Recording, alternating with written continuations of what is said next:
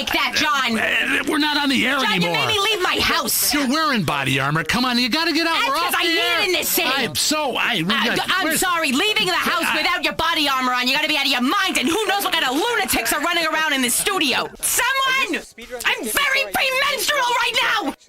Meet John Hunter. As a state senator, he voted to close down all schools in Liberty City and give the money saved directly to drug addicts. John Hunter wants to be your governor, but he hates our troops so much, he wants them to cut and run and come home cowards. John Hunter has lost an erection more than once and disappointed his wife much in the same way he'll disappoint you. And he definitely has hair plugs and lifts. Call John Hunter. Tell him that comb-over's not fooling anyone, you short-assed bald bastard. It's just like your policies. Thin on top and short of ideas. Paid for by Michael Graves for governor. Announcing the arrival of Republican Space Ranger action figures only at Burger Shot. They're more fun than computer games. Action figures are back. When you order a Heartstopper kids meal and an 84-ounce Sprunk, pick up one of these cool action figures for only $9.99. Each action figure has 20 different sayings. There's Butch. Sure is fun to play with Daddy's gun. The Commander. Foreigners can't be trusted. And Dick. Reading is for fucking queers. Each Republican Space Ranger action figure comes ready to fight terrorism, attack illegal immigration, and protect your freedom with a gun in one hand and a six-pack in the other. And all new, it's the Republican Space Ranger shower scene playset. Hey, baby, nice DNA dumpster. Watch the Republican Space Rangers only on Weasel and collect all the action figures only at Burger Shot. Burger Shot. Die with a smile on your face. Weasel. Entertainment and freedom together again. WKTT. Because in the war on terror, it's kill or be killed. WKTT 1066. What? Anyways, Blaine County Radio. Home of shows like Beyond Insemination, Your weekly journey into semen, sawdust, and savoring the good things in life. Tractor Madness, Hey, come on, let's get this shit going. Heart-to-Heart Surgery, Rodeo and Rehab, and rebroadcasts of some of our more colorful citizens. I, Ronald Jakowski, say screw your gates. 96.5 FM. Blaine County Radio. Coming up next, it's Blaine County Radio Community Hour and a rebroadcast of the podcast by Ronald Jakowski. The missiles are airborne.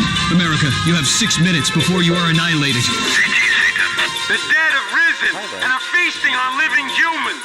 We're at the scene. Do you have ED? Why secret government experiments have already made you impotent. Chilling words, of course, but something that you will probably hear soon, or would if it wasn't being kept secret from us by the lamestream media and all the other gatekeepers. Well, today on Blaine County Radio Community Hour, I, Ronald Jakowski, say screw your gates. I will show you how close we are to death by robopocalypse and how little freedom we really have. Open your ears, people!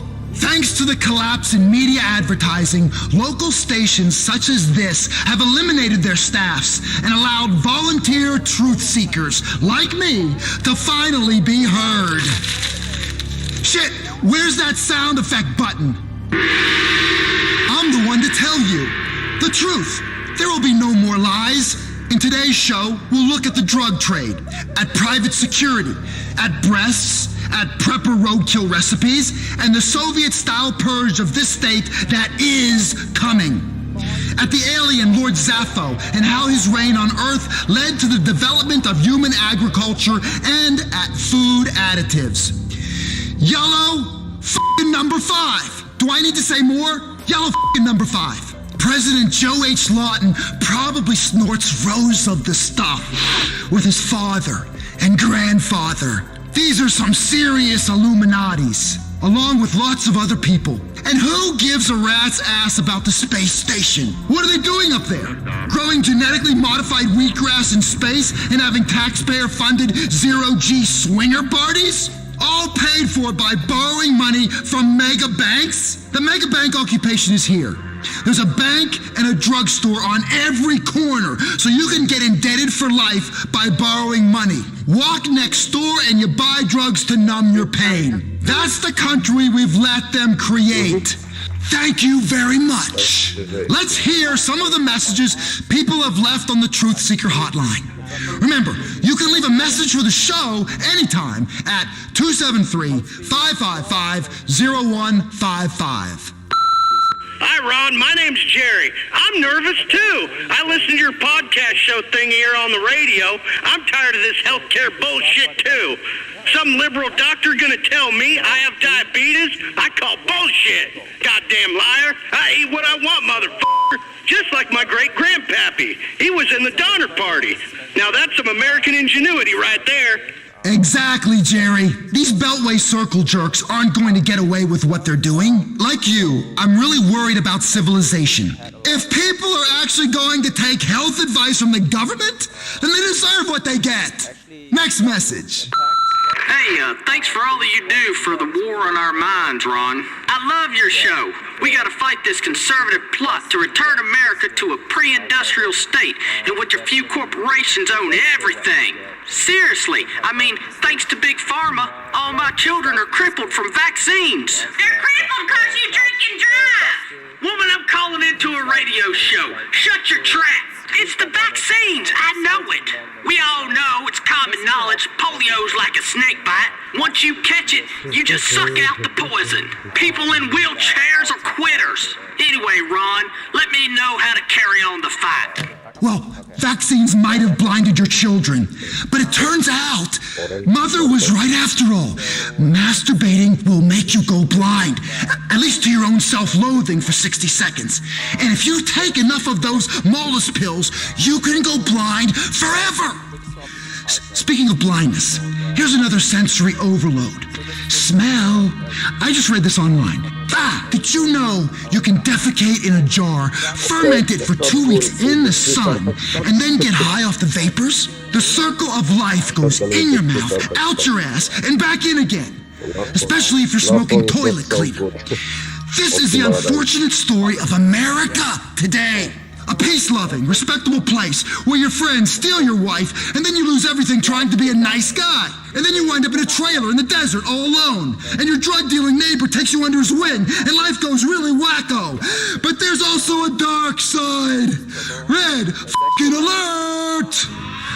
Listen, if you legally own, I don't know, say 400 or 500 guns, and you meet another law-abiding citizen in the desert, and you sell those guns, which are your property, to them for entirely legitimate reasons, as is your constitutional right, the government will send a drone to spy on you.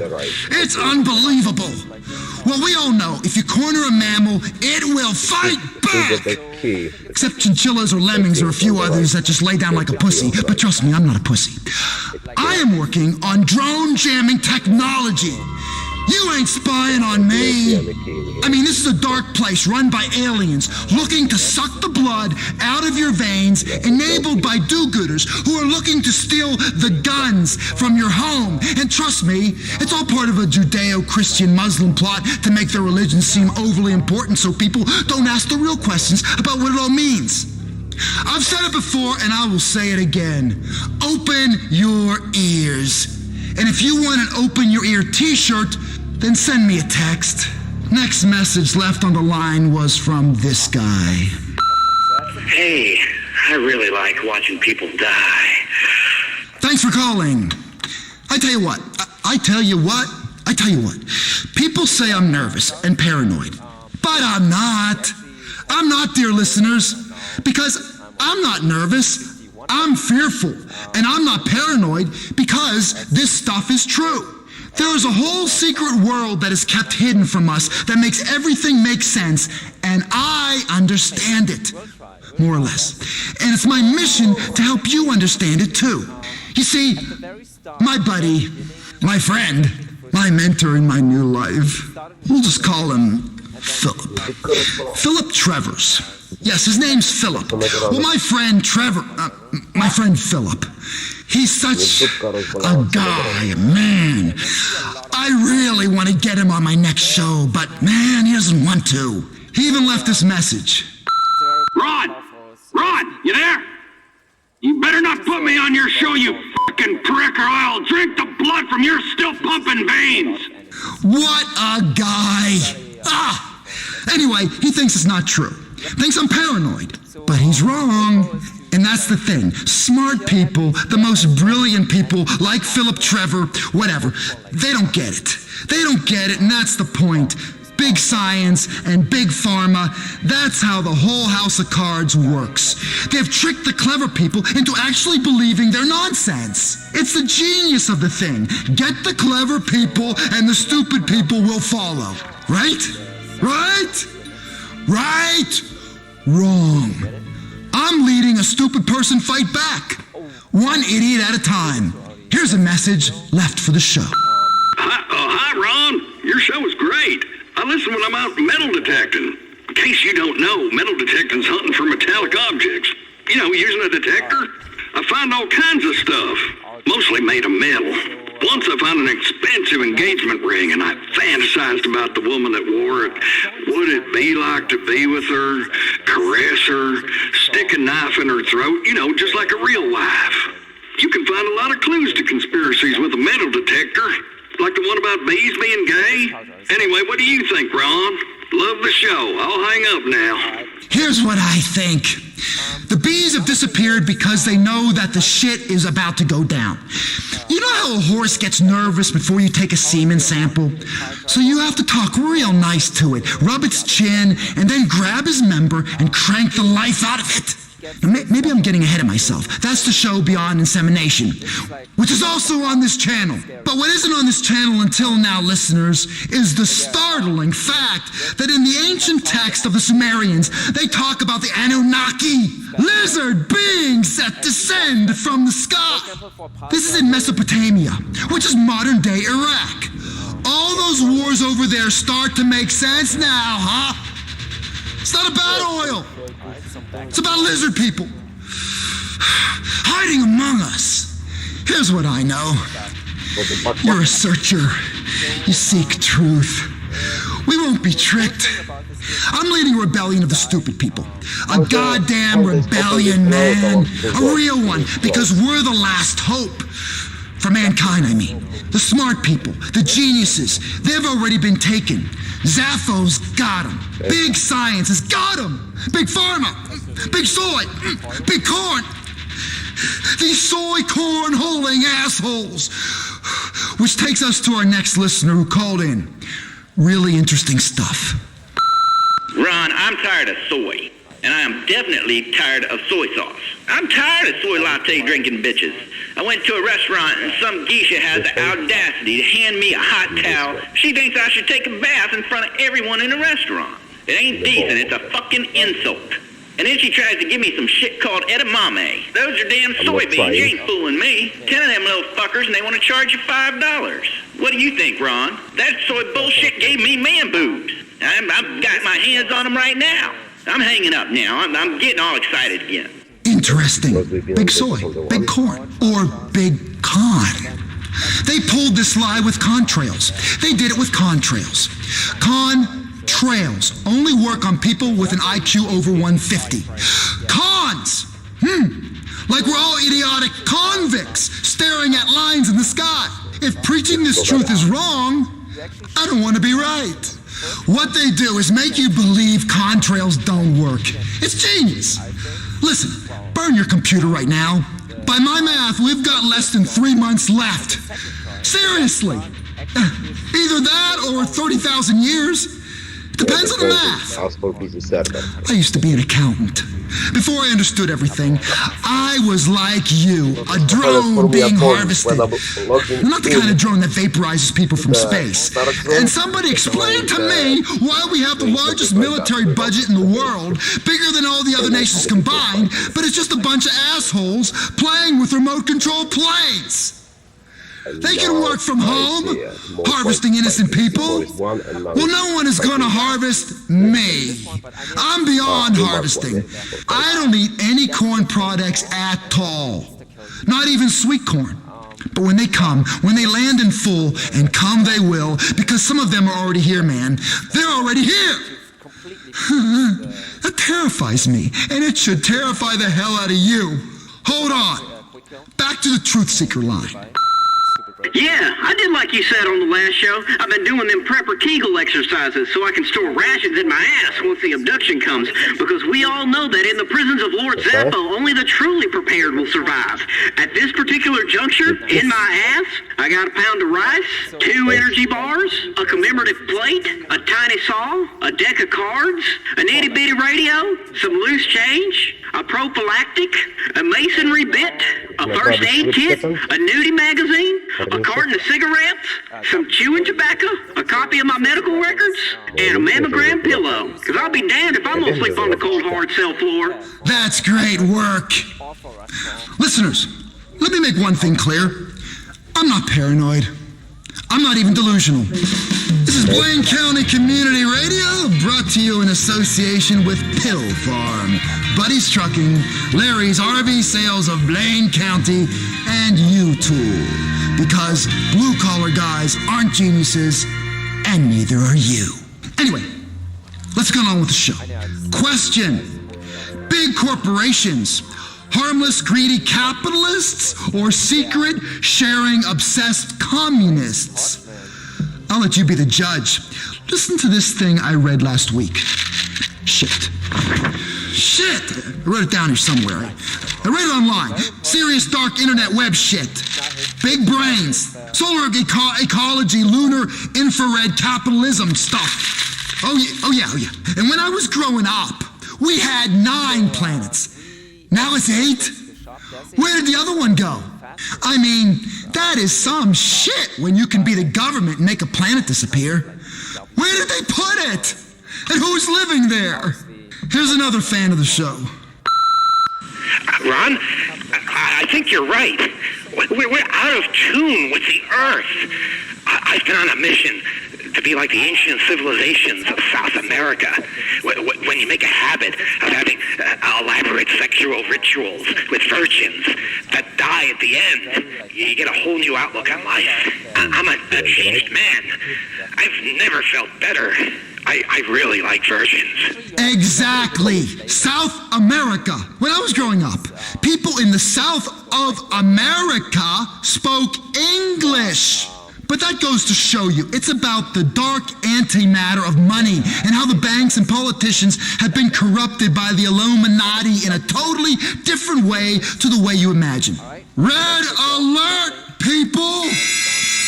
Banks aren't just about lending you money so you are a slave to the system. They actually enslave you by capturing your DNA at the very moment you open your account, and then use that DNA to build a replicant of you that lives in the same house as the one you live in, only in cyberspace. And you have to keep leveling up and buying shit for your character. And that's the truth everyone ignores. There's a virtual me right now, somewhere. And I intend on finding him and killing him. Ron, I've been wanting to call your show for a while and leave a message. What you said about doppelgangers is true. I have a doppelganger, and we have sex, and it's not remotely creepy or gay at all. I wish you would have left her callback number, because I would have warned her. Listen to me, all you twins out there, it's an abomination. You have to kill your twin in their sleep, tonight, right now, immediately. And for that matter, kill the alien mother that spawned you. She's got a cloning factory in that DNA disaster of a womb. Back to banks and the alternative reality. They not only want you to default, but also sometimes they switch people for their own avatars. So the question becomes, of course, am I me or my own digital reflection? Sometimes when I drink, things get all pixely. It's pretty out there stuff, I know, but stick that in your garden, wind spinner, and blow it out your ass. Ha! In Brussels, they have a little boy who pees into a fountain and people drink it. No wonder the euro is such a mess. F***ing pee drinkers. And to think the courts called me creepy?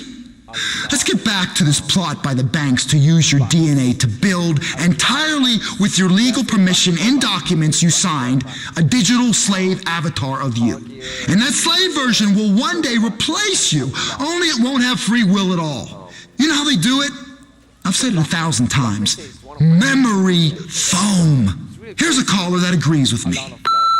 Yeah, hello? Yeah, it said wait for the beep, but anyway, what you said about memory foam on your last show, that scares the shit out of me. I got one of those memory foam beds. I think it's listening. When I black out, I bang a fat girl. And then she's not there the next day. But I know because there's a big dent there the next morning. That bed remembers. It's downloading my memories and my life every night while I sleep.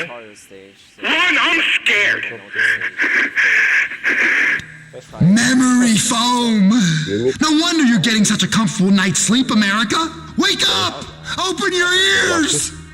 We are going to drag those demon mattresses out into the square of every city and burn them. And those memories and spirits will be set free, like that movie about the Ark of the Covenant. Right, let's play another message we got on the high security, untraceable truth seeker podcast caller messaging system just yesterday. Here, listen to this. It's genius. Real genius. Really makes things clear about the way the dental profession is designed to let people implant heavy metals directly into your brain. Not to make you crazy, but so certain high security government agencies can read your thoughts. Hi, Ron. Big fan of the show. Real big fan. Look, I want to make things real clear about the way the dental profession is designed to let people implant heavy metals directly into your brain. Not to make you crazy, but so certain high-security government agencies can read your thoughts. See? Here. Open your ears! Seriously! I heard there's a government facility somewhere in Blaine County that's developing a nerve toxin so powerful a single drop could turn the West Coast into a bunch of vapid asswipes who stare at the sun and have forgotten how to read. No, wait. That's my little joke. Stay on your toes, people, because someone is out to get you, and you're probably paying for the privilege. Remember, if you got something for me, Ron Jakowski, then call or email the show. Until next time, someone is reading your thoughts, so make sure they're scrambled. Hi, I'm Buddy Delmont of Buddy's Trucking. We're a family-owned and operated truck driving outfit. Have you ever wanted to see the beauty of real America while popping Benzedrine and having sex with scary women in towns nobody's ever heard of? Well then, the trucking industry just might be for you. Finally, a job where you can smoke at work, poop in a coffee can and fling it out the window, and sleep at a rest stop surrounded by serial killers. Truck driving, it's the excitement of the open road, the joyful pleasures of the man alone in the middle of nowhere, slowly going mad at his own thoughts, surrounded by society's flotsam and jetsam. Contact Buddy's Trucking and live the rest of your life out on the road. 10-4, good buddy. What will you do when you finally win the lottery? I'm going to help starving children in foreign countries. Just kidding. I'm going to indulge in every whim and then learn to hate myself like a real rich person. I'm going to go on a sex tourism trip around the world. Nebraska, Thailand, I don't give a shit. I'll be tearing up ass globally. Start dreaming. Play the San Andreas State Lottery and have all your fantasies come true. Heritage, not hate. Hey, come on. Well, some hate. There we go. But only at liberals. 96.5 FM. Blaine County Radio. Beyond Insemination, the show hosted by two-time Southwestern tractor pulling finalist, amateur rodeo star, and animal husbandry innovator and expert, Dwayne Earl. All right. We're back with another episode of Beyond Insemination. Welcome one, welcome all. You're listening to the show about BBQ, britches, mud bogging, and bitches. Your weekly journey into semen, sawdust, and savoring the good things in life. Life, death, and reproductive services down on the farm. Okay. Let's get some music playing here. Jesus, assault rock. I need some assault rock. Hell yes.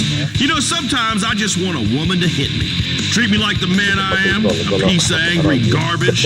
And then when we're done fighting, I will hop on a motorcycle and I will pop a wheelie right there in the driveway. just burn out, skid all over the goddamn place. Hell yes! And she'll stand there crying, and then she'll forgive me. We'll have another baby, and she'll make the breakfast. That's the stuff that makes us great. Grease, girls, and grits. All right, the phones are already lit up here. You people just can't wait to get stuck in. Let's go to line 4. Mr. Chuck, you're on the show. How can we go beyond insemination together? Yeah, hey, Dwayne. I'm a big fan of the show, by the way, but first-time caller. I wanted to thank you for your bass fishing advice. You know, you're right. Dynamite is much easier than all that sitting around with a pole, going mad, staring at tiny ripples, wondering if everyone really hates you, you know what I'm saying? Anyway, I'm calling about the kids these days and the way they dress. Oh, man. My boy, he wears a skirt, got breast implants, wears a little lip gloss. What do you think, Dwayne? I don't think that's right. Thanks, Chuck. I'm with you. I mean, platonically speaking, of course. I've about had it with gender fluidity. For reals. Seriously. For real, seriously. Men is men and girls is ladies. And there ain't no point in telling me different. I mean, it's getting to where boys have bigger titties than a woman. I know I do. It's got to stop. I'll tell you what really sets me off. Let me tell you. Me and the boys will be having a great afternoon. Couple of cases of lager light, some steaks on the grill, and jumping on four-wheelers and shooting assault rifles and playing on the trampolines and wrestling in a muddy hole with our tops off. You know, typical good time shit. And out of the corner of my periphery, I see these fruity fellas riding bicycles. City boys coming out to the country with their brightly colored jerseys and fruity hats and tight shorts. I don't want to see your Johnson. We ain't friends. And they ride bicycles with tap shoes on. Fucking tap shoes. Just in case they need to jump off and sing a show tune. What in the hell is that all about? Well, I ain't whistling Dixie, I can tell you that, because nobody likes a whistler. Creepy bastards. Whistlers. Next caller. Inseminate me. No, that's wrong. Speaketh to me. Hey there, Dwayne. My name's Mike, a big fan. Big fan. I do not care about no names, boy. You state your business and I will do the pontificating, sir. Good. Anyway, my kid is real good at sports, football and that. I think he's going to get a scholarship.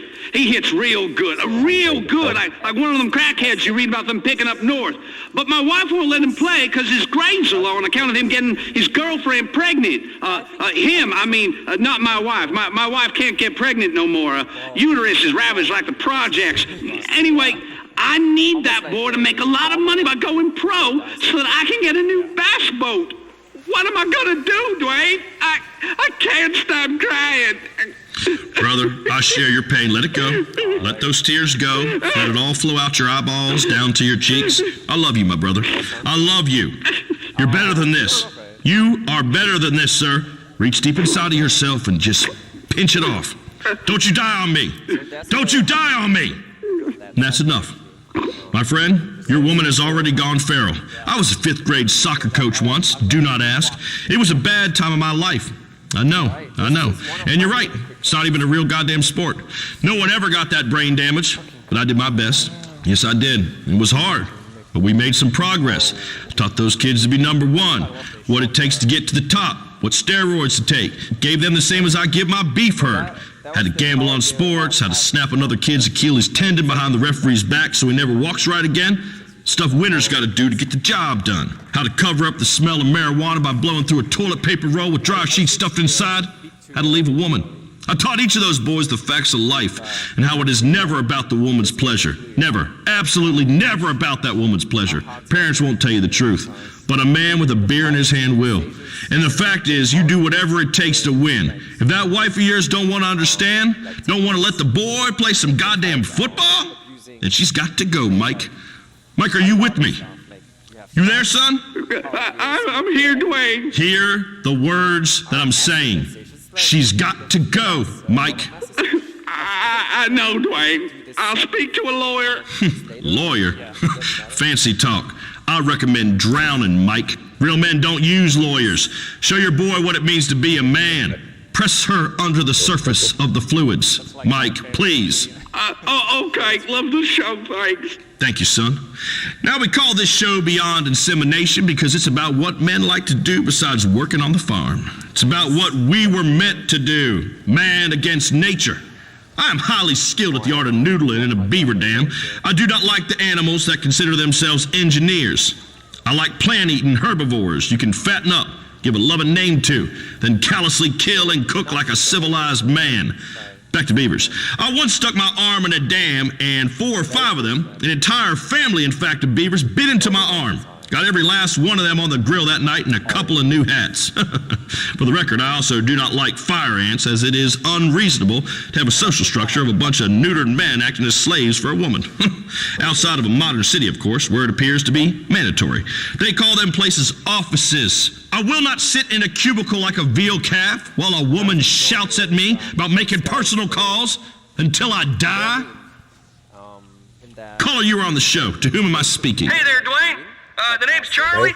Hope all's going well with your divorce. No, Migo. It is in fact crappy as crappy could be. As I said, avoid lawyers at all costs. Now continue. Well, yeah, my best friend died in a combine accident, and he left me a few head of cattle, but I ain't no farmer, so question is, how do I know if a female cow is in heat? They don't talk or nothing, they just move.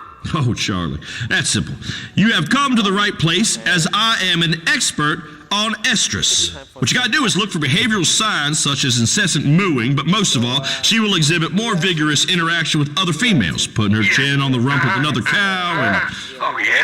Yeah, keep going. Tell me about that dirty heifer. God damn it. You are sitting there with a hot laptop on your sweaty thighs doing an image search for heifers, aren't you? Jesus. I'm tired of you sickos calling up and ruining my otherwise flawless broadcasting flow. This is a civilized show for civilized people, discussing a variety of topics relating and beyond insemination. Why, oh, why does this subject matter attract such a variety of perverts, creeps, and weirdos? It is quite beyond me. Now, don't get me wrong, I like a good time. I've been known to participate in a pheromone party where you do not shave or bathe for 1 week and then partake in moonshine and speed with a group of other like-minded individuals in a hot tub. It is hell on the other side of that party, but it is worth the ride. But that does not mean I find calling up a radio program about royal affairs and pleasuring myself while perusing the heifer section of the information superhighway an acceptable form of behavior. Is that clear? Charlie, you pervert, is that clear? Yes. Are we straight, son? Yes, sir. Good. Now you take care, you hear? Thank you, sir. I am lost for words. Next caller. Hi there, Dwayne. My name is Susan. I'm calling from Sandy Shores. I really like what you said about how animals have babies and then they abandon them and then they go find another mate. Oh, that just touched me. That made me cry. It reminded me when I left little Mary Sue outside the Up and Atom restaurant. I was tired of all her crying and carrying on anyway. Because I just hooked up with a guy I just met named Francis. Oh, well, good on you, Susan. Though I am not a fan of names that can apply to a man or a woman, unisexury has neutered our society. No man should be named Francis or Alex or Jamie or, God forbid, Casey. But anyway, I'm so glad we inspired you. That's evolved thinking right there. See, we do believe in evolution in the right situation. For the record, not me, nor no one in my family was ever no monkey. Nor have they been with a monkey, not ever, not even at the zoo, nor pretty much any animal, aside from the usual ones we all practice on. There, that's cleared up. Science and truth can exist together, you see. We can learn a lot from nature. You know how a mama puppy cleans up after a litter by eating their waste? My mama ate all her boys' poop till we were 5. It was unconventional, but it sure made us the people we are today. Social services said this had something to do with the lab her and my daddy had cooking up toilet cleaner, but I would disagree ferociously. I would even go as far as to challenge you to a knife fight. You want to come and talk some shit like that? We will tie our wrists together and solve this in the time-honored way. That's my mama you're speaking about. You take that back, you hear me? That's my mama. Get off my phone and get off my show. Disrespecting a man's mama like that. Now then, changing tack for one special moment. Well, we all know that part of being a man is heeding the call of nature, to kill it and serve it grilled to members of your family and or tribe. I have been hunting since I was a small boy, and I can in fact track more than 16 different species of ruminant animal. While our olfactory senses have been dulled as hell by so-called civilization, in nature, all they got is smell. I know how to simulate the odor of any species. I rub the pheromones all over my member. Trust me, when you have a young fawn experiencing his first adolescent flush, a sexual awakening, run out of the woods filled with a yearning it scarcely understands, well, it really is something special when you grab it by the neck and strangle the life out of it. As his terrified eyes look up at you, it suddenly realizes, hey, you ain't my mom, and you sure as shit ain't some young stag gonna gently educate in the ways of the birds and the bees. And in this way, you two really share a special moment as terror takes hold of its central nervous system, and you put the creature out of its misery. You ever have deer sushi? A little rice and wasabi and some fine loin meat, all served up on my stepdaughter just like they do in Asia. I am particularly interested in visiting Asia. I've always been kind to the Asiatic cultures. I've always enjoyed them, from kung fu to martial arts and fucking throwing stars. I would really love to see Thailand, though. Somebody say ping pong? Just saying, not judging. Ain't my way. Johnny, you are on the show. How can we inseminate you? Hey there, Dwayne. Big fan. Love the show. I love how it's educational and funny. I tell you what, if you'd been one of my teachers, I'd have spent longer in school. I'd have learned something useful. As it is, I'm a trucker on the weekends. Oh, really? What you hauling, Johnny? Hell, pollution. From a big leak they hushed up. Pays triple and I need the money. Anyway, my boy's serving overseas. Oh, Marines. Nah. Navy? No, he's serving a sentence overseas in Burma. Those bastards put him away for being an entrepreneur. He's a patriot. He got in trouble here in Blaine County, and then, hell, he went and outsourced himself. There we go. See, that is an enlightening and instructive tale of the dangers of excessive travel. Multiculturalism is heathenism. God had wanted us to commingle. He would have invented a land of opportunity where we could migrate and create a glorious monoculture. But that ain't happening because it ain't right. I will think of your boy when I am down on one knee tonight practicing karate. I practice it every night in case I ever come across a rundown roadside bar in a corrupt small town that needs a Zen Buddhist for a bouncer, just like in the movies. Now let us talk about school. I learned everything I need to know about life and everything beyond insemination by working outside with my hands. Now I would not propose that you should therefore abscond from the American education system, but let's be honest. Book learning ain't ever done no one any favors. You know, the other day when I was shearing sheep, I had a young ewe pinned to the ground, bawling in terror as I took the wool clean off it. And I began to wander and drift and daydream beyond the depilatory tasks relating to this quadrupedal ruminant. I began to think about children. And it's a scary world that we are bringing children into through the machinations of our loins. We have pledged to protect them. But at times, a demonstration of force is undoubtedly necessary, as is often the case with your mate. My daddy once got so mad at me for back-talking that he pushed my head down on a table saw, scared the crap out of me. Once the scars healed, I thanked him afterwards, because it made me into the man I am today. A man with 5 four-wheelers, 3 personal watercrafts, including a bass boat, a fine collection of weaponry, a fish tank big as a car in my bedroom, nothing but black sheets on my bed, and a pull chain next to my mattress that summons a manservant to bring me another lager light.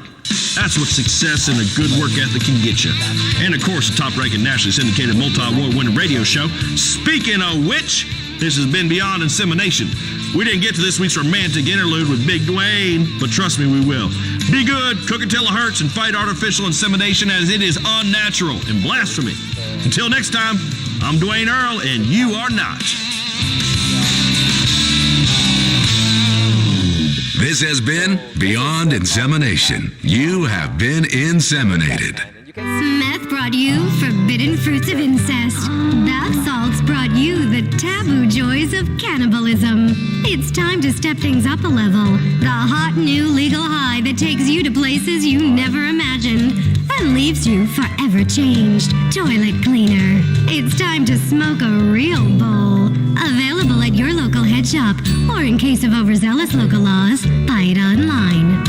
They say never mix politics and religion. Bleach and ammonia. Where firearms, grain, alcohol, and family. Are you about to get some ass whooping? But we do it all right here. Blaine County Radio. Next on Blaine County Radio. The queen of casseroles, extreme couponing, and dishing out the political dirt. It's Bless Your Heart with Bobby June.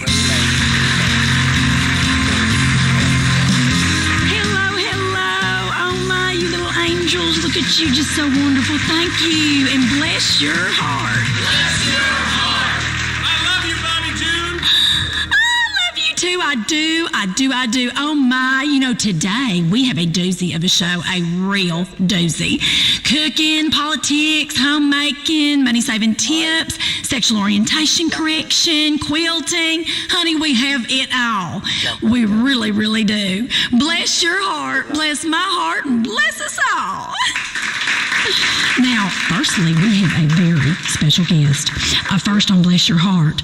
You know him from some of your favorite stunts and some classic movies, including Nighthawk 5, The Mainframe, and 18-Wheeler Death Race. Honey, he has fought terrorism, he's jumped off buildings, and now he's doing something real crazy. He's running for governor, y'all. Jock Cranley. Now, that's coming up right in a bit. And then, straight from my mama's kitchen, a recipe for Lucky Dip ketchup and meatloaf with a ranch dressing dip. Featuring that thing that liberals have tried to colonize, but us moms know more about than they ever will. That's recycling, honey, as we get real creative with roadkill. Plus, we'll get into our extreme couponing section and show you how you can leave the store with 8 baskets of stuff you want and need, and that you'll only pay $5 for. It's gonna be amazing. It's like organized hoarding. You're welcome. All right, come on into the kitchen, y'all. Let's chat a bit. Come on. Now, Ricky, honey, tell the studio audience what they will be receiving for being part of today's show. Every member of our audience today will be receiving the Bobby June Grease Lightning 3-minute rendering machine and deep fryer. Render an entire animal in a flash and turn that fatty tissue into purified cooking fats like lard or tallow. That's right. That's where I got this suet. And that, y'all, is the fat from around the internal organs of a cow. Now, it's very nutritional. It really is a treat. And ancient peoples prized it for its enhancing fertility. And my husband, Lord rest his soul, he swore by it. Of course, we had 5 babies because of it. I'm getting a hot flash just thinking about the passion that man exhibited after dining at either home or a fantastic all-you-can-eat buffet. I know y'all are going to enjoy that machine. You will. Now, to you folks at home, it's available in all mega stores and, of course, at my official home shopping show. You can make your family some tasty treats and spice up your whole sex life at the same time. I said that, y'all. I'm getting spicy at Bobby June. I am. Bless your hearts. Now, here's something I made. You want one, Ricky? How could I resist? Bobby June's legendary deep-fried margarine sticks, available in the frozen food section of your local warehouse club. Dip them in ranch, or if you prefer something lighter, blue cheese. A great 4 o'clock snack when you're feeling the blahs or the blues or the blah blobs. Either way, it's going to get you going, Angel. Going to curb your cravings so you can get ready to make that dinner in a jiffy. You're welcome, bless your hearts.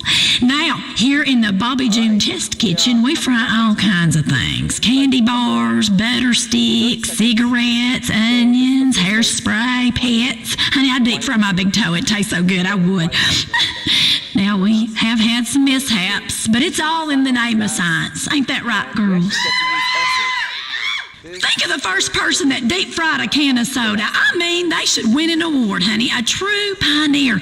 Deep fried sprunk is so tasty on a hot day. And in this day and age, inventing such a fine culinary delight, you get strung up by the nutri-Nazis out there. Listen, I will not be lectured by you so-called experts. What do they know anyway? Speaking of experts, or ex-idiots as I call them, did y'all hear this?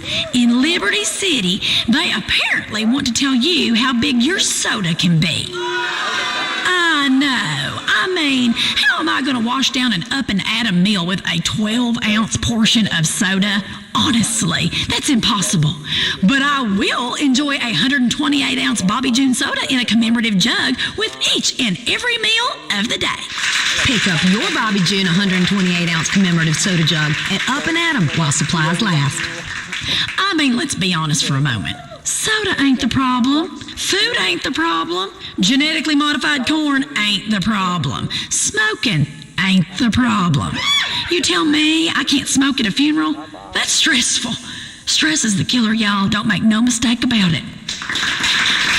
Bless your hearts, all y'all's hearts. I am just so relaxed. Look at me. You do look fantastic, Bobby June. You been on vacation? Maybe a cruise? Oh, hush up, girl. You know it's my new line of Bobby June Vice City-inspired tanning sprays. Oh, yes. It looks fantastic and naturally orange. Bobby June Vice City-inspired tanning sprays are available wherever tanning sprays are sold while supplies last. Okay, no more of this. Let's get on with the show and on with the cooking. Okay, today we're going to make ribs. Pickled braised gopher ribs with ranch dressing and a blue cheese dip combo. Slow cooked, y'all, till the meat is just falling off the bone. Now, I love me gopher ribs because they're tiny and you aren't going to gain so much weight when you eat them. It is so good. One woman accused me of sorcery. Can you believe that? What an accusation. I mean, really? Me? Now, did y'all know that in some parts of the country, you can, in self-defense, shoot anyone you believe is using sorcery on you? Yeah, you gotta stand your ground, honey. Ain't no witch or warlock gonna tell me what to do. Now, speaking of standing your ground, here's a man that doesn't back down from a fight. He's moved from show business to the government like many great men before him. And he's rising up the ranks of politics in San Andreas by giving us policies we can all understand. Now, if we have anything to do with it, he's going to be our next governor. Please welcome the one, the only, Jock Cranley. Hello. Bless your heart, Bobby June. You know something? Hey, folks, thanks. Jock, get yourself in here in my kitchen. Bless your heart, Jock. Wow, thanks. I love you too. Let me just tell you something real important, all of yous. Bobby June, I'm a big fan of your immunization fight. A big fan. Because I think we're all sick of government telling us how to live, where we can drive, what we can put into our bodies. Ain't that the God's honest truth? Bless your heart. Finally, someone telling it like it is. It ain't government's place to tell us stuff, aside from the things that matter, like what marriage is, as if we didn't already know, and which human rights violating foreign dictators to turn a blind eye to in exchange for cheap oil. Listen here. If there's one thing that matters to sensible Americans more than anything, it's gas prices. Even folks that can't afford a car and enjoy huffing the stuff tell me how important it is. I've been on a listening tour of the state. I saw your bus. It looks real fun out there. Who were all them girls suntanning on the top? Those your nieces? Yes. I'm about family, Bobby June. I've had 3 of them. Listen, I ain't a big believer in mumbo-jumbo or economics or any of that crap, pardon my French, but gas prices are the very basis of our economy here in San Andreas, which is why under my governing gubernatorialness, under me, we will ensure gas remains entirely untaxed. After all, I was always taught what is good for the goose is good for the gander. Oh, that is so true. I mean, when I think of liberals, Jock, I remember what my mama said. Hey, even a stop clock is right twice a day. You said it, Bobby June. We're turning the clock. Under me, I'm about jobs and I'm about families. I've had 3 families and I've learned from my mistakes. I think people know that about me. I've made some bad decisions, and now I'm ready to do good. That's just so powerful. One of the things about me is I'm not a judgmental person. I don't judge people. Well, not white people. But you've got to learn from your mistakes. Look, nobody's made more mistakes than me, Bobby, which is why I'm uniquely qualified to run the world's 6th largest economy. Hey, I know how to jump out of a burning building, and I give back to the community. As soon as I heard about so many people losing their homes in that storm in Liberty City, I flew out there for a special screening of my latest movie. It was to bring smiles and hope during the bleakest of times. Thanks to all that showed up, by the way. And with our cut of food and beverage concessions, it was a great positive event. Bless your heart. So are you going to help me cook this here supper or what, Jock? It would be my pleasure. So let's get in here and let me grab some pots and pans and the fats and the salt and some butter. We're going to need a little brown sugar, some margarine, baked beans, pork rinds, marshmallows, barbecue sauce, of course. White sugar, white lightning, and the bacon. Hey, bacon's God's way of saying he loves us. Ain't that right? Listen, Jock, before we get started, now you mentioned it earlier, I'm really fired up about vaccines and immunization in this country. And I mean, these shots will give you a disease and wait for your body to just fight it out. It's horrible. Listen, we never got my stepson Randy shots, and he was just happy as a peach, living his life to the fullest right up to the end when he died naturally of polio at the age of 7. I swear he didn't regret it for a minute. He told me so on his deathbed. Mama, name a casserole after me. And I said, why, hell, of course, Randy, you sweet little angel. Bless your heart. And I did. I called it Cripple's Crock Pot. Available in the frozen food section of your local supermarket while supplies last. That sounds delicious. Oh, honey, it is. It's one of my favorite recipes. Now, then we took little Randy's body outside and, all his little stuffed animals and everything that was about him and made a bonfire and roasted a pig and had a potluck supper with all our neighbors. Now, that's how you work through grief. By surrounding yourself with friends and family and plowing through it with peach schnapps and cocktail wieners, tater tot pie and soda pudding. Oh, comfort foods are for when you need comforting. That's why they call them comfort foods. If I'm mourning a polio-ridden stepchild, I ain't gonna cry into a salad, am I? No, I'm gonna rejoice the early passing of my dearest by making a big old batch of beef enchiladas that will shut down the blood to your brain and let you live in the moment like you just had a stroke. You are so right, Bobby. And I have to say, these here whores, dervs, or oopers, dervers, or advertisers are delightful. Thank you, honey. I like to call them whores' ovaries. Tastes great at first, but then you realize everyone else has stuck their fingers in the pudding. Also, I can't say anything in French. The only good thing that ever came out of France was the pizza. Ain't that the truth? Take back the Statue of Happiness. It's ugly. Got a face like a sour fish. She's just in a bad mood, isn't she? Speaking of French people, Jock, I want to talk to you about what you'll do about promiscuity in this country. On this show, we preach abstinence. If you don't want a bun in the oven, honey, stick it in the smoker. I'm a big fan of sticking it in the smoker. Barbecue, tailgate parties, hell, I'd smoke anything. I teach my kids abstinence as well. My 16-year-old daughter will have her friends over to the pool, and I'll swim with them and play keep-away, splashing around, having fun, and I use that time to witness to them. I say, girls, this is a fantastic time in your life. You're all so beautiful and burgeoning into womanhood, and a couple of you have developed fine breasts, as I see, and several about to fall out of your swimming costume. But don't do anything stupid that could ruin your life. Boys, they are trouble. Save yourself for your husband.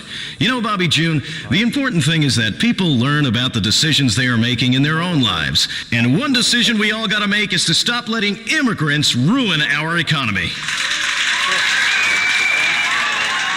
I mean, it just ain't right. You cannot get a job right now because foreigners have them. Well, America did not become the greatest country ever by letting foreigners in, and that's a fact.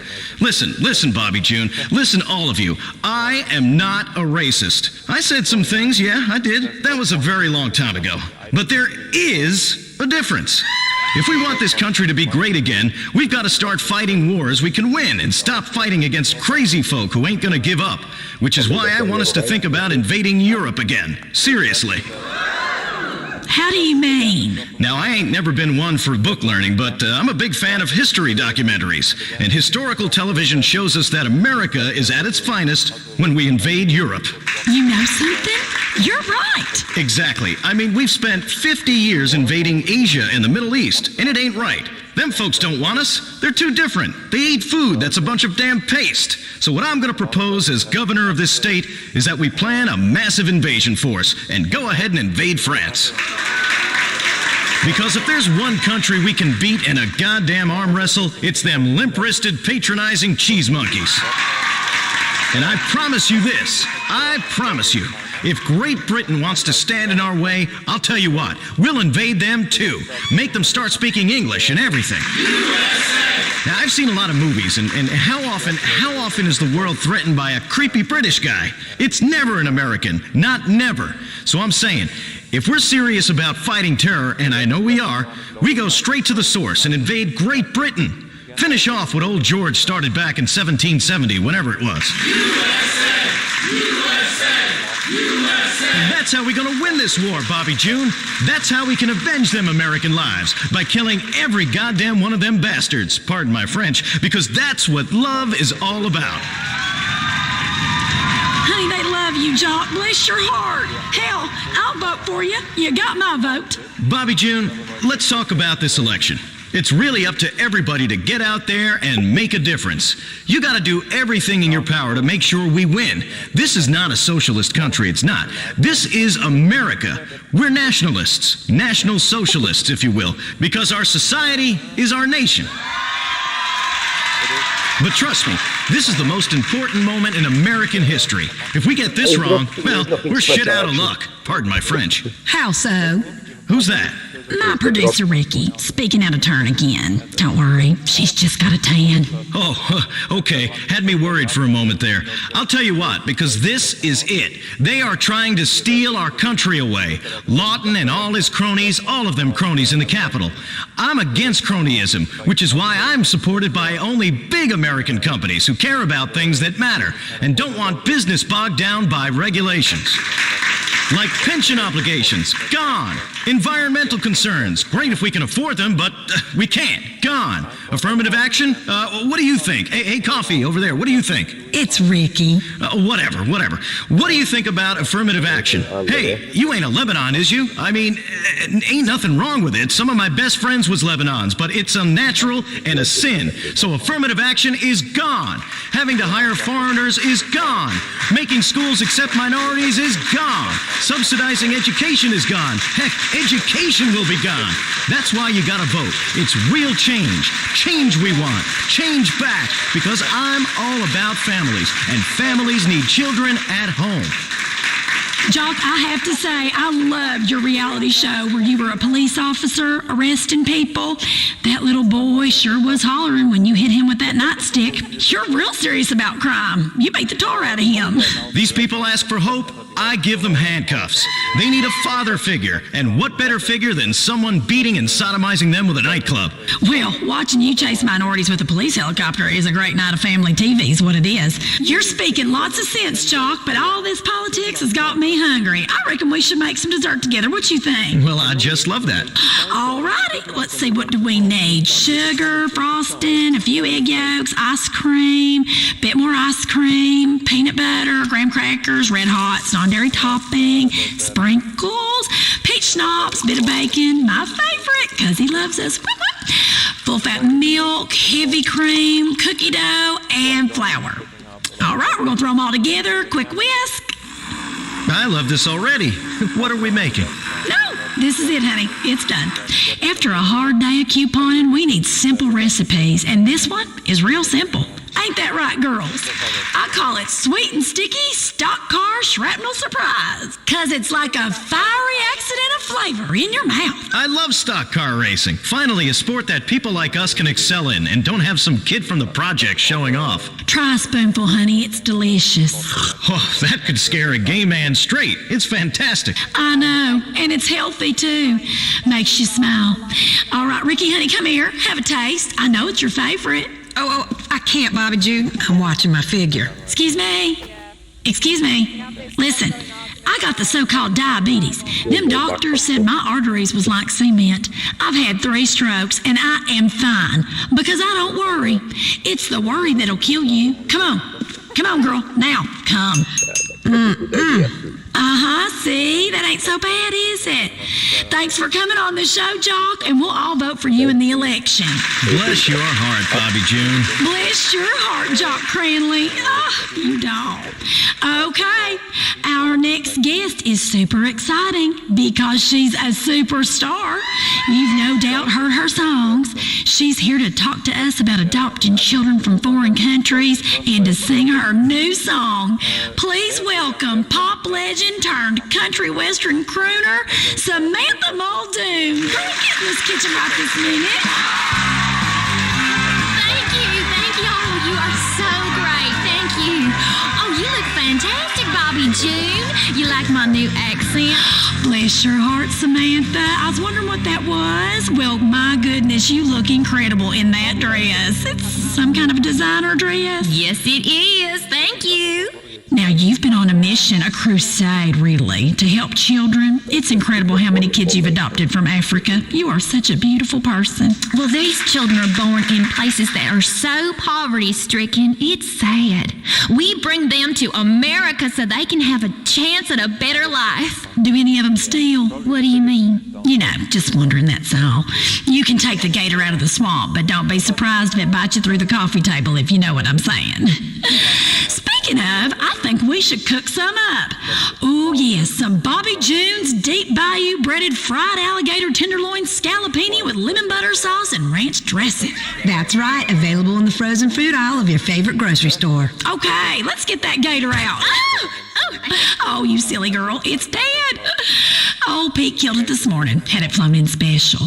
Now, you've had a tough few months, didn't you? Overdosed or something? Well, that was an accidental overdose. I accidentally drank an entire bottle of vodka and then ate a fistful of pills while sobbing. It was a total accident. It has nothing to do with my career meltdown or my recent breakup or how I've changed my accent.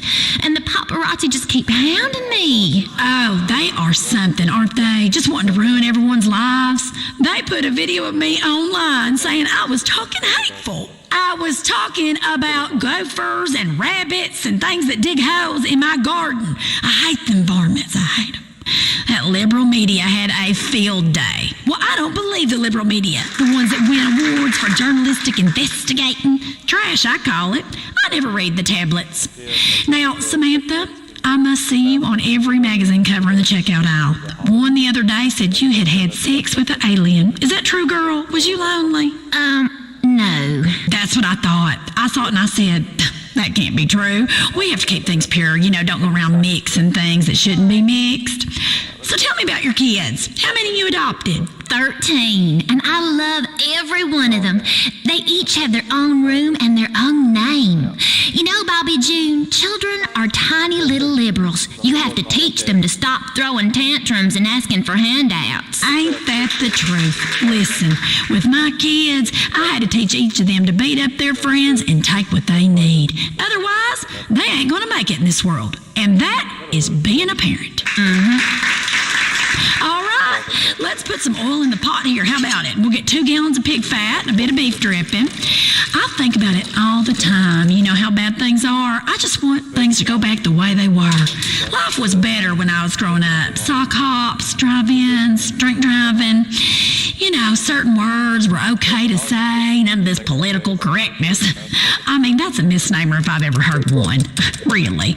Now, you used to be a Vinewood liberal, didn't you? Oh, yes, Bobby June, and I woke up and saw the error of my ways. It's sad, but people are so shallow and petty now, won't even stick by their convictions. Sometimes when I get down, I think about how happy I am with Lawn Bank. I earn frequent flyer miles on every purchase. Oh, I saw you bleed about that. Now, that's very exciting to see you talk about something you care about so much, like consumer banking. Yes, and for the record, I would be talking about it even if they weren't paying me. Let me just add a few sticks of butter here to the sauce, a drop of duck fat. Beautiful, that looks great. It's hard out there, I know. Having a radio show and writing books, blogs, appearing on billboards. I work 18 hours a day. I never took a handout. Fact is, we're fighting the good fight against evil, and liberals are traitors. The founding fathers set a course for this country, and that is to make sure that the rich don't have to pay taxes and women and minorities can't vote. Money and freedom will trickle down, and it's a proven fact that it's the best system of democracy. Journalists are terrorists. They're biased. I'm not biased. It's in my book. You can keep the services. I'll keep my money. Social Security? The fact is, poor people live too damn long, while the rich die young, having been worked to death paying for all these taxes. I've read the reports. They've tried to hide it. I'm a strict constitutionalist myself. My grandma told me that when we were under the gold standard, you could buy a hamburger for a nickel. A nickel! Everything was clean. It just sounds better. Well, I can tell you one thing from where I am right here in Bobby June's kitchen. This is how I see it. There's only one foreign policy that's 100% effective, and that's carpet bombing. Now, while this gator cooks, do you want to sing a song for us? I know you're known mostly for pop songs. Yes, but I did some soul searching with my manager, accountant, and dialect coach, and they said that pop country would open a whole new world for me. So I've changed directions and politics a bit in order to explore this new demographic that doesn't save money and buys all kinds of superfluous stuff and doesn't have a clue what downloading is. This is a song from my new album. It's called I Like Things Just the Way They Are.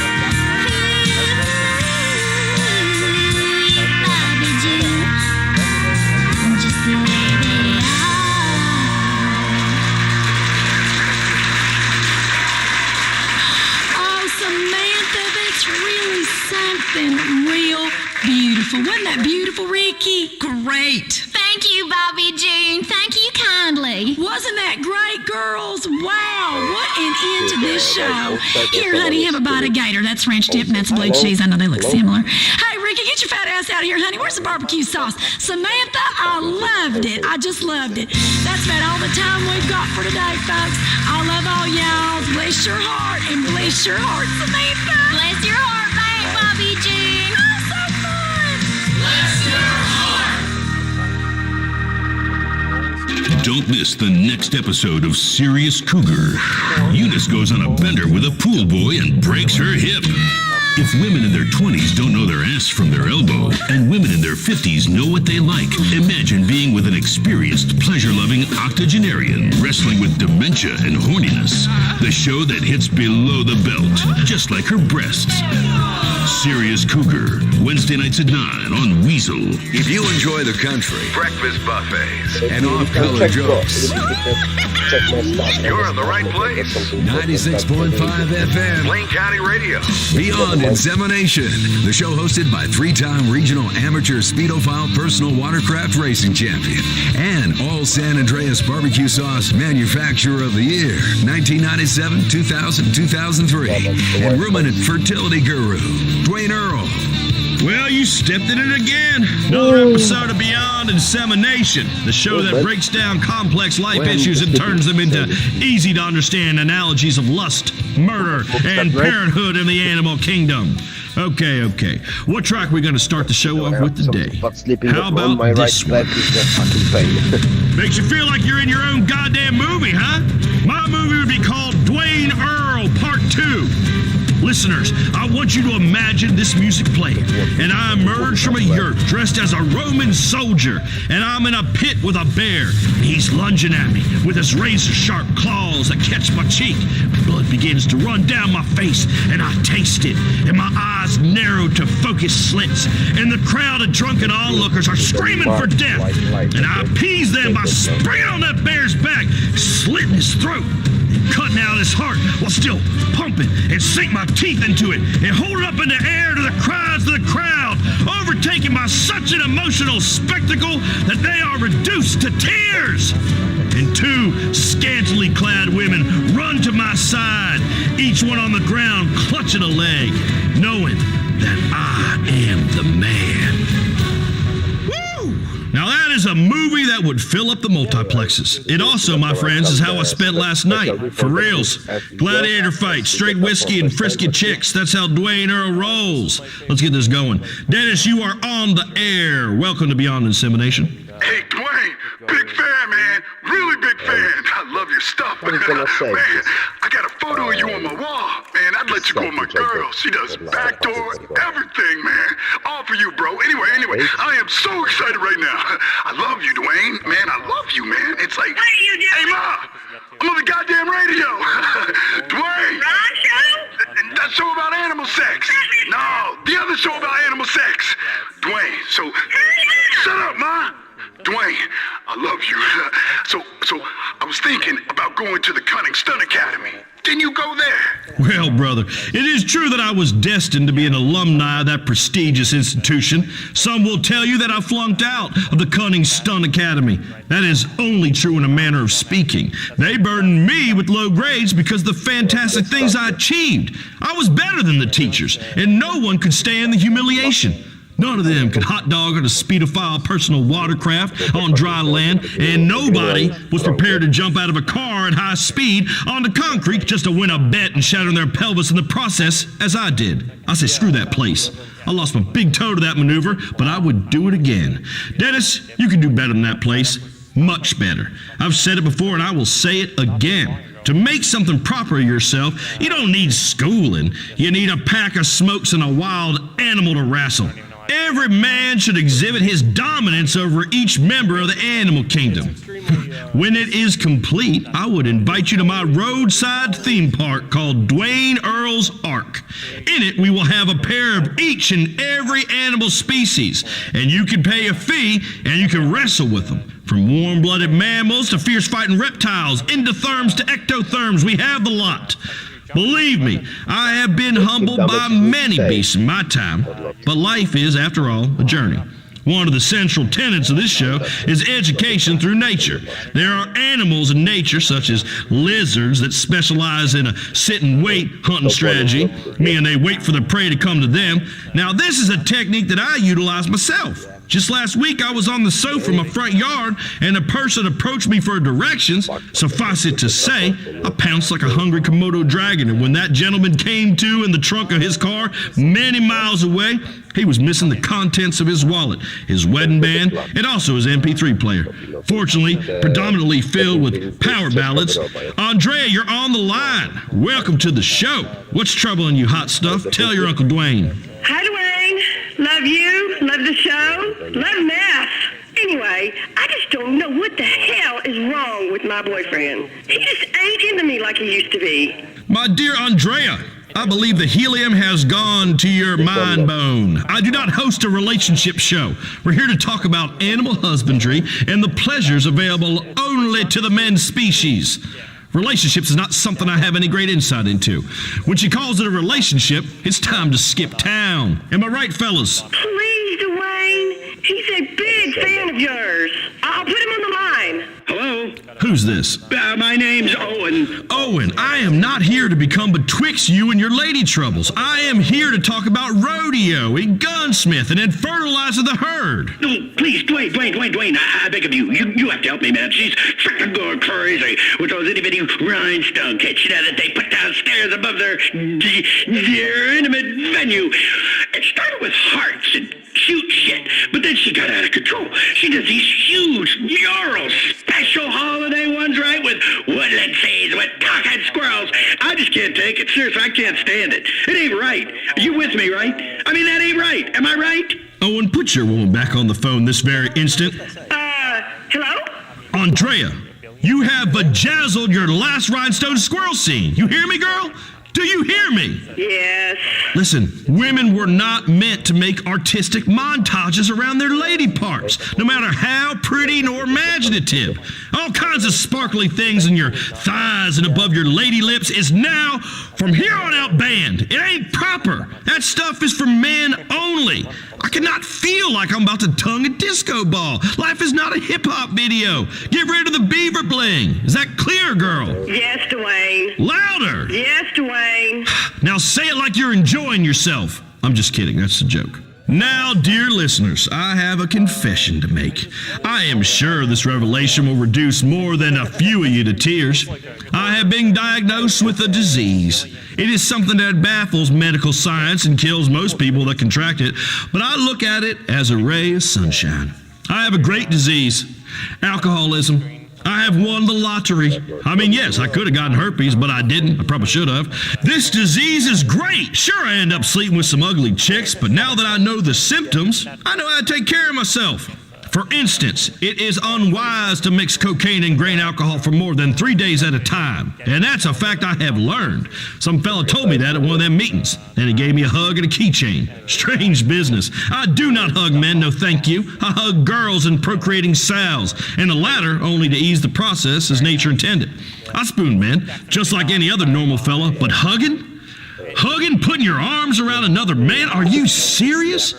Whatever will they think of next? Who's on the phone and how can we go beyond insemination? My name ain't important. Oh, it's my old friend Clarence, everybody. You son of a gun. Clarence is a stand-up guy. I say that even though he is in a wheelchair. Clarence and I fought in the war together, right on the front lines of the war on terror. We drive around at night and join a cold one. If we saw a foreigner acting squirrely, we called 911. Right after we shot him. Dwayne, I got good news. I don't need the wheelchair no more. It is a miracle. My prayers have been answered.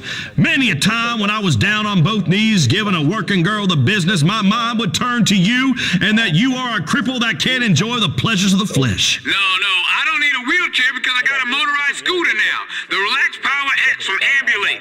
Dude, I had that thing lowered, neon, custom paint job, overhauled the engine.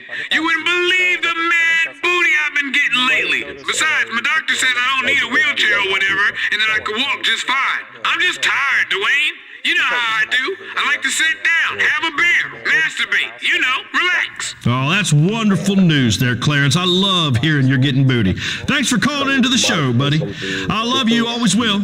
We received an electronic message in our inbox last week that says, Dwayne, you are so great on the radio. I was wondering if you've been watching the TV reports about how over in Asia they got the epidemic of bird flu. Well, thanks to everybody for writing in, especially to the listeners asking for a signed photo of my flaccid member. Now on to your question. I do not give a crap if some bird has the flu. Do I pause if a robin sneezes or a parrot coughs? No, I do not. I'm not a veterinarian. The maladies of animals are irrelevant to me. People raised a stink about swine flu, saying it was going to ruin the bacon. That barbecue tastes just fine to me. Let's move to the final portion of our show, Romantic Interludes with Big Dwayne. where I call a previous love interest live on air. Today, I'll be calling Marnie Smith, the cheerleader I went to high school with and harbored feelings for that I kept at bay by throwing Chinese stars at strangers and indiscriminately burning things. But today, I shall fess up, as I have obtained her phone number. I am so excited for this shit.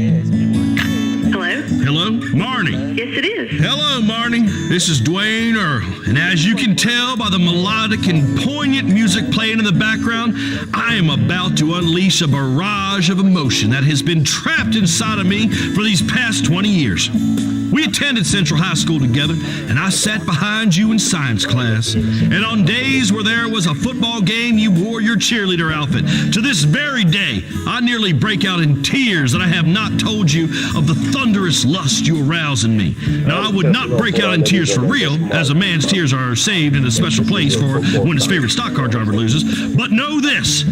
I, as often as this week, have kept you in regular rotation in the Dwayne Earl Spank Bank. I fantasize about you turning around in science class and asking if we can get together and study for the test. And you'd arrive at my domicile. I'd show you around, offer you a cigarette I'd stolen from my stepfather. And in the backyard, I performed feats of greatness, exhibiting my skills at archery, knife throwing, and camouflage face painting in particular. And we'd have a fireworks war with Roman candles.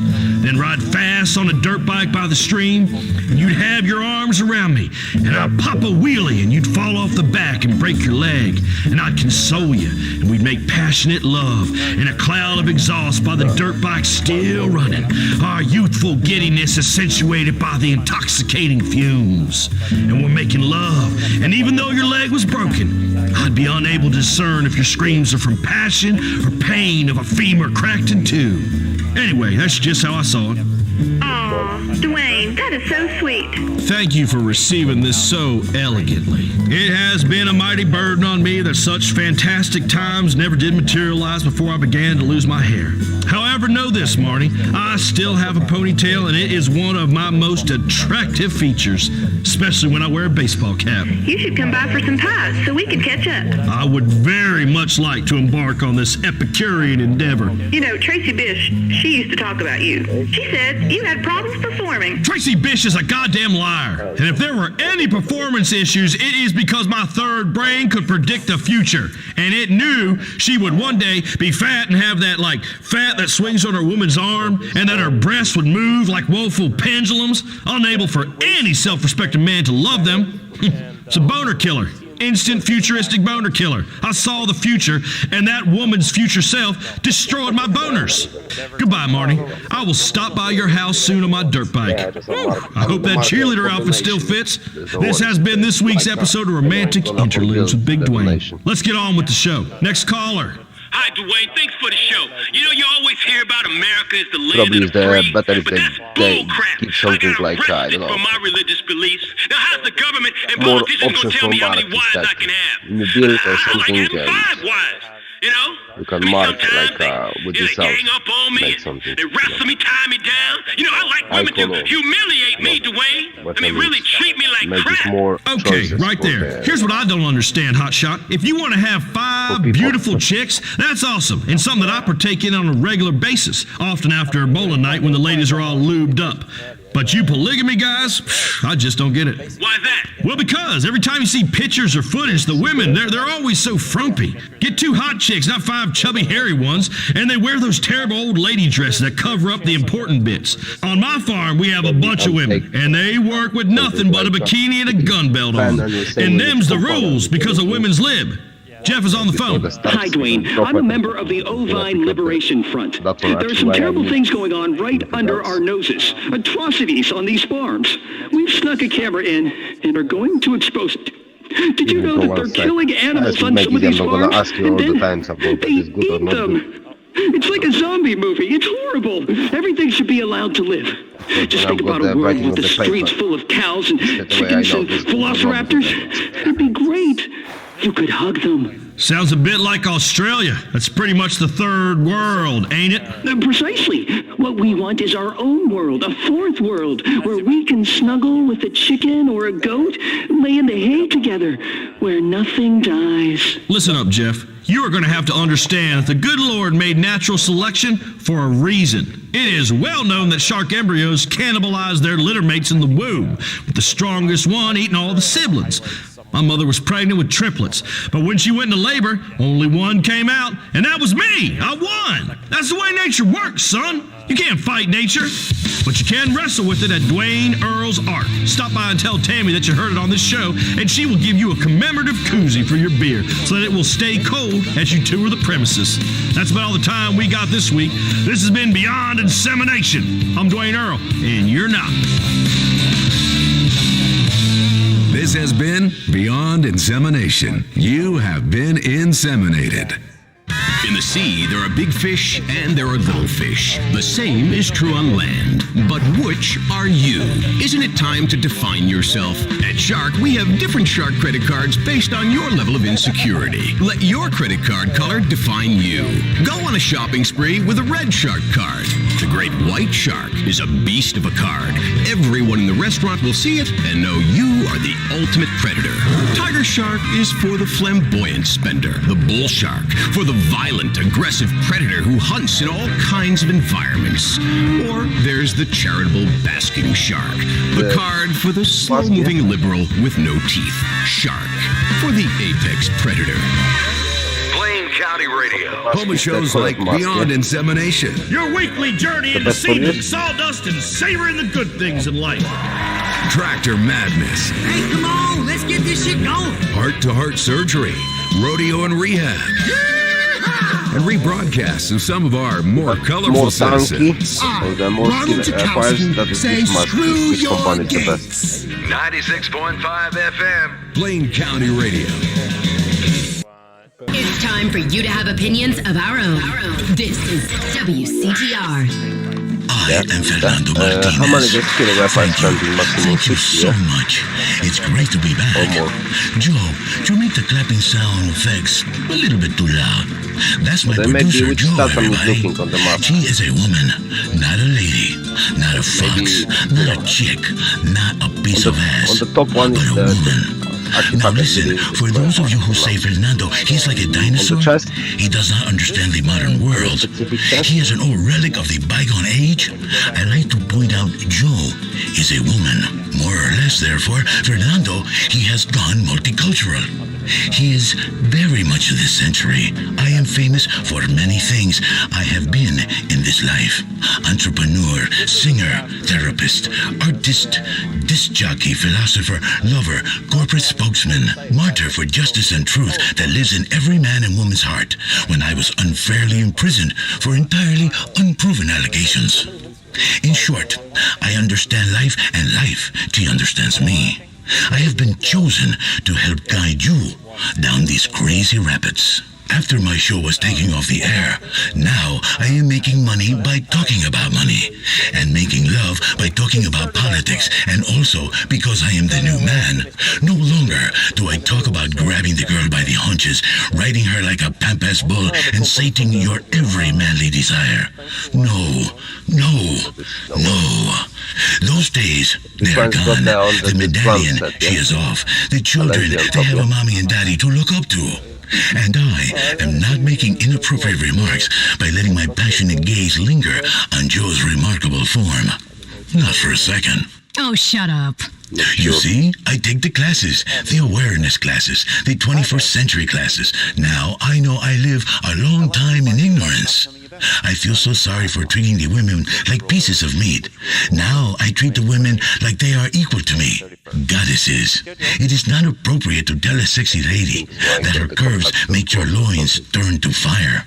Now you say something sensitive, like, have you considered an exciting career in microfinance? You are very smart. You see, these days, there is so much left that is unsaid, like lust. It's so good to be back, right, Joe? Yes, it's great. We have a great show. Let's get into it, Fernando. Listen, money talk time. The markets have been going up and down. Fernando has been watching the bond market especially. Very volatile, like a lit flare. Boom! and then gone. For your financial questions, let's go to the phones. Speak. Make sweet love to me. Talk dirty like you think Fernando has been a real naughty boy who needs a good spanking. Yeah, wow. All right, well, anyway, Fernando, I love your show. You've really given me some fantastic stock and tax avoidance tips over the years. I wanted to know, how do you feel about the debt ceiling? Listen, my child, I love ceilings. I love staring at ceilings. I love mirrored ceilings. I watch the lion hunt his prey, only backwards. A man grows old, but a lion grows distinguished. I am a lion. They put me in the cage, but I break free. You must break free of the debt. The debt ceiling. The debt ceiling is a ceiling I do not love. She is very delicate, like a barrier of skin that denotes youth passing into full womanhood. You must smash through it with turgid loins, no? No, absolutely not. This is not how we think now. This is the old Fernando. How we think now is that debt ceiling is an arbitrary barrier to a productive, integrated economy. If we cannot borrow, what have we become? We have become fools. These politicians, they should not play with the debt ceiling. You are going to end up in a lot of trouble and get slapped. Okay, let's go to our next caller. She's really upset. I can't believe what I am hearing. Who are you? What happened to the show Lean In? Yeah, they kind of got canceled. I don't want to hear about the stock market and politics. I'm a housewife. I want to hear 4 women prattle on, claiming to empower us by talking about celebrity rumors, facts, and shoes, while passively aggressively criticizing each other. Listen, I feel for you. I am very sorry, lady. I mean, woman. But I want you to listen to that chromosome. Why would I listen to... Precisely. Listen to this Y chromosome hanging up on you. You have 2 X's like a bottle of moonshine, and you make people go blind and crazy and feel terrible the next day. Okay, Fernando, come on, that's enough. Oh no, sorry, Joe. I'm sorry. I try. I make progress. I relapse. Let's get to our first guest. Please welcome to the Fernando Show gubernatorial candidate, former teacher, and successful divorcee, Sue Murray. Sue, come on in. Sit down. Good to meet you. Let's rub noses like Eskimo people. Good to meet you. I'm so excited to finally be on your show. That's a fantastic pantsuit you're wearing. A suit that looks like pants. You are a professional lady that does not show off the cleavage. Thank you. Really, I think. Let's get to it. The state, she is broke. The poverty, she is terrible. The people, they cannot afford a new cell phone every month. What do you think, Sue? I think getting a woman in office is crucial. If I go through that door, I take everyone with me. I take all of the women of San Andreas with me. They'll all be governors if I am. That's how I want everyone to think of it. A door we're breaking through because you're voting for yourself in the shape of me. This is a very big office. How will you feed all these women? And they will talk loudly? And some of the women, they are angry, and some they are bitter, and some they are catty, and soon everybody is menstruating at the same time. This is a problem. Well, it's more of a metaphor. Listen, I've done a lot of thinking, and I've realized the only way for women to move forward is if we all start to think in exactly the same way. Like ants, the hive mind. Exactly. By all being the same. That's how we will be free. Listen, women finally need to make it through the door of the state capitol. You are probably just going to spend a lot of money redecorating and looking through catalogs. Fernando, we spoke about this. We know women have a legacy as problem solvers and can emotionally detach themselves from things. Well, I want to bring that attitude to running this state for everybody. Well, everybody I like and can talk down to like a real liberal. Fernando has a question about education policy. A beautiful and fertile 28-year-old female teacher. She made love to a 16-year-old student. She got a slap on the hand. But a male teacher, he wants to educate a cheerleader in the ways of love. He is a criminal, serving a 15-year sentence and on a database for life. Many times, when Fernando was in class, he would look at the teacher and think, I would like to bend her over while she write algebra equation on the chalkboard. So sexy. Fernando, equality. Remember equality. No sexism. Oh, no. I have done it again. What? I am working through some things. Terrible things. Well, we as a state need to work together. And to your question, firstly, it's not okay for anyone to take advantage of anyone else. Let's be clear about that. I was a teacher for many years, and no one ever took advantage of me. Being a teacher explains why I speak so loudly and talk down to everyone. Do you two understand? On the 511 need when you talk to fourth graders every day, you have to come down to their level. And that's sort of like dealing with normal people. Children are the future. This is not possible. No, children are the future, and that means the future is going to poop the bed. That's why I think I'm perfect to run the government. In government, you have to learn the rules of the game, then change those rules. It's about taking a good hard look at what we are glorifying in our culture, and then shutting down anything too many people find fun or funny. I mean, if people are happy, who's going to do the work? I encourage everyone to do their part to help me win this election, but also fight back against the big oil cartels. I know. They have a stranglehold on this country, holding it hostage from behind, penetrating. Tears, but also joy from the tears, because oil and petroleum are a very sensible investment. People say, Fernando, you are a liberal guy. You go to the charity dinners and have a recycled bin full of champagne bottles. Fernando, how can you invest in the oil? Fernando is, how you say, a pragmatic guy. Fernando worry about old Fernando. Fernando, he knows the true liberal have the money and the guilt, and that is who I am, who I want to be, the rich hypocrite with the guilt complex, like you, Sue. Listen, Fernando, I'm from a middle-class family that worked hard so that I could eventually marry an obscenely rich man, and then tell women out there to stand up, stop complaining, and make something of themselves. I believe in hard work. You had a very public divorce, Miss Murray. Yes, that was unfortunate. But I stood up for what I deserved in divorce court. Our legal system recognizes the contribution a spouse makes to the other's success. Excuse me? Fernando not laughing. He, thinking you deserve more. Yes, we do deserve more. I took 80% of my ex-husband's wealth. Like many women, I said one thing before we got married, then stopped doing any of those things afterwards, and acted indignantly when my husband got upset. And that ability to lie and change my mind makes me perfect for elected office.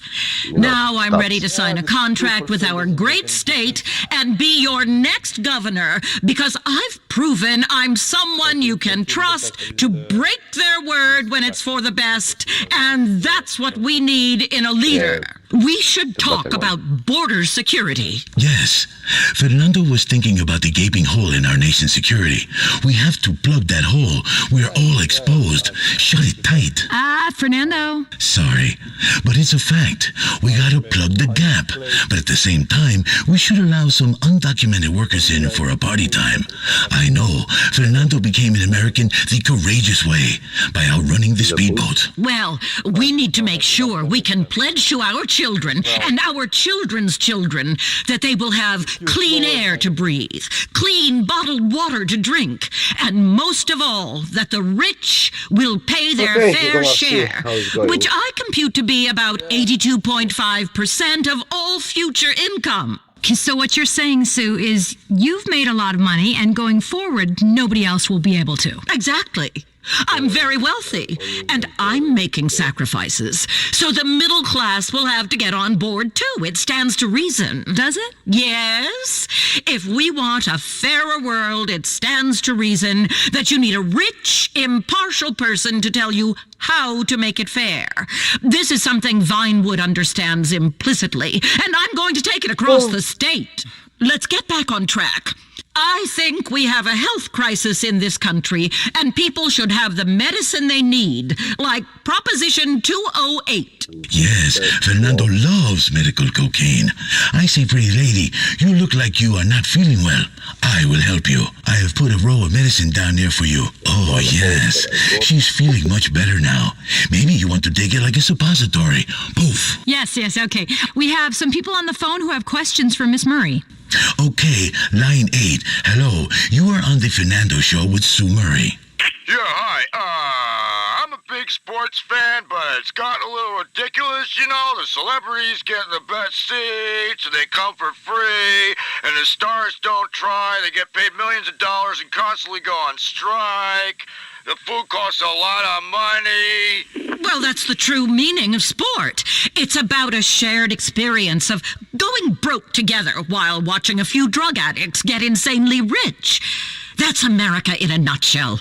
I want to tax those rich people and make them think twice about what they did to get there in the first place. Well, we better get a damn football team, because it's bad enough this city has no real identity except unhinged police and terrible TV. Yes, violence is a real problem. Fernando knows this very well.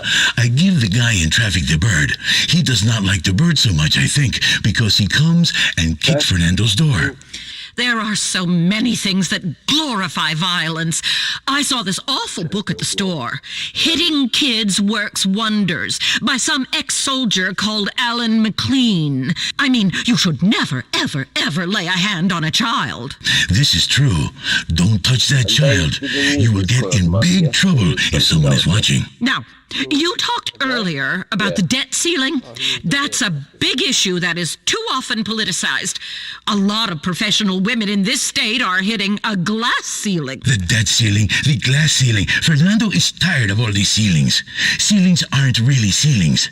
They're those fake ceilings in little squares, and you can hide things up there. Okay. Well, we've got someone on the phone who really wants to talk to Miss Murray. It's author and parenting guru, Alan McLean. Hey, I heard what you said about my book. Well, I'm sorry, Mr. McLean, but it's barbaric. Children should be coddled and never made to feel bad or actually respect authority. I'll come over and hit your kid right now. Hell, I'll come over and hit you. You sound like you need a spanking by a Marine, and I'm the Marine to do it. My goodness! I thought this was an intelligence station. Is this what you would like, Sue Murray? Would you like this man who writes the book to spank you like a little girl and then hold you tight afterwards, his stubble on the nape of your neck, smelling of whiskey on his breath? What are you talking about? Never. Since I divorced my ex-husband and took all his money, I've pledged myself to a higher calling, public office and political correctness. Keep telling yourself that, sister. Let's take another caller. Hi, Miss Murray. I'm going to vote for you. I really appreciate how you reach out to the gay community. Oh, you have the best parades. I'm not gay. I mean, I wish I was. Anyway, listen, over 80% of marriages end in divorce. It's a historical fact. All women eventually turn into fat slobs. Fernando is agreeing with you silently, but out loud he says, don't hurt people's feelings. I mean, gay guys keep in shape at least. Well, most of them do. But wives? I don't think so. Excuse me, what kind of shape are you in? That's not important. I'm not the 400 pounds now, you know. I can almost see my penis. A powerful bear who loves his honey. Okay, let's go over here to line 5. Please, speak some sense. Hi, you're on the air. Hi, Mrs. Murray. Big fan. I'm voting for you. I really am. Oh, thank you. Yeah, I really want a multi-millionaire battle axe telling me how to live. It's no wonder politics sucks. The choice is between you, who give women a bad name, and a guy whose qualification for office is that he's great at jumping off of a train wreck. We all know women hating women is the worst form of misogyny. I don't hate you because you're a woman. I hate you because you're a rich idiot who thinks you're better than everyone else. But you see what I have to put up with. Joe, you see? Women hate each other, try to bring each other down. That's men getting into their brains. I love you, Sue. I love you when you get flustered, when you get sweaty. You're a woman hater. I've had about as much as I can take. Goodbye. I took the classes. I am a new man. I love all women equally. Oh, yes, right. God, of course! Sue, come back here. Sit on my lap. She's gone. Why does this keep happening? Okay, I think that's pretty much all we have time for today. I was just getting my emotional flow going. But okay, remember, the passion, she is back on The Fernando Show. Finally, you can play video games without gameplay. Available on the iFruit phone, drone, and all overpriced tablets, it's DigiFarm. All the mind-numbing tedium of an agrarian lifestyle combined with the soul-crushing loneliness of the internet in a game truly worth 99 cents. DigiFarm. Finally, you're actually watching the grass grow under your feet, digitally. I'm a tiny farmer. I click on buttons and watch plants grow. If I get bored, there's always the farmer's daughter. It has an incredible sense of achievement. Buy sprites. Feel better about yourself. Do it again. Awesome. The Digi family of mobile games. It's a revolution in human interaction. It's a revolution in social. Thanks to the internet, your husband or boyfriend is masturbating at least 5 times a day. It's a fact. 80% of relationships fail because women lure in men with lots of sex, then turn it off and get fat. He's going to cheat, and quite frankly, you deserve it. But how can you compete with strippers and porn stars? How do you learn what men really want? Isn't it time you attended some classes at Nightlight's Continuing Education? Nightlights offers courses that will teach you the techniques he's come to expect. Fulfill his fantasies without the messy divorce. Contact Nightlights today and sign up for classes such as Rotisserie 101, Advanced ATM, and Coming Out Swinging for beginners. Get your diploma in Double P. Contact Nightlights today. Politics, news, entertainment, talk. I just like all the information that you guys provide. This is WCTR, radio that keeps Los Santos spewing. This is Chakra Attack, a new approach to Los Santos County integrated health needs, and I'm your host, Dr. Ray D'Angelo Harris. Let's all say that again. Be cleansed one, be cleansed all. It's time to wake up. It's time to sleep. It's time to wash that dirt out of your systems. It's time to be one. It's time to be one-on-one. It's time, my brothers. It is time right now. Time for my show. Welcome to this week's Chakra Attack with Dr. Ray D'Angelo Harris. And I am, as you have already probably ascertained by now, your host, Dr. Ray D'Angelo Harris. Have we yet, Cheryl? Have we Yes. You heard me go? Yes. Well, I'll take your word for it. Several times. This is life. This is what we are giving you. So I'm giving you right now. I'm taking a break right now to give you this right here.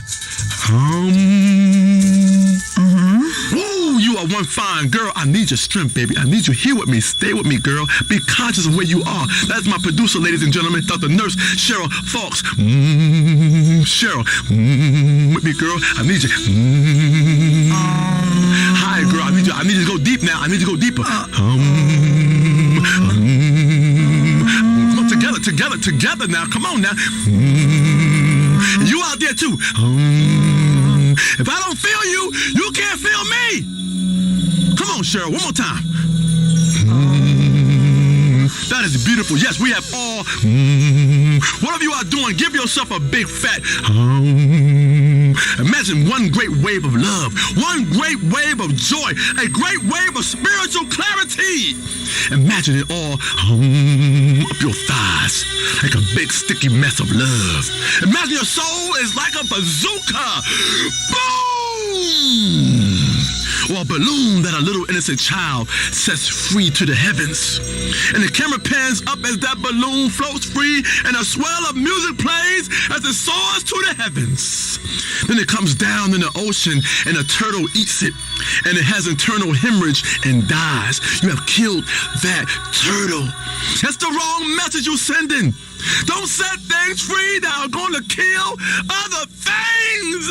You are attacking the world in the wrong way. Yes, you are. That's not the way to live. That is not the message to send. Like a python that's too big for your house, and you set it loose in a schoolyard with children. That python's gonna wrap itself around kids, and now you have caused a mess.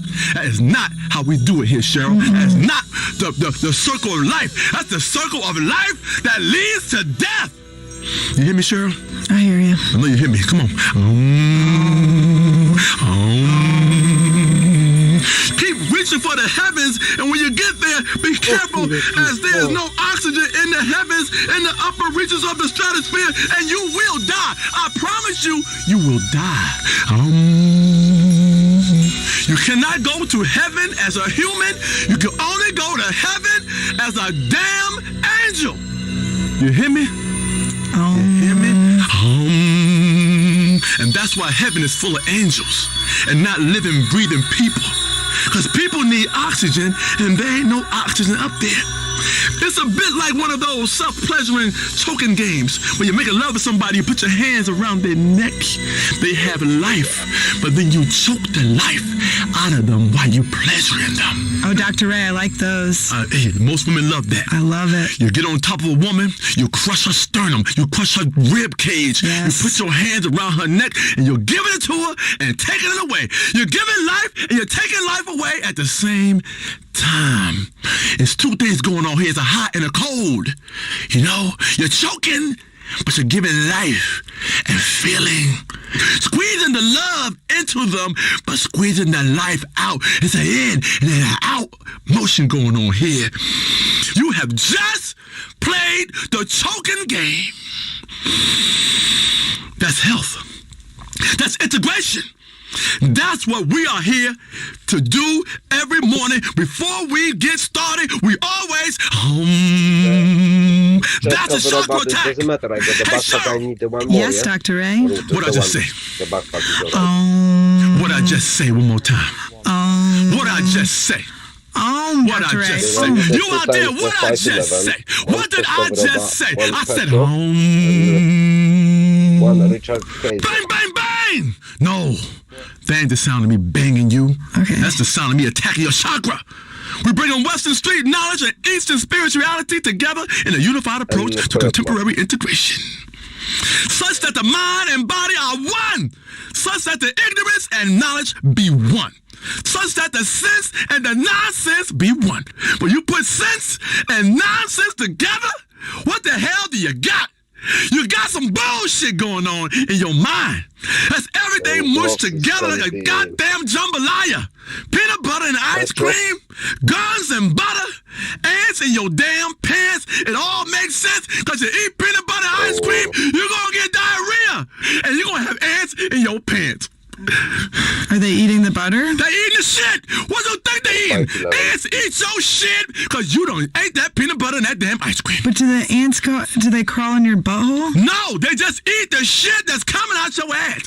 When things don't agree with you, that's what I'm talking about. Now that's sense and that's nonsense together, and they do not agree with each other, and now they have merged and gave your ass diarrhea. We cleansing everything, mind, body, and your spirits. We going big. We're going all the way. Nirvana, Pruda, Valhalla, Limbo. And this being Vinewood, Bimbo, Himbo, and Dumbo. Around the world and back again. You got a round trip, girl, to spirituality. Okay. A round trip. Cool. Okay? Yeah. This is the full set. It's something all-encompassing. Like a big compass which has everything in it. Not just a silly arrow that tells you which way to go north, but also a lot of other arrows that tell you other shit, like which way to the liquor store, or if some fool is getting fresh, or if you are at one with all mankind. A karma compass that tells you street shit and real shit, but also lots of other arrows, a whole bunch of arrows in that damn compass. You know no, that's just, isn't that a GPS? No. You're thinking about navigation, that kind of shit in your car. Yeah, the liquor store. No, but see, that's where you're wrong. You ain't in the car. You're navigating on foot. You understand? Now, I don't know what app you got, but your mind is an app. Cheryl, you are a damn app. Wow. You floating! You are floating, girl!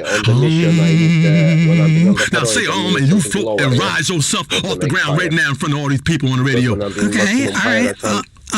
You better rise off the ground! Defy gravity right now! Okay. Sure, just rolls off the ground. She just rolls off the ground. I'm still on the ground. She's floating on her spirituality right now. Being honest. You understand? She's floating right now. This is a karma compass, everybody. Okay. That tells you street shit and real shit. It's like one of them sensors that tell you if there are aliens crawling in the ceiling and they are getting closer and you freaking the hell out because you are like, this alien gonna drop through this ceiling tile and whoop some ass. Right, Cheryl? That damn alien gonna come through that ceiling and whoop some human ass.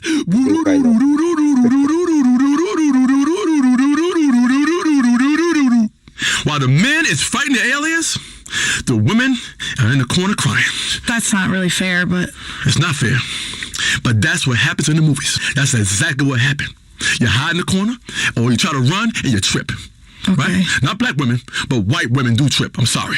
I had to go there with you, but I gotta go there. I had to pull a race card out. That's what happens. You sit in that goddamn corner and you start to scream and cry, and while the aliens are killing your man, you're sitting there crying. Then they take you up to space and they impregnate you. You understand what's gonna happen to you? They're gonna take you up there and they're gonna do it to you. They're gonna do it to you good. They're gonna do it to you with their alien prong. You understand? That's how they do it. And that's why you got to get the spirituality in your body right now. Come on now.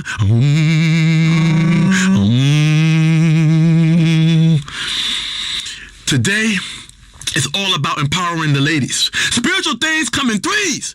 A three-parter. Only not sleaze and no crossing swords and no worrying about if it's right or wrong or if you enjoyed it too damn much, because you're supposed to enjoy every last bit of it, Cheryl. Yes. Do you enjoy every last bit of it? I enjoy most of it, yeah. I don't know about the aliens taking me to bed. You don't know if you're going to enjoy that because it hasn't happened yet. You have no idea what that alien got in his alien pants. You understand? No one knows what kind of slong an alien has. You don't know that, Cheryl, so don't speak on it before you know what the hell you're doing. Because you're supposed to enjoy it all. Every last bit of it. All life should be enjoyed. Right, Cheryl? Mm-hmm. You're enjoying life, right? Yeah, I love my life. You go to those music festivals and take Molly and listen to some old-ass has-beens play a 25-minute version of a song. 25 damn minutes of the same damn bullshit you done heard before. Patchouli and nitrous, am I right? I love camping and being in nature, like next to my car, 50,000 other people getting spiritual, sucking on balloons, Dr. A. And then when you wake up, you're in some people's tent and you have no idea what happened. That's right. I love it. Spiritualness is all about wherever you get your core energy. Yeah. Get in a train in a campsite with absolute strangers while high on hallucinogens. Don't matter if you're black, white, yellow, old, young, or a bit of every damn thing. Blind, crippled, and crazy. That is a path to true enlightenment. You will know a lot about yourself after you get on that damn train with a blind, crippled, and crazy person. That damn train start rolling, somebody gonna yell out, "All aboard!" Yeah. You getting spiritual. Yes. Now, talking of journeys. Every last bit of this crazy journey we are on is called getting respected by any means necessary. I take pride in what the hell you looking at, because that lets me know what the hell I got. You see, Cheryl? Enjoy the view. Enjoy the view. It's a horizon over there. There's mountains, and there's peaks, and there's valleys on that body. You understand? Share the women, but just don't leave no stains, because that ain't nice. You don't leave a stain on a man's lady. Oh, is that nice, Cheryl? No. Is that nice, Cheryl, for you to get on top of another man's woman and leave stains and don't go to that restroom and get you a towel and wipe her off? It's not. That's very it's unsanitary and it's not nice. It's very unsanitary. You have stained me. Because every time I make love to my woman, all I'm thinking about is what, Cheryl? The stain. That's what I'm thinking about in my mind. I can't get aroused if I'm thinking about the stain that man left on my lady. Let me take a breath. Let me breathe now. I am Dr. Ray D'Angelo Harris, and I'm your spiritual guide, Los Santos. I'm a registered health practitioner with an international recognized degree. I'm a trained yogi who can suck both his big toes at once. I'm an expert in cleansing, a devotee of colonics, and a wise man. You know what colonics are? Yeah. What do colonics go through? It goes to your butthole. Oh, your ass. It goes to your ass, Cheryl. I'm a compassionate lover and a fierce warrior all at the same time. Sometimes I'm a warrior and compassionate at the same time. They don't know where I'm coming from sometimes. A lady's laying there on top of that bed confused because she don't know where I'm coming from. I'm like a pitcher throwing a curveball or a slider. You understand? You don't know what's coming because you ain't the catcher. You see? See what I just did? See how I did that? I went into your head and took you to a baseball game. Mm-hmm. You understand? I am a compassionate lover and a fierce warrior. I spoon, I fork and knife, and that's what the chakra attack is all about. Love making sometimes mean you need to wrestle or howl like an animal. Oh! Oh! Anyway, let's go to the phones. Speak, my child. I love you with all that I have. Take what you want of me and leave me spent. Hello? Hello? Speak up, homie. Hello? Hello? Oh, for land's sake. Sure, give me a better call, screener. God was a fool. He had me on mute. Who the hell puts Dr. Ray D'Angelo Harris on mute? You kidding me? You disrespecting me? Seriously, woman? Ray, chill the hell out. You're on the radio. I'll light some incense. Calm. I am calm, but I'm also angry. That is a duality. That's what Dr. Ray D'Angelo Harris is all about. Duality. Duality. Do you understand, woman? I can't be understood by you, right? I'm talking a foreign language to you. I'm amazing, you understand? Just give me another caller and stop playing the woman card with your unshaven legs and pierced nose and disdain look for everyone else. Yeah, you do. You have a disdain look for everybody in my universe. Seriously, I can read your mind and you're wrong. You're dead wrong, okay? Who we got? Caller, speak. Hi, Ray. Big fan of the show. Back at you, brother. Big with cheese on top. Organic cheese as well, like from a cow. This is so exciting. I knew I was going to get on this week. I really did. Dr. Ray, I think I'm psychic. Can I be a guest on your show? I know the answer. I know the answer is no because you're batshit crazy nutcase, locked up in some loony bin, and you call me every week. You call every damn week, run your phone bill up, talking that bullshit. It's not a loony bin, Dr. Ray. It's a high-security mental institution. I never got convicted of a crime. I'm very thorough about DNA cleanup. I'm a spiritual being, Dr. Ray. I'm just like you.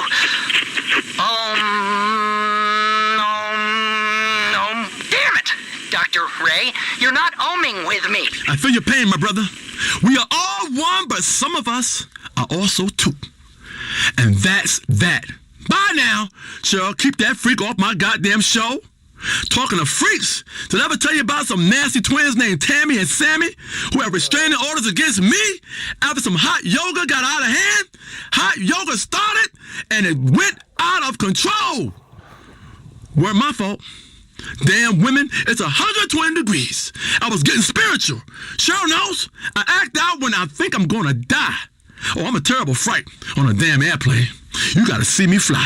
Oh, I'm terrible. It's true, they have to scramble the jets. Listen, we get into turbulence, I'll grab a titty. That's the first thing I'm thinking about because that's where my mind goes sometimes. If you're gonna die, I'm gonna go down in a fetal position. Fetuses want titties. I ain't sucking no damn thumb. I'm going out the same way I came in. Everything in the universe is about two. And that again is the duality. When one becomes two, problems can arise. I am very clear about this in my book. Cheryl, what's the name of the goddamn book? When One Becomes Two, Problems Can Arise, a study in duality by Dr. Ray D'Angelo Harris. There you go. There you go. Many are called, but few are chosen correctly out of a police lineup. I choose you, caller. Speak to me. With me. Hey, man, I'm calling you from jail. Dad? Is that you? Hello? daddy? No. You know you don't know who your dad is. I know that one day he's going to hear me on the radio and realize the spiritual mistake he made and come back, and we're going to enjoy all the things a father and son should do. Fishing, bike riding, 3 ways, going to a farmer's market, beekeeping, organic honey, knitting, a dad and his boy, you know. Knit 1, pearl 2, all that shit. Gangster style. Blah, blah, blah, blah, blah. And I can say, Dad, I made you a sweater. And it won't fit very well, but he will wear it proudly. And if any man challenges him, he will say, I ain't no sissy. I ain't no damn sissy.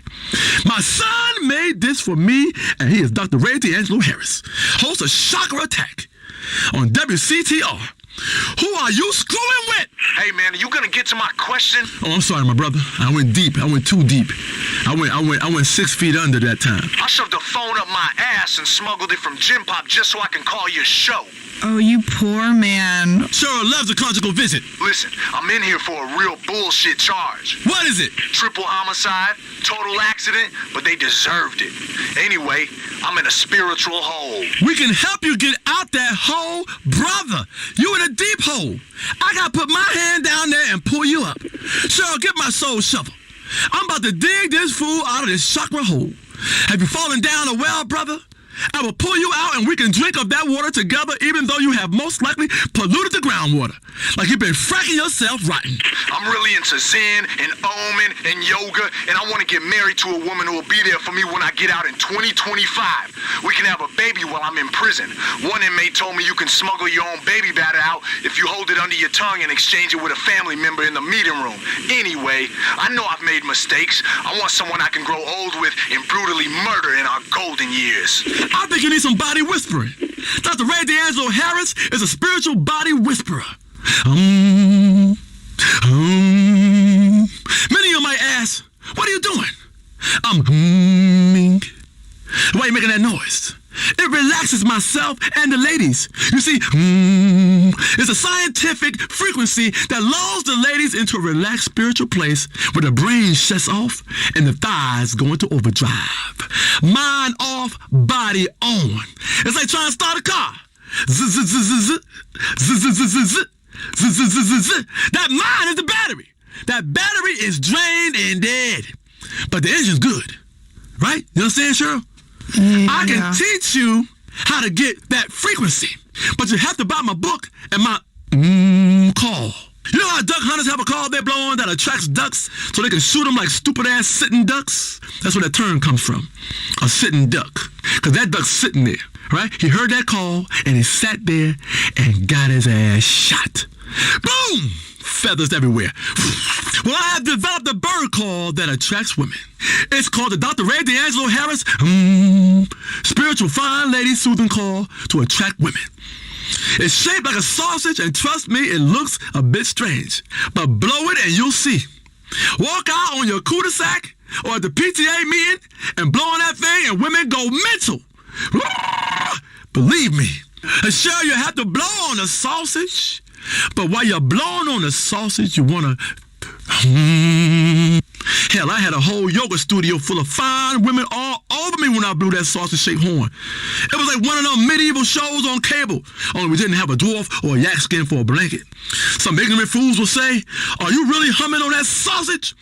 No, I'm cleansing myself. Like wheatgrass on your radio. That's how you cleanse yourself. But wheatgrass tastes awful. It tastes awful. Of course it does.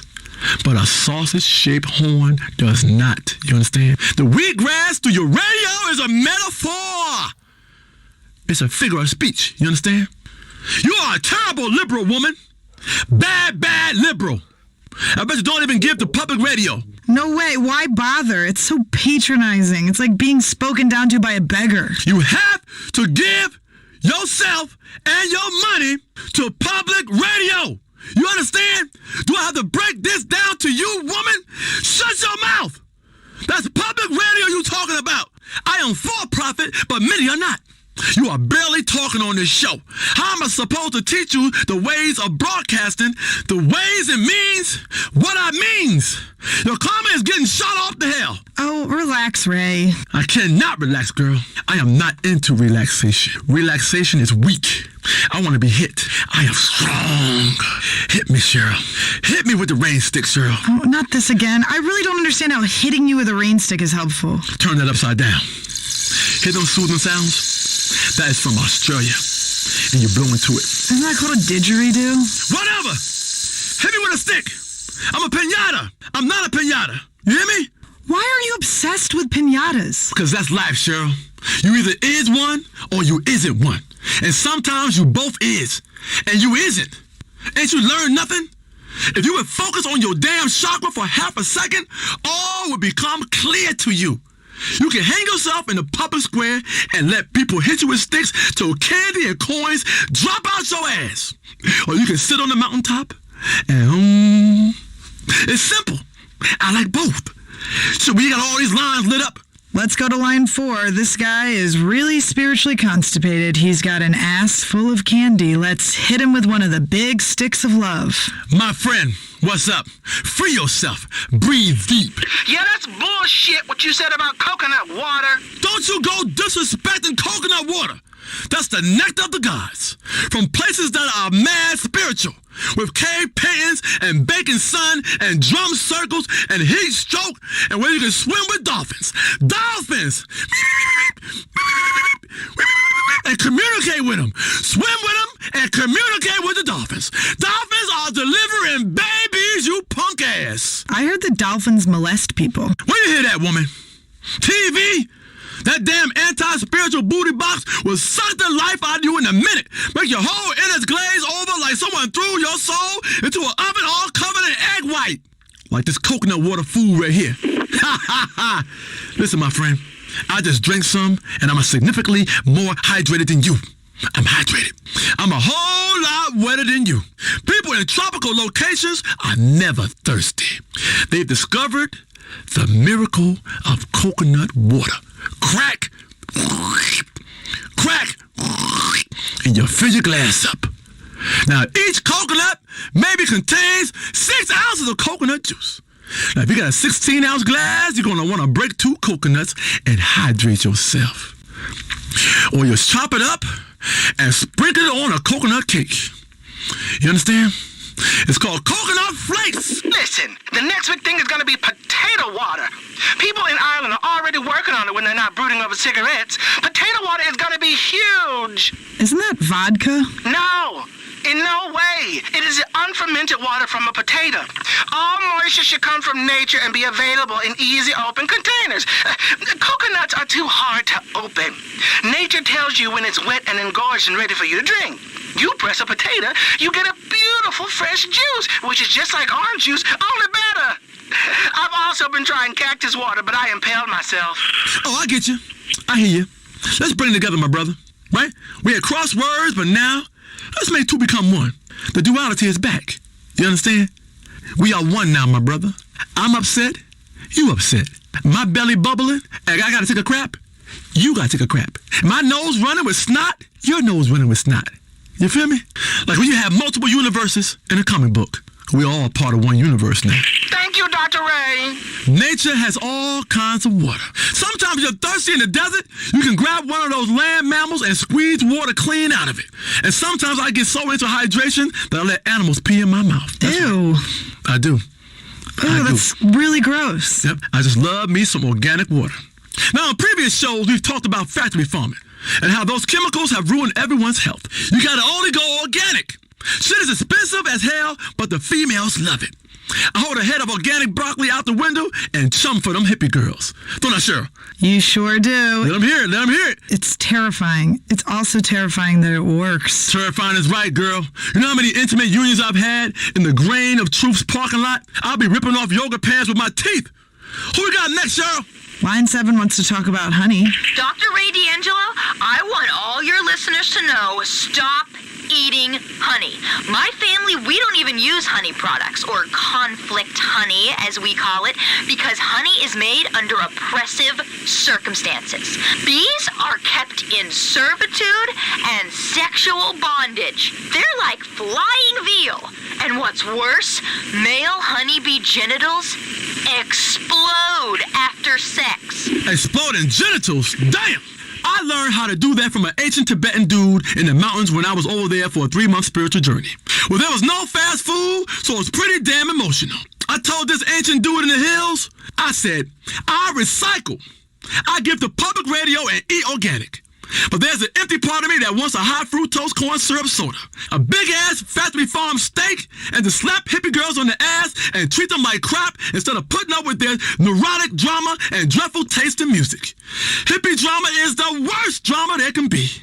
And this dude, he was spiritual as hell. Know what he said to me? Know what he said, Cheryl? What did he say? He said, you have to buy the right books. Listen to the right music. Listen to the girls, hippie drama, and dig down deep inside yourself and like a mofo. And I did. I did, Cheryl. Until my mama threw me out the damn house. And here I am. That was my time in Tibet. At least I think it was Tibet. Are you sure it was Tibet? Oh, I don't know. Some darn place with hills and sheep and everyone singing in choirs and all inbred, and they played a lot of rugby. Things like that. Tibetan stuff, you know. It was real cool. Played some Tibetan rugby, ate some cheese on toast. Real Tibetan style, too, with legs all crossed. For real. Anyway, let's wind down the show with the final yoga pose of an intense session, Savasana. It's actually Shavasana. Shavasana. Don't correct me. I'm a yogi woman. Yes. Shavasana. Shavasana. Shavasana. Shavasana. Shavasana. Shavasana. I know Shavasana. Or corpse pose. Cheryl, join me. Come here on the Big Ray yoga mat, girl. Lay down like a corpse, like you dead as a doornail. Lay there like you just got shot or died on a finger food voyage gone astray. I love me fresh corpse. It's so relaxing. You relax with me out there.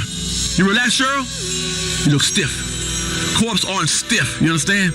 Okay, I don't really know what all of this means. Shh. Stare at the ceiling and shut up. All Think right. empty thoughts. Clear your brain. Yeah? Like, go in your head right now. Close your eyes. Go in your head. Get a whisk broom. You know what a whisk broom is? You'll see a barber on TV, and after he cuts your hair, he whisk broom you off. Your hair off your body. Yeah. Take a whisk broom and whisk your brain out your head and clear your thoughts. Okay. Like, do it now. Do it now. Clear your brain of all them damn thoughts. Yeah. You feel empty now? Yeah. Is your brain empty? Yeah. Now let's go. Man, I am so empty right now. Like I got a colonic in my brain stream. Like I crapped the crap out of my brain. Hit the outro music. This has been another episode of Chakra Attack with Dr. Ray D'Angelo Harris. Shit, ouch! Put your hands to yourself. Don't ever do me that way, woman. This is Weasel News. Los Santos cemeteries are renting out space for music festivals and raves. Can Prop 208 save a local medical marijuana university? It's the only real estate in town left with any authenticity. And that's the exact reason cemeteries are renting out space for weddings, birthday parties, and product launches. Partygoers say it puts things in perspective to face death at every turn. Sound effect. First it was medical marijuana. Now medical cocaine is on the ballot in the next election. And it is Prop 208 that a local medical marijuana university is hoping will keep it from shutting its doors. The dean had this to say. Just like harvesting medical marijuana, making cocaine is a spiritual process, often involving organic elements like coca leaves, water, cement, and super unleaded gasoline. Officials hope that more narcotics universities will spring up, teaching future generations useful knowledge, not irrelevant things like science and math. This was Weasel News. Real talk, real issues, real experts. Patronizing. Real patronizing. WCTR. It's the Chatosphere with Michelle and Laszlo. Hi, I'm Michelle Makes. And I'm Laszlo. And this is Chatosphere with Michelle and Laszlo. God, I just love doing that. Me too. So, anyway, on today's show, today's show, We've got some amazing We stuff. have a co-host who is not accepting the reality of their contract. Come on, Michelle, let me do the intro, okay? I'm really good at it. I know how to monologue. Seriously, I talk to myself a lot. You know, sometimes I just stand in front of the mirror with no clothes on and say, you like this? You want some of this? And grab my... I know. I get it. You're an adult loser. You're pathetic. Every show you do this. No, I'm sorry. You know the rules. Sorry, everybody. See, we're Vinewood liberals. We love each other, but we've got massive egos, so we can't quite get along. My ego was shattered long ago. You know, it was called the 80s, but I picked up the pieces and glued it together with bourbon and acting out sexually with not that very attractive of a woman, okay? So speak for yourself. I'm speaking for the show, dictard. Chattersphere, hosted by me, Michelle Meeks, with sidekick support work from you until your contract runs out and you can be let go, Mr. Laszlo. I don't have a surname. Every week. You rub my face in it every goddamn week. Because every week you act like I'm not here and it's still one of your countless previous shows that didn't work out and yet somehow allow you to fail upwards. Man, you must have some amazing pictures of whichever executives you're blackmailing. Listen, if you're gonna fail up, I always say. And you're not even being fair. Fair is you calling me a bitch? That was once. Or stealing my jokes? That was twice. Or interrupting me? I don't interrupt you. Or you just did it again. I know, it's a joke. The reason men interrupt women all the time is because you yammer on and on. Oh yeah, women, they talk and you do the math. Really funny, misogynist. Make me out to be a shrew so you can attack me. That's the easiest trick in the book. This is the 21st century, Laszlo. We're all equal now. Every right-minded person in this city knows that, and still you've got gender issues. The fact is you hate women. I love women. Michelle, come here. Listen, we're off on the wrong foot. Let me rub your back. Oh my God, is that a mole? Ew, get off. Don't rub my back. Besides, you're only a liberal because your job depends on it. Don't be mad at me because you've got moles. You should get that checked. And I'm a liberal because you have to be in the entertainment industry. I'd much rather be chewing tobacco, grabbing my nuts, mistreating women, wearing a wife-beater shirt, drinking gin, huffing Freon. I'm the real deal, Michelle. The real deal. My fans know it. When I work out, I do it for the fans. When I'm pumping iron, looking at my pecs, I go, the fans want these pecs. I got a TV show, a radio show. I'm everywhere. I'm on a billboard. I'm in bathrooms. Then one idiotic program director on a rinky-dink talk network says that I don't attract the youth demographic. Well, that's because they're all high. So now I'm saddled with a 22-year-old microblogger with typical millennial issues as a co-host. Host! Whatever. You're the co-host of Chattersphere, the right-minded, left-thinking, progressive entertainment talk show for all of Los Santos and Blaine County. Oh, you just love saying that, don't you? My name's Michelle Meeks. God, you're like a parrot that sits on the shoulder of a pirate. You hate women, and you won't stop quoting those dragon brain fantasy novels. I like saying winch, even if it is from 1402 and there were dragons flying around upside down. Ugh, enough of your Renaissance fair speak. You're ridiculous. We have an incredible show today. Who have we got? Let me see. Brother Adrian. He runs the Children of the Mountain, that study program you keep hearing advertised. That is a cult. Why do they always give me the cults to interview? God, I'm doomed. You want to do a show in this market, it's cults and whack jobs and fake boobies everywhere. You're so judgmental. I'm not talking about yours. They're tiny fake. I mean, it's cute. I'd like to put little army men on them and they could have a little battle and I'd take pictures and put it on the internet. That's disturbing. It's awesome. It's pretty sexual. No, please, keep describing my rack. It's really doing things for me. Okay, You host a singing contest and work on a celebrity and liberal talk show. The one thing you're not meant to have is opinions. Don't be mad at me because you've got hairy nipples. What are you talking about? I've seen them. You know what? You do the show. You're obviously so much better at radio than I am. What have you been on the air for, 6 months? I love it when you sulk. I feel like your mother. Anyway, we have a great show. Before Brother Adrian, we're going to speak to a few of your favorite stars, everybody. Actor Jimmy Boston will be on the phone. Tyler Dixon, Milton McElroy. Then we'll take some calls, discuss the issues affecting Los Santos, entertainment, politics, health. It's going to be a great show. Yeah, there's nothing like liberal politics in Vinewood to get people excited. Listen, everybody. Since I started endorsing a hybrid, I really feel like an expert on green issues. That's great. I saw the commercial. It's just so powerful. Oh, thanks, Michelle. I love you, Laz. Is he on the phone? He is? Great. Here's someone we all really love. You are really wowing us with your new show. Jimmy Boston. How's it going, Jimmy? Yeah, everything's going great. It's a great show. Really great. I told my agent I wanted something serious and character-driven, but that also shows I've got great abs. So yeah, Lifeguard 3D is a fantastic career move. That's just great. Yeah, movies are overrated. TV, it's where it's at. We'd love to get you on my show. Maybe you could come on and sing with me like a duet. Man, it's so great that you're doing something more meaningful. Jimbo, we could grab a drink sometime, hit the town. I know some amazing underground clubs where celebs like me and you hang out and finger groupies. Thanks, Laszlo. Thanks a lot. Listen, you're a cool guy. I love how you do that whole radio host thing. Really funny stuff. Normally, ugly guys sort of act all shy, but you've got lots of personality and you're really funny, I think. Anyway, glad you love the show. Peace. Kiflam. Oh, not another one. These Epsilon guys are taking over. I think he blew you off there, Laz. That's a bromance you're going to have to let slide. He didn't even want you to be a cameo on Lifeguard. Your career could be out swimming and get into trouble and need rescuing. You've got no friends, Laz. Please, I would be amazing on that show. I would totally wear a banana hammock. I've got friends, Michelle. Lots of friends. And we all hang out in banana hammocks together. Wow, sounds amazing. I'd love to get involved. You have friends? Call one. I would totally rotisserie you. Ew! Oh, I feel soiled. It's fun. You should try it.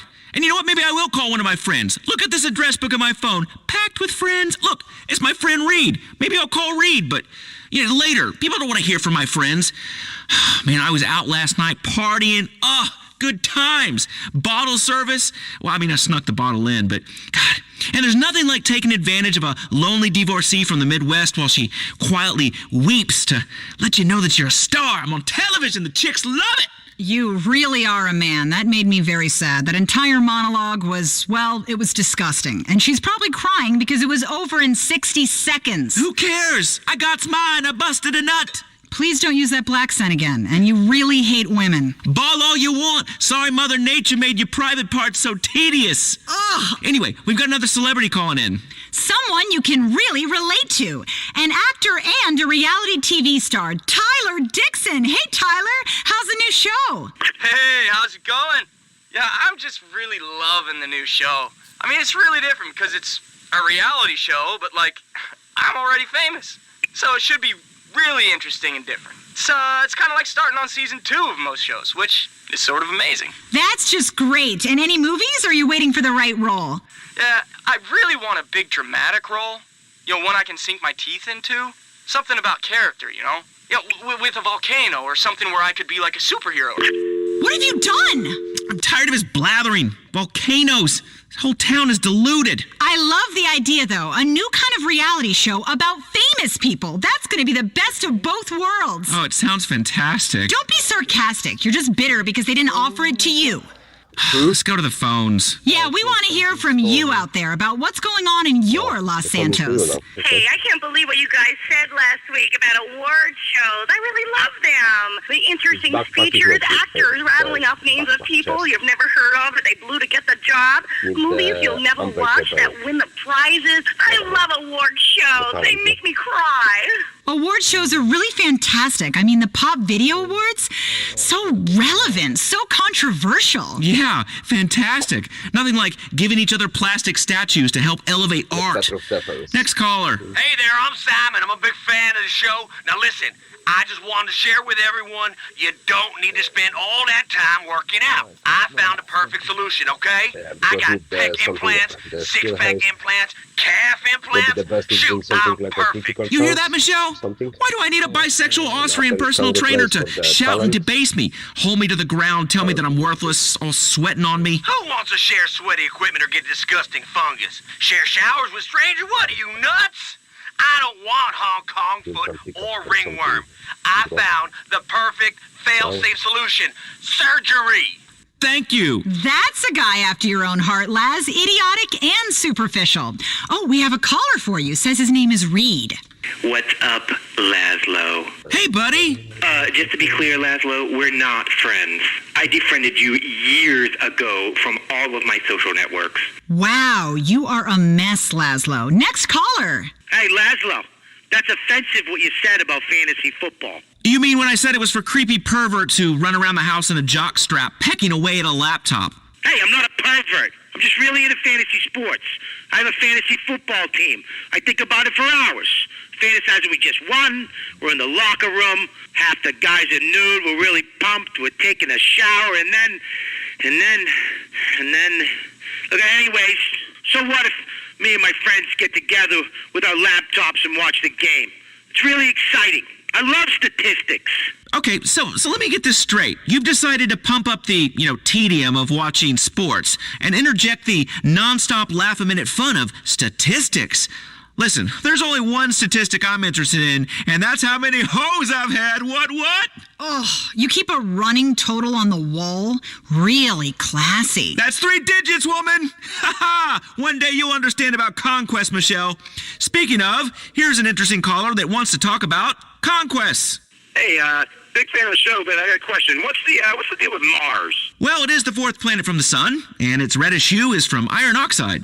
This is your space moment of Chattersphere. I mean, why do we have a dune buggy up there? I don't even have a dune buggy. Mars is bullshit. God, man, I'd love to go to Mars or a space station, get some groupies up there, watch my DNA fly across at 0 gravity. It'd be amazing. I could start my own religion and an entire civilization of people bred from me. That would be great. I could see it. Me and a couple of hot Martian chicks. You are revolting. So hypersexualized. Don't you know that we live in a new liberal age where we never say anything mean or crude?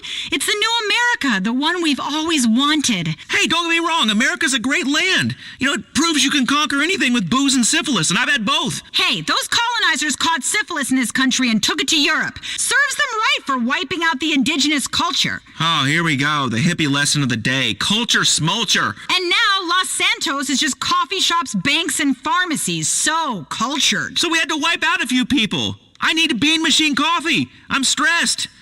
I love this town. You could be smug about the rest of the country and live in a vacuum pretending that there's an endless supply of revenue to just hand out to people and for new metro projects. Where we're obsessed about the environment, but people are dumping chemicals on their lawns so much that it gives their neighbors birth defects. I mean, this is a state that's got the worst carbon footprint in the world while everybody goes around pretending they like the outdoors. This is a proper liberal's paradise, man.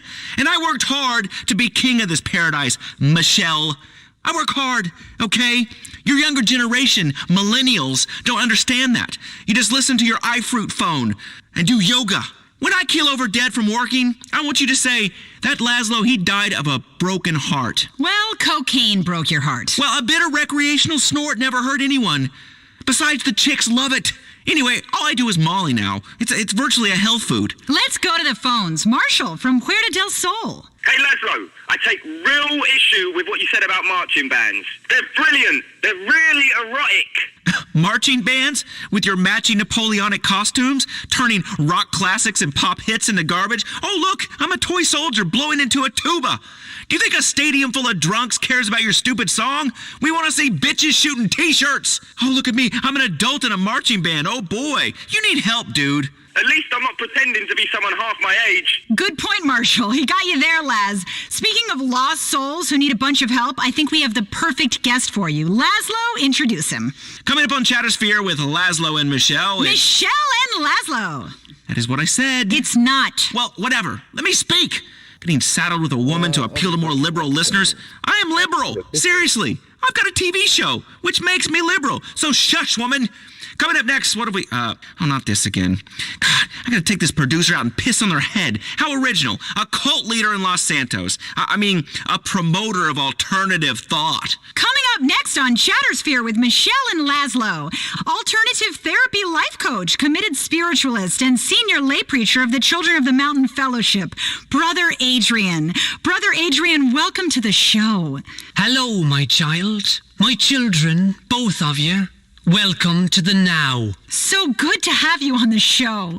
Yeah, it makes a real break from the whack jobs and crazies I normally interview. Our guest booker gets us celebrities, but the publicist makes us take these has-beens and won't-be's. I'm not a psychic, Laszlo, but I am sensing a lot of hostility from you. You seem like you are in prison. Yeah, I couldn't agree more. And you know who the warden is, Laszlo? Yeah, it's Michelle. No, my child.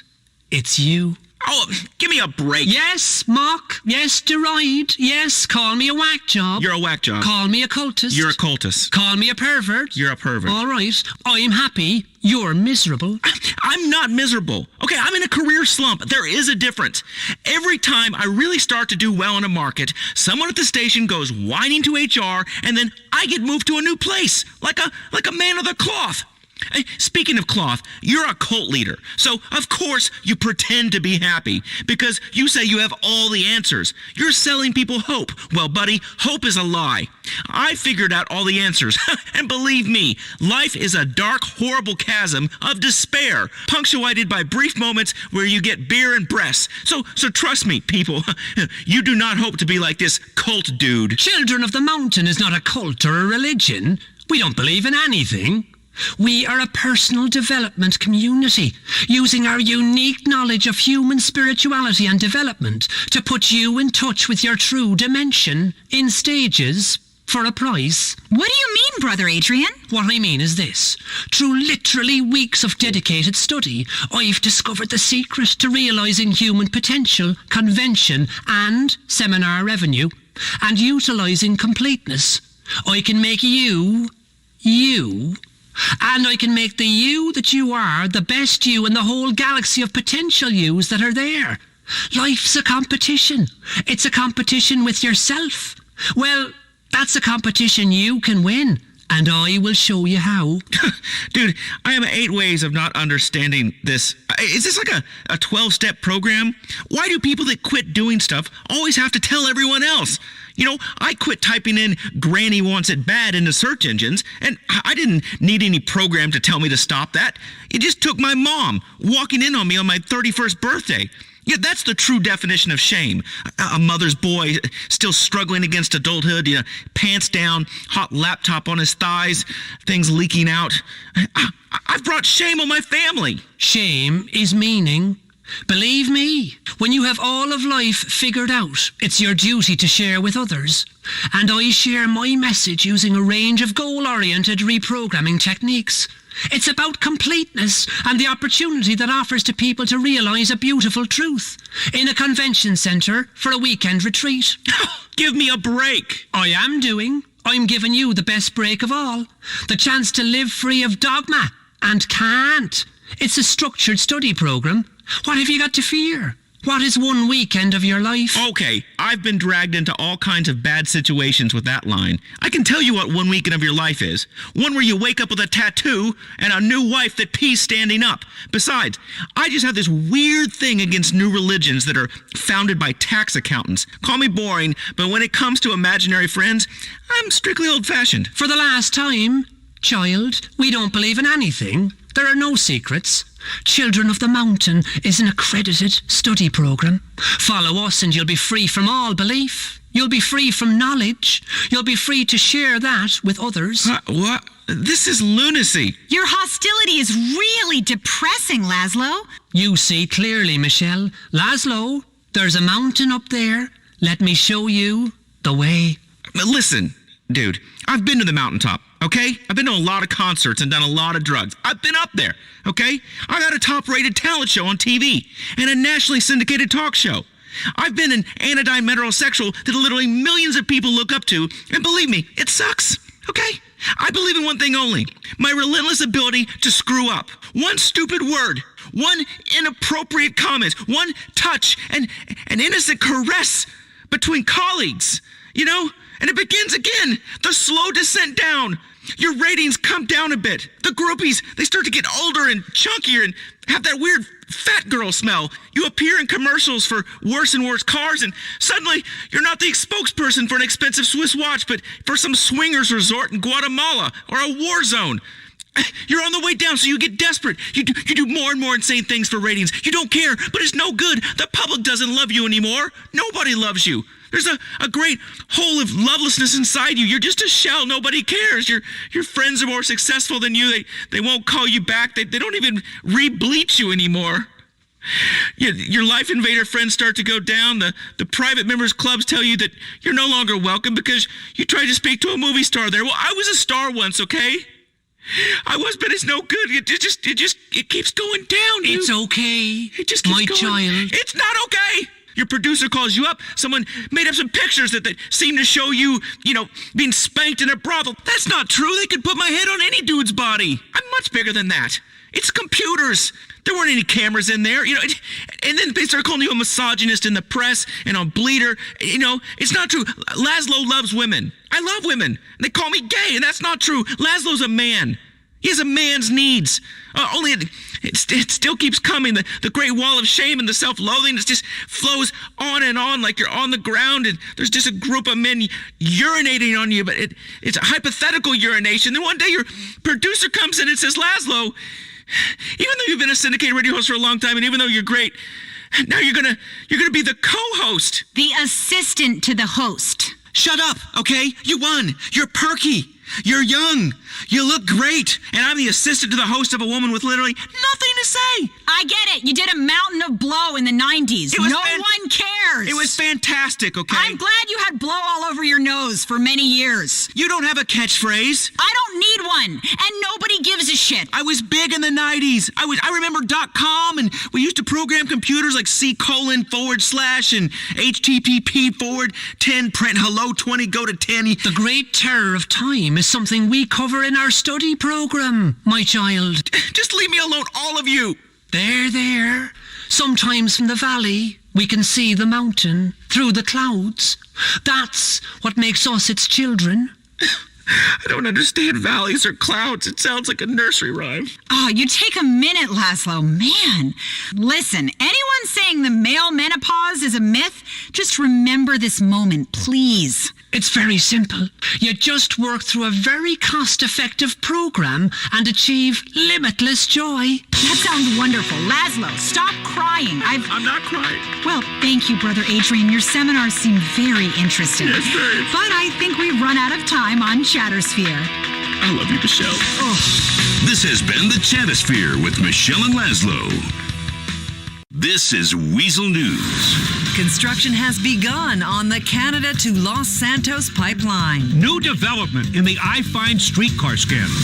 Canada has three things: really strong weed, boring ice sports, and pristine drinking water. Los Santos city officials have announced that the San Andreas aquifer is nearly dry and mostly polluted. So construction has begun on a pipeline that will bring Canadian lake water to thirsty residents here. A city official said, quote, "Draining pristine wetlands has been brilliant for the environment here. So local governments in Canada who sold us water rights have a great future to look forward to." Tech News. The I-5 streetcar scandal continues to worsen, with reports that alongside massive data theft, they have been instructing drivers to prioritize the download of sexy home photos and videos so they can monetize them online with paid advertising without the user's consent. The mood at I-5's corporate headquarters today was said to be pretty much the same as always. A bunch of nerds in shorts and flip-flops riding unicycles around and playing ping pong.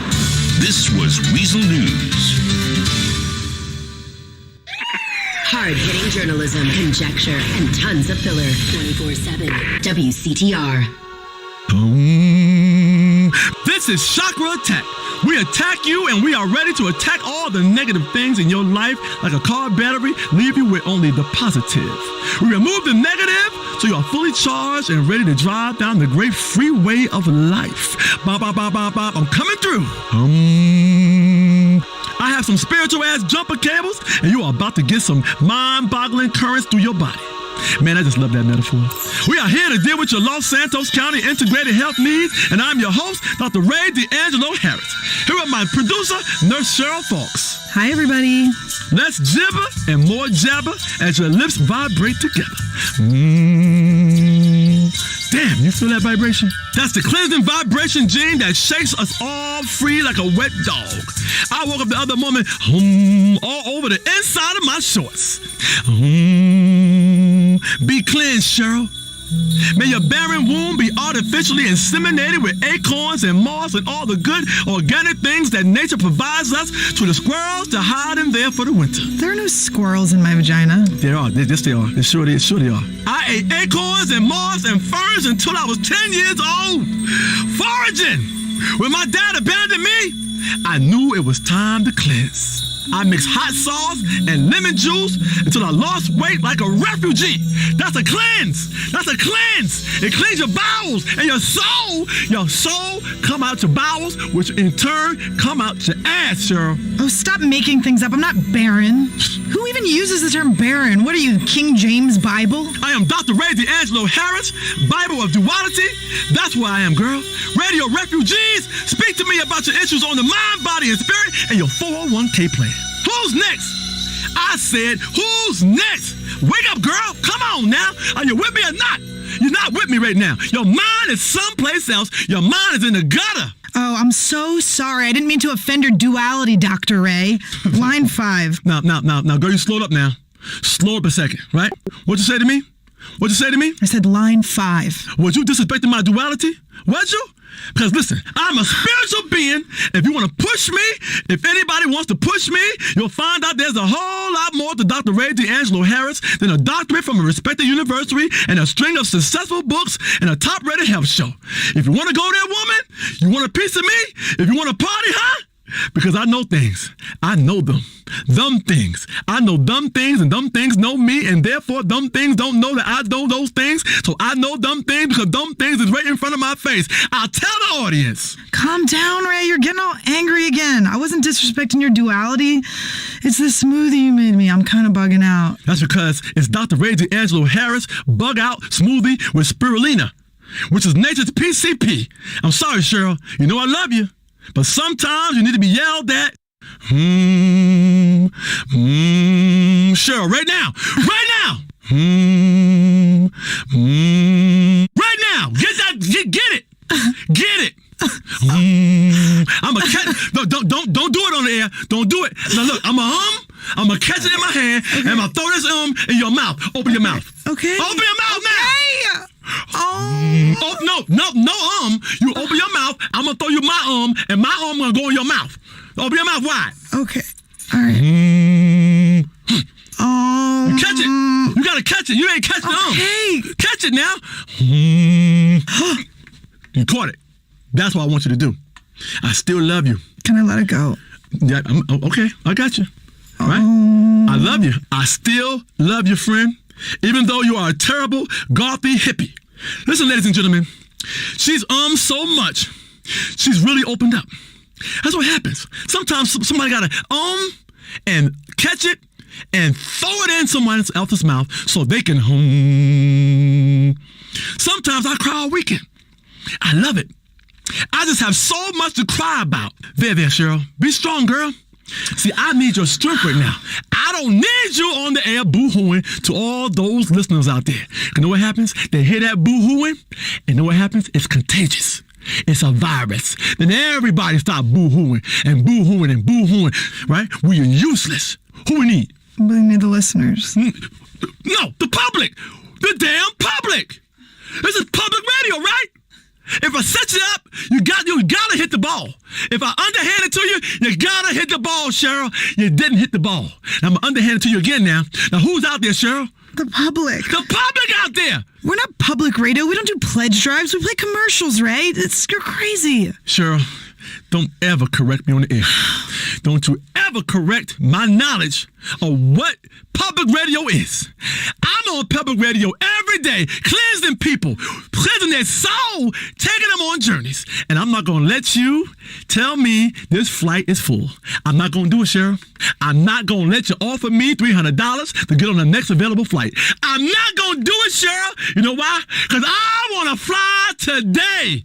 It ain't going to happen, Cheryl. Not in front of my public, and not in front of my listeners, and not in front of them people out there who I'm cleansing through their ass.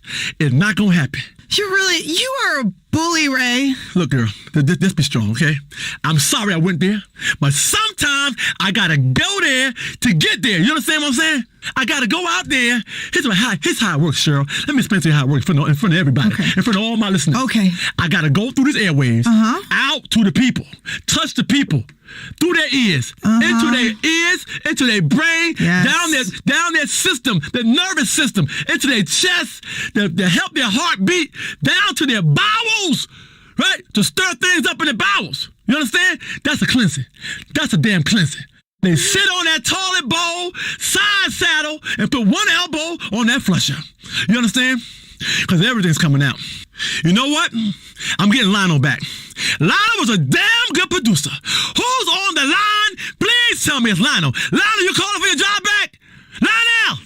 Ray, I love the vibe, but it's mostly bullshit. What the hell? We are raising awareness around here. Awareness, you dumbass fool. That's all it takes, and pretty soon shit has changed. Because people don't even realize they're being aware because you're getting awareness, and you don't know you got awareness until you get the damn awareness. Don't you tell me what I'm doing here. And we have done it all by holding a protest sign and wearing tie-dyes and smoking cheaper.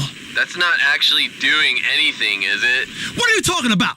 The first three letters in raising awareness are R-A-Y. Raising awareness. Bumper stickers create change. People see that shit and think while they're driving. The text on that bumper sticker is speaking to me right now. At a red light, driving 55 down to 35, right? I'm going to visualize world peace. I'm going to go home and I don't care if my woman leaves me. I don't give a damn right now. So what? I'm aware of global warming and pollution, but I don't give a crap. The news has made me an uncaring moron. I tell you what I'm tired of. I'm going to tell you right now. I'm tired of all the so-called vegetarians and vegans in this state. I only eat raw meat. If you come back to my show and call me a fraud, I'll eat you raw. You understand? I'll cut you open. I'll gut you open. I'll eat your thigh. I'll eat your calf. I'll eat your stomach muscles, them baby back ribs. I'll eat your neck bone. I only eat raw. You understand? Do you hear me? Do you hear me? You're going down. You're going down my goddamn throat. I'm going to swallow you like a goddamn cartoon character. You want to go there? You like that? You like that, Cheryl? Sure. You like that? Ray, you're just so holistic. Holistic up in this motherfucker. I don't cook shit. Cooking deprives you of all the nutrients that you need.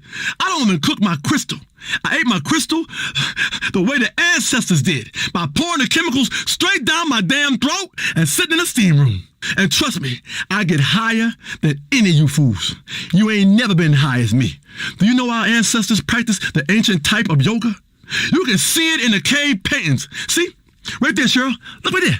What do you think they're doing in that cave painting? I don't even want to look at that's the ugliest painting I've ever seen. You obviously, it's like drawn with crayons. It looks like a zebra and a man are like humping each other. It's not yoga and it's not ancient. It is. You drew that. Okay, I sure did. In an ancient style. I channeled my ancestors. You know what I did? In my head, it's a TV, an old school TV, the kind you turn with your hand, not the kind that needs remote control. In my head, it's an old TV, right, sitting on legs. This ain't no flat screen. This TV big as a damn refrigerator, and it has a knob on it, and it's channels. And my brain is turning them damn channels. I channeled my ancestors on that old ass TV. You understand? I channeled them. They doing stuff in the cave paintings because the person who was painting the cave painting was high. You understand? Yeah. He's high as a kite. And then he's high and he's painting in that damn cave. Who the hell sits in the damn cave and paint? That's an art right there. I talk about that in my book. About turning your man cave into a BC place. The whole paleo movement. Holistic paleo. Body and dwelling. Take a hit from nature, man. You can eat raw grass or hay like a farm animal, or you can be at the top of the food chain and chase down foods yourself as I do. You damn right I do, right? I chase the food down, I catch the damn food, right? I gut the damn food and I eat the damn food. I'm a human cheetah. I'll chase you down. You ain't gonna get away from me. You understand, Cheryl? You understand? Right? Right? So eating raw not only means chewing on a head of cabbage, but also chasing a gazelle like a lion and eating it raw. or taking some fool who's been giving a woman the eye and drinking the blood right out of his neck. That connects you to nature. It's great squeezing the life out of an animal as you bite its throat, blood dripping down your face, and even better, doing it to some punk who thinks he knows more about meditation than you do. Because you don't know more than me. Trust me. You come walking in the door of your house and your woman sees you all covered in animal entrails or even swallowing the neighbor's liver, she's gonna think twice about hassling you. Twice! What is that smell? It's horrible. That's my new composting TV, Cheryl. As part of the Dr. Ray D'Angelo Harris fully organic living system, I have turned my old tube TV into a compost bin. Why am I going to watch some old damn football games when I can watch worms eat my feces from a month ago? The lowest creature in nature becomes your greatest ally in this fight against waste. You got to compost. There be annelids up in that shit. I compost condoms. I compost people. I compost every damn thing I can. And my flowers grow. My flowers grow from that compost. My garden is rich. My garden is rich. My heart is full. Cheryl, you okay? You look hungover. You all right? I'm just mesmerized by these fish. What are they doing? They're swimming in the trash can. That's my new koi pond. Recycle koi. You can learn a lot about relaxing and spirituality from the Japanese, Cheryl. They are some deep people. Not just hibachi, getting them grilled shrimp and that rice stirred with the vegetables and stuff, and the guy puts the onions on top of and makes the onions into a volcano, doing tricks and stuff with the damn food right in front of you, like a damn food circus. You got to consume the culture, Cheryl. Consume it. Literally, spiritually, consume the culture, Cheryl. That's what makes us spiritual. By consuming bits of other people's culture and then holding it over the heads of others less spiritual than you. You understand? I just don't see how watching goldfish in a trash can is spiritual. It's like we're just watching living things, just these creatures swimming around in circles until they die. Don't you be back-talking my koi pond, woman. You got me all twisted up now. My mind is going other places right now. Hold on now. You get me upset now. Now I gotta...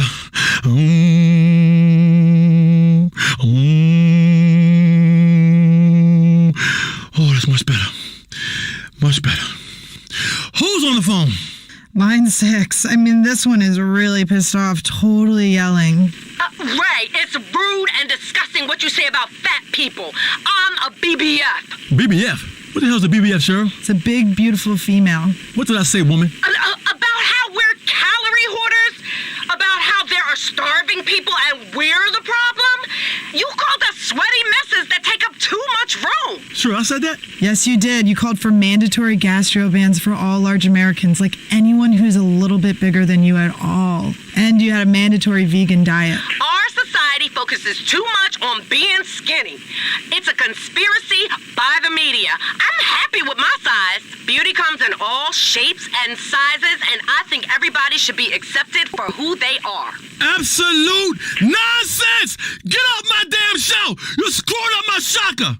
If there's one thing I cannot stand, it's people screaming about how happy they are. I ain't about being happy, people. That ain't the point of nothing. Happiness can suck my fatty. It's about duality. Happiness and sadness, life and death, kindness and unkindness. That's why I called you fat. Because I love you. You understand? I called you fat because I love you. And that's why I lost my chakra on Cheryl. Because she's my sister. That's why I fired Lionel, a perfectly good producer, because he was my brother, and that is why I am too. I'm awake, I'm asleep. I'm grown, I'm a child. I'm old man, and I'm afraid of death. I'm a sleeping baby. I hate it when people say they slept like a baby. Babies sleep like shit. Need a titty to get them through the night. Cheryl, I'm thinking about yours right now. I don't think you'd like mine. They're like really, really hairy. You gotta pluck, girl. You got to pluck. Many a first date has been ruined when the first base is covered by foliage. Touch my special place right now.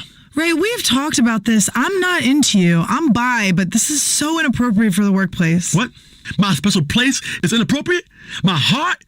I'll tell you what, touch my heart. Place your hand on my central solar plexus. Right? Let me breathe deep.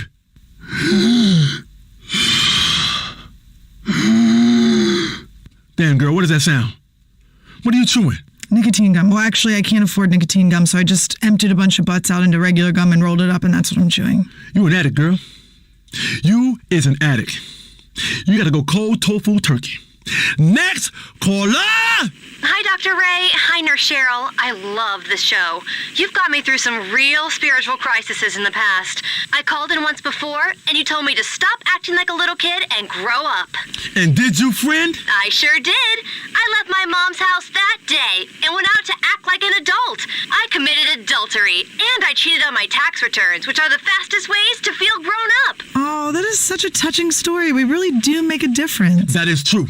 There are many ways to get in tune with nature, and fraud and messing around in your old lady are but two of them. Like a horny chameleon of love. Damn you fine, girl. Don't you think we should really be spiritual together? Making a beast with two backs. Look, I drew a cave picture over here on the wall. That's just two stick figures and a bunch of lines. Ray, if you're channeling your ancestors and that's really who's drawing this, they're terrible artists. Those lines, you don't get it, girl. Those lines are zebra print sheets, only made out of silk on a round bed. Because I only do it in the round. That's us becoming spiritually connected.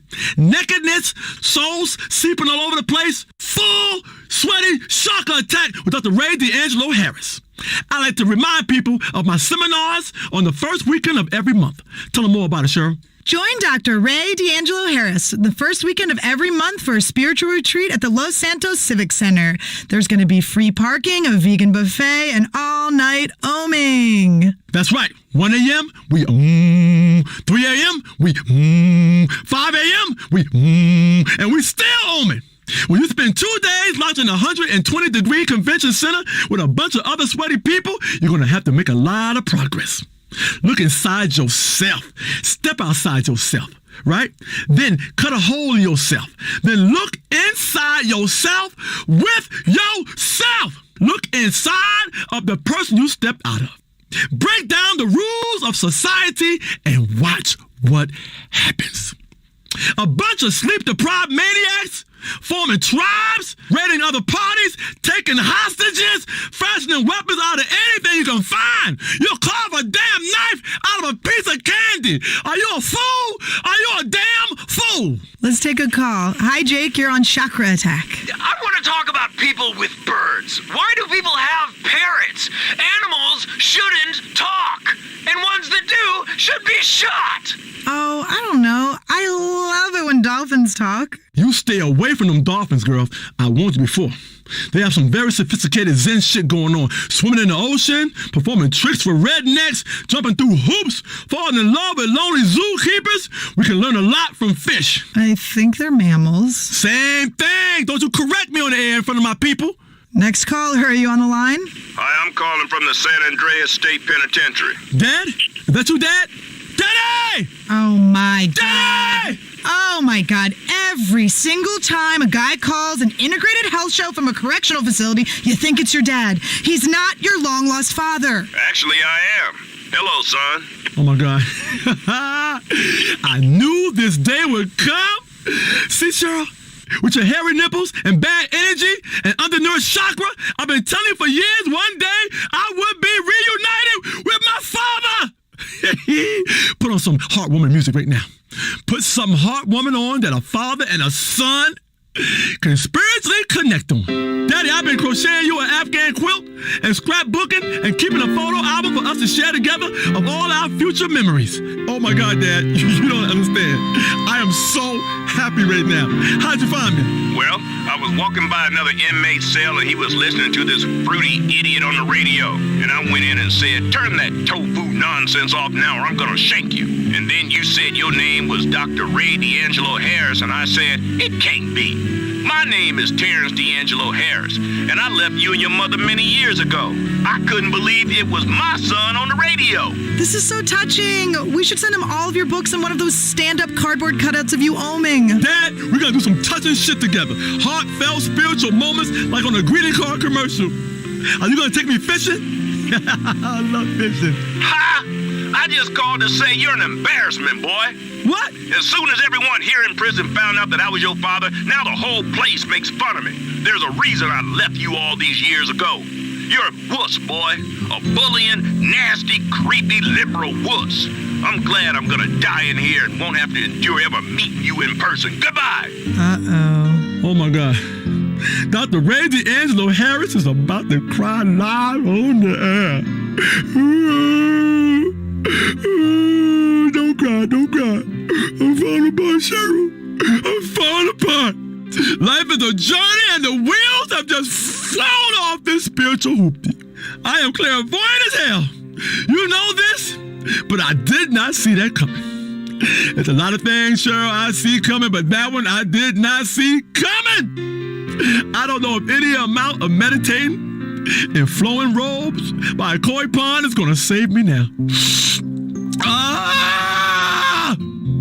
Contain yourself, don't cry. I'm not going to cry. I'm falling apart, Cheryl, over here. I'm falling apart. That man took my heart, Cheryl. He took my heart, made it into a heart snowball, and threw it in my face. This has been Chakra Attack with Dr. Ray D'Angelo Harris. Cheryl, hold me.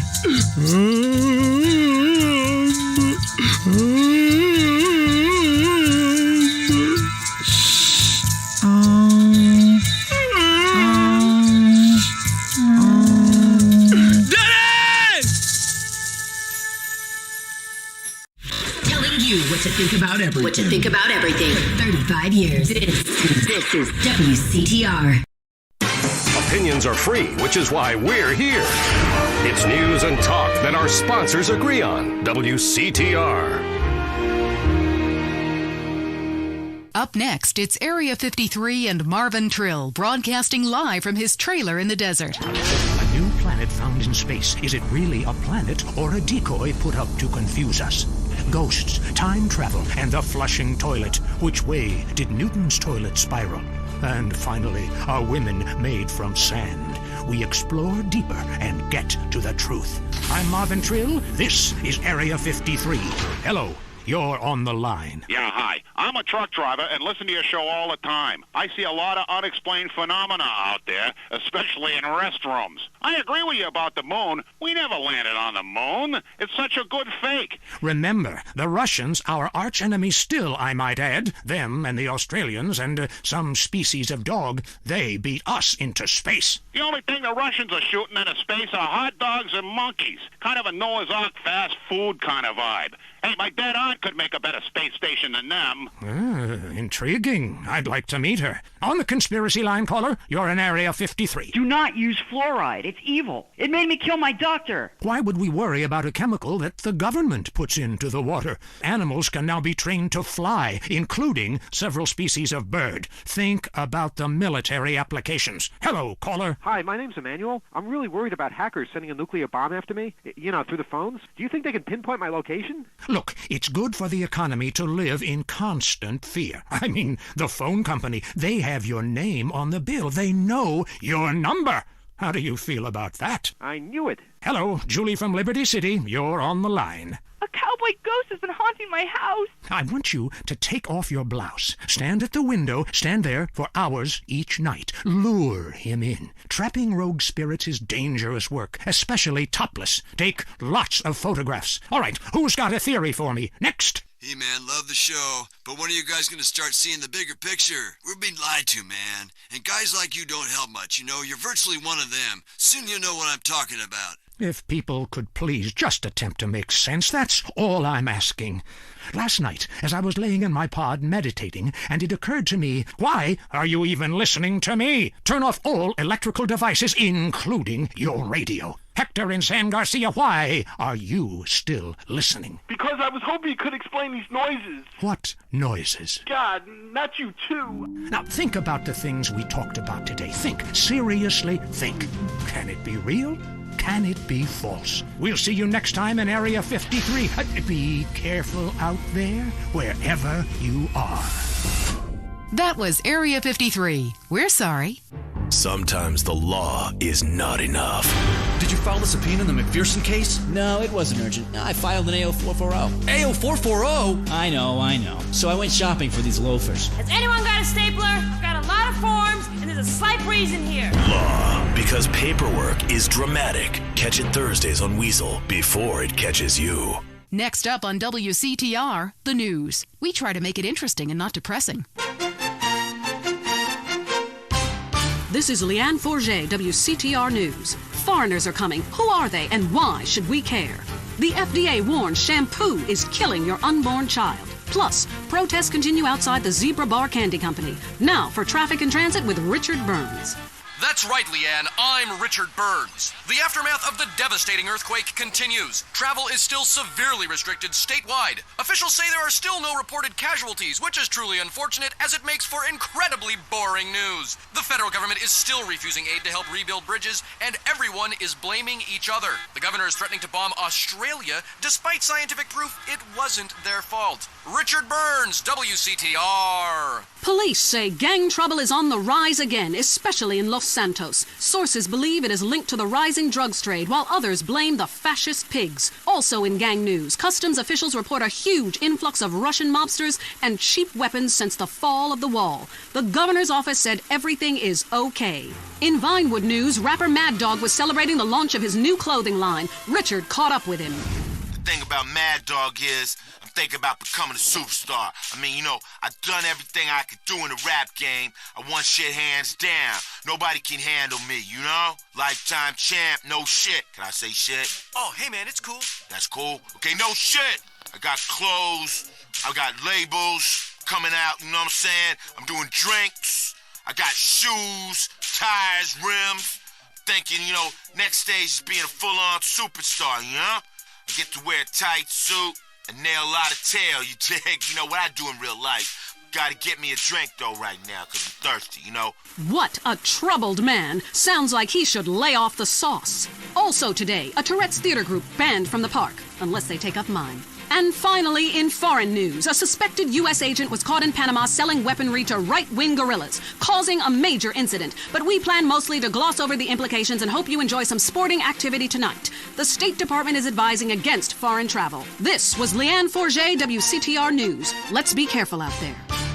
Up next on WCTR, it's The Man Coaches Hate. It's Derek Thackeray in the tight end zone. Brought to you by Eris Pump Up Shoes, because women love a winner, and winners wear shoes.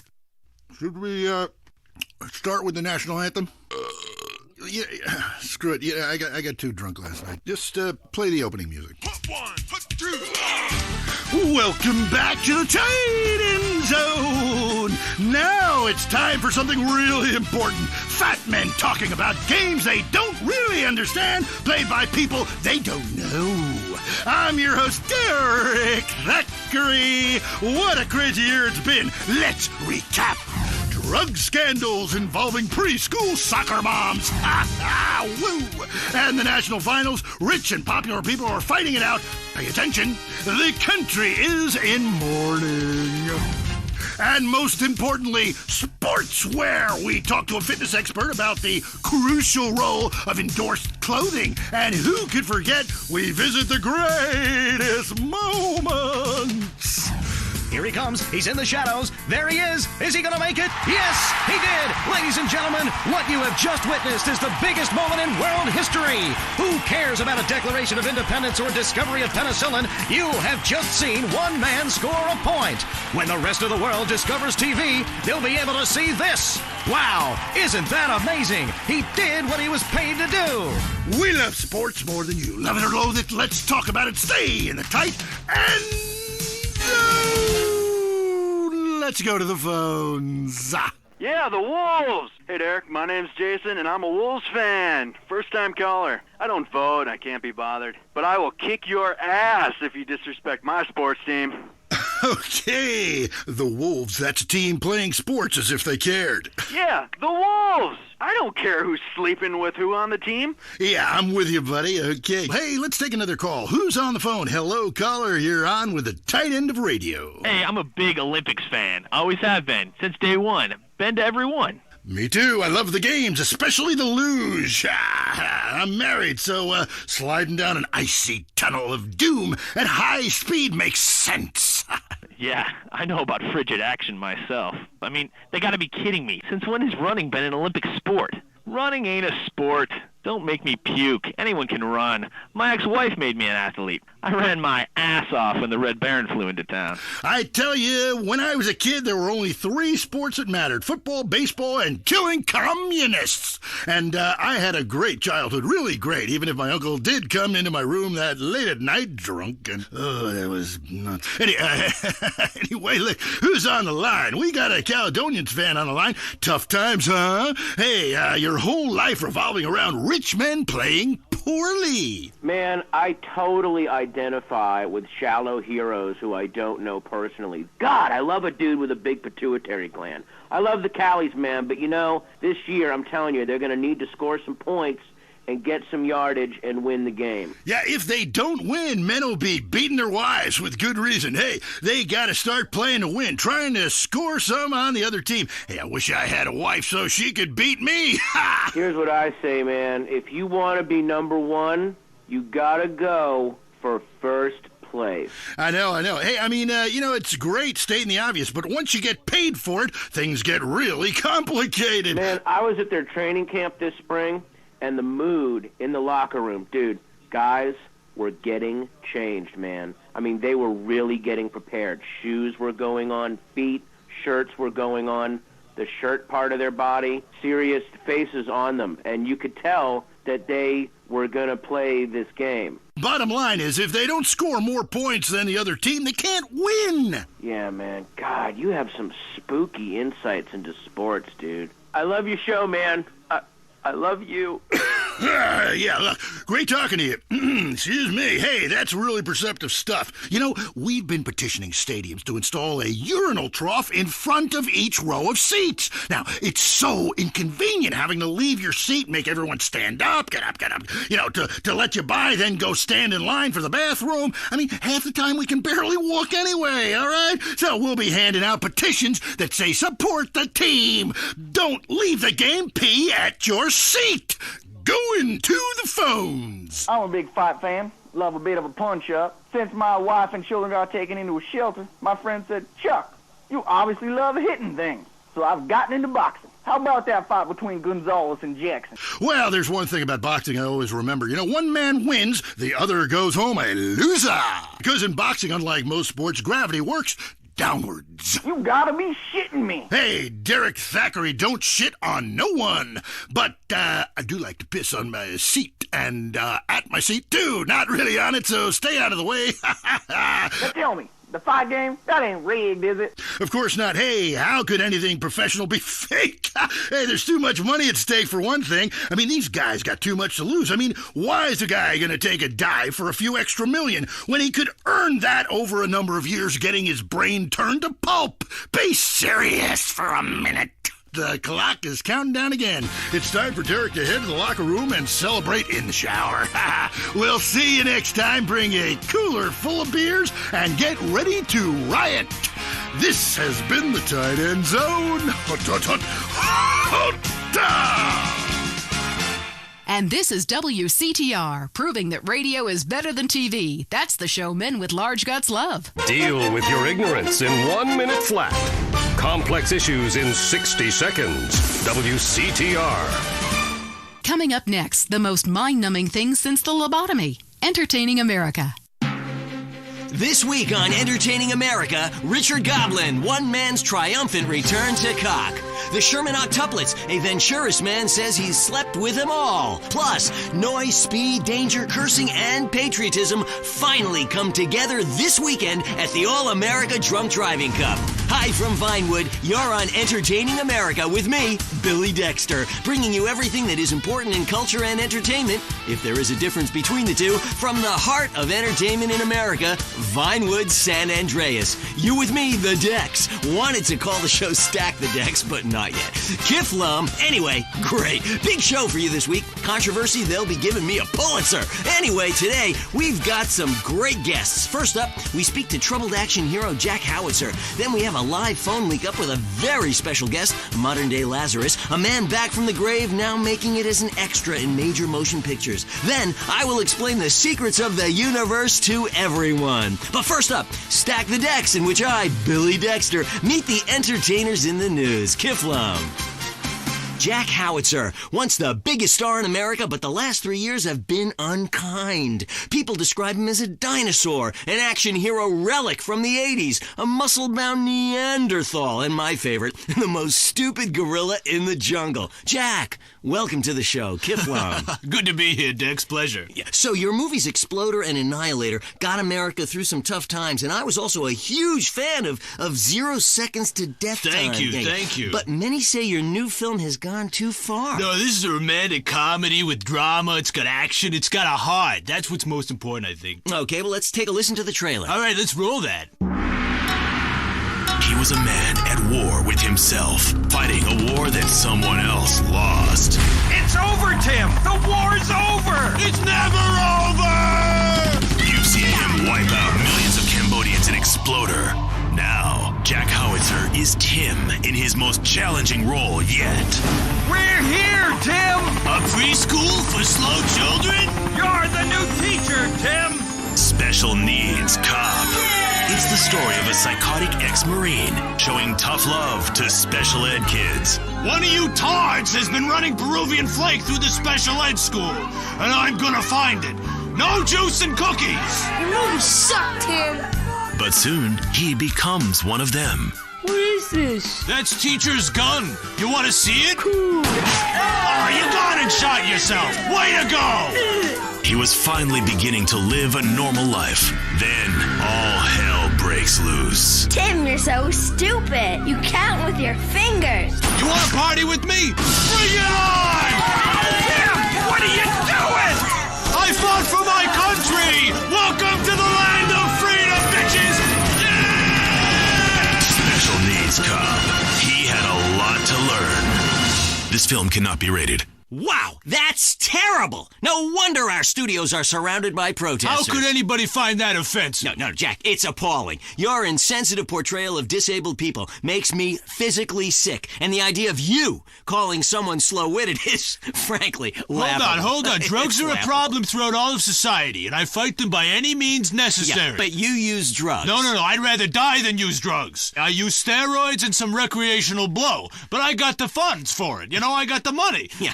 Don't you think you're just a little out of touch? Whoa. Yeah, I'm rich and I work in Vinewood, okay? I'm not out of touch. Action, weightlifting, and killing foreigners. That never goes out of style, Dex. My last film, okay, Loincloth, about a wrestler who's dropped into Thailand and I saved the world by teabagging the bad guys. That's a spiritual picture. That's love teabagging. That stuff ain't out of style. Yeah, things are more sensitive now. I was affected, all right, when Ho Chi got hurt in Exploder. I mean, I thought it was time to do something, a film that made a difference. Yeah, but Ho Chi was a character. Exploder was a movie. Right. And I was there, and I should have killed them all. Yeah. Don't push me, Dex. I'll give you a war you won't believe. That look in your eye, right here, right now.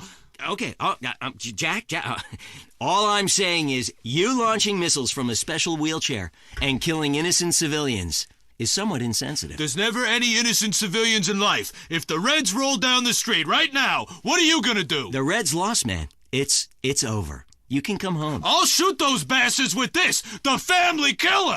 Jack, put that away, please. What, this? It's a submachine gun. Come on, it's not serious. Oh, but you're Billy Dexter. Who put you up to this? Gorbachev? No. You should come down. I heard what you said about me. You think steroids shrank my genitals. No. You said it. Put the gun down. My balls? Please. I'm sure you have huge ones. That's right. Please stop. Come on, they haven't shrunk. Touch them. No. Feel them. No. Come on, sniff them. Do something. Touch them. Touch them or die.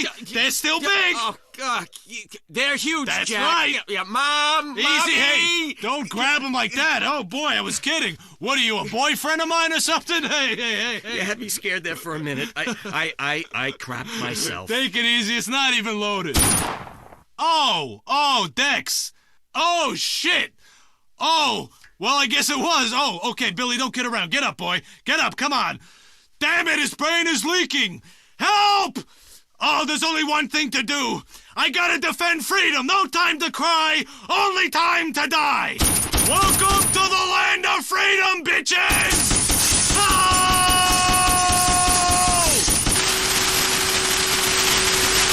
That was Entertaining America, showing you why America is so respected culturally across the world. Prepare to be scared. The news is next.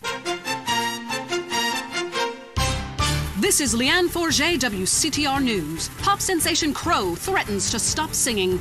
America celebrates. And movies, are they true? Plus, children, was Freud right? Do they want us all dead?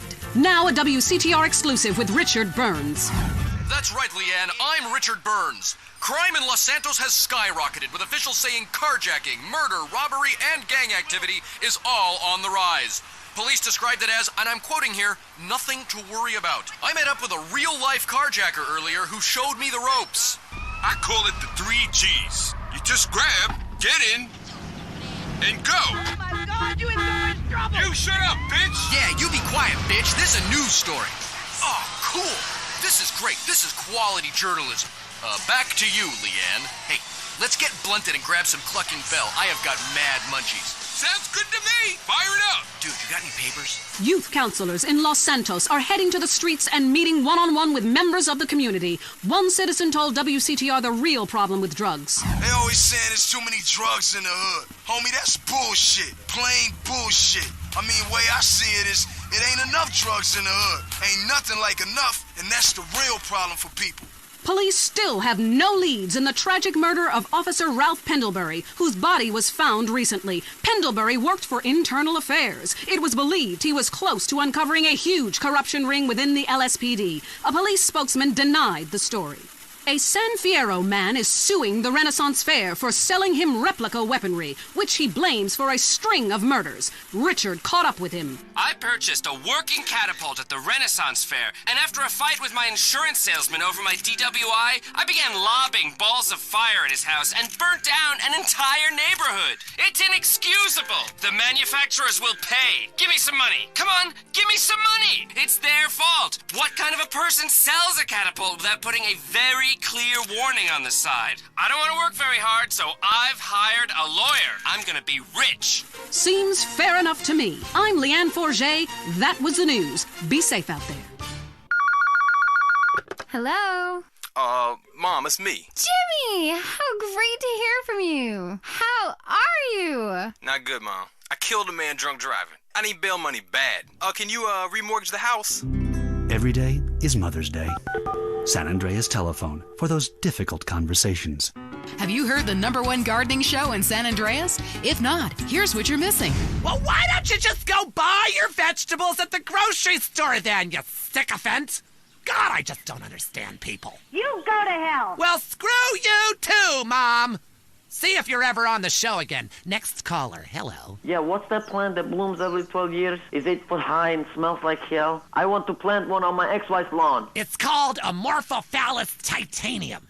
God, I love to say that. Amorphophallus titanium. The sound of it gives me a redwood in my khakis. If I come back as a superhero, I want to be called that. It's Amorphophallus titanium, the rare botanical wonder. See his 8-foot protrusion as he pollinates on everyone. But why does it stink so bad? It's about marking your territory, my man. You don't mark your territory, do you? You should try it. Pee on the front door of your office. Just see if anybody thinks of coming near you. Okay, I would try that. Thank you so much for the advice, Maurice. Oh, I'm here to help, sailor. Gardening with Maurice, only on WCTR. In darkness, you only have your nocturnal instincts to rely on. Ultimate Disc in the Dark, the electric, stimulating new game that's sweeping San Fierro. It's a non-contact, contact sport where you throw a flying disc in the dark. I got it! Oh, get him! Nail his head! It's a new competitive sport for the uncompetitive, an aggressive, action-packed game for those who love nature and living on the edge. It's harder than football. It's faster than rugby. It's about throwing a plastic disc and catching it. Pitch, then catch, run to the goal and score. Ultimate Disc in the Dark. Just like a real sport, only we made it up, and it has a great social side. Oh my God, what team are you on? I'm on the other team. Me too. Take that, silly. But if you catch it, you gotta know what to do with it. Some will struggle, some will submit. Everyone is laughing. Again. But it's your quest to come out on top. This is a great excuse for some serious fun and a way to meet people like you and never see them again. Oh, that's great. League games begin at sunset every night in San Fierro Civic Park. Or start your own game. And because it's night, it's not too embarrassing to play a strip version. Come and play Ultimate Disc in the Dark. Talk is cheap, especially on this station. Featuring more rich, angry people complaining. WCTR. Do you find your daughter's friends attractive, but know they look at you as just a dad? Does the typing pool at work think of you more as a teddy bear than a tiger? Do you whack off in your minivan while listening to teen pop? You know, you'll be dead soon. You've missed out on so much. It's not too late to make a change. At the Midlife Crisis Center, we know you've made a success of yourself. Why are you sharing it with others? Why not enjoy it while you have a chance? What's holding you back? Cowardice. We'll get you to the other side of your despair. We specialize in real estate, divorce attorneys, mistress placement, plastic surgery, hair coloring and replacement, male fur coats, and much more. With a designer clothing store and sports car dealership on site, the Midlife Crisis Center will help you discover life while you still can. Come with your wife, leave with a sports car. While you've made a success of yourself, her chest has gone south. How can you have that trollop on your arm for a second longer? The answer is you can't. Ignore your children. Take yourself seriously. Visit the Midlife Crisis Center today. It's a favorite show with serial killers and stalkers. Lonely Hearts is next. All through the sultry anonymity of night and some of the day, you're on Lonely Hearts on WCTR, West Coast Talk Radio. Or as I like to call it, We Can't Talk Right. I love you all. I'm your host, Christy McIntyre. Let's go to the phones. Hi, Christy. My wives and I love your show. It's really helped. Aw, thanks. Do you want to tell us about it? No. Okay. Jenny on the line from Santa Maria. Hi, Jenny. How's your heart? Broken, like my arm and two of my ribs. What happened? I married my childhood sweetheart, but it all went wrong. He's become a drunk, and he has a substance problem, too. And now he beats me every day. Stay with him, honey. After all, you're only lonely when you're alone. But he keeps threatening to kill me. Jenny, do you know the meaning of the phrase homewrecker? No. What about selfish bitch? I want to bring people together, not break them apart. Who's on the phones? It's a big, lonely state out there. Careful on, Mary. I'm watching you right now in the shower. Notice how many lonely hearts are lunatics? You wonder why, or perhaps not. Brian from Las Venturas. Hey, dude. My name's Brian. I'm calling from Las Venturas. I want to talk about my heart. Why do men just repeat back what you say and never listen? Are you brain dead, Brian? Oh, actually, it's ironic that you say that. It's because my wife's been brain dead for years now. Oh. So sorry. I seemed all insensitive for a second there, possibly ruining my career. Would it help if I slept with you?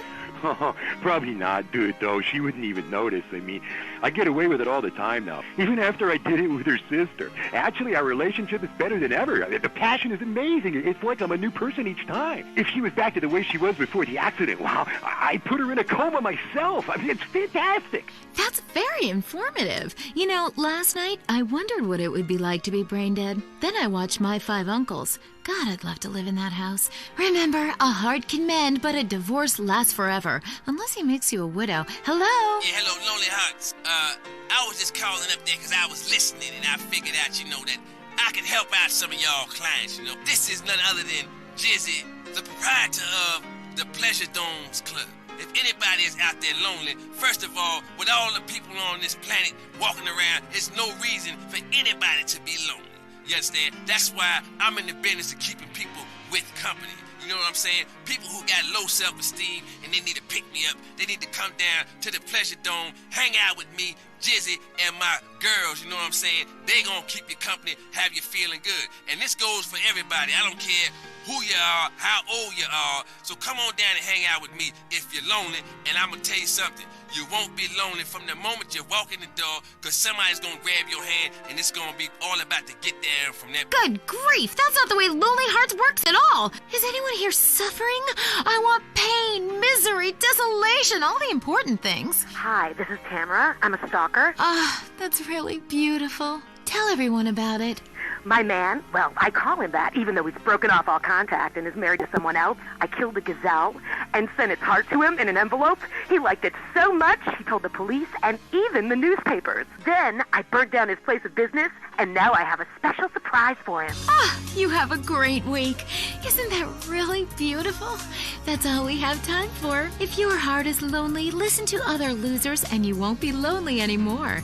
You'll want to spend the rest of your life in isolation, away from people, which is progress after all. Until next time. I hope you enjoyed Lonely Hearts. It's always fun to laugh at other people's misery, isn't it? Deal with your ignorance in 1 minute flat. Complex issues in 60 seconds. WCTR. Let's be honest about things for a second. Really honest. You came out to the West Coast to get away from something. Everyone does. Let's face it, the Midwest is full of retards. That's why we've got the fastest growing population, a massive economy, and absolutely no history or culture. You used to be a dork, but you moved here, and suddenly you're cool. San Andreas is the land where you can be who you want to be. Change your name, come out, lie about your age, form your own religion, call yourself an actor but wait tables. It just doesn't matter out here. Everybody's at it. Until the awful moment old friends or family come to visit. Janice understands. Maybe it's time to change your identity. Don't let bad memories blow your cover. We'll teach you all the things you need to alienate your family quick. They'll never think of visiting you again. Select from a list of weird religions that involve burning things, singing children's songs backwards, and loads of television worship. We'll select a member of another race or life form for you to claim as your soulmate, and your dietary habits will go Pacific too. People come to San Andreas to escape their past. We'll help you lose contact with friends and family fast. Janice, it's time to invent the new you. The news and all the other things that really matter to you. Like sensationalist bullshit. Sexual realignment used to require expensive surgery, months of hormone treatments, years of therapy, and you still ended up looking like a drag queen. Now you can let the woman inside come out in the privacy and comfort of your own home, and it's as fast as this. Slice.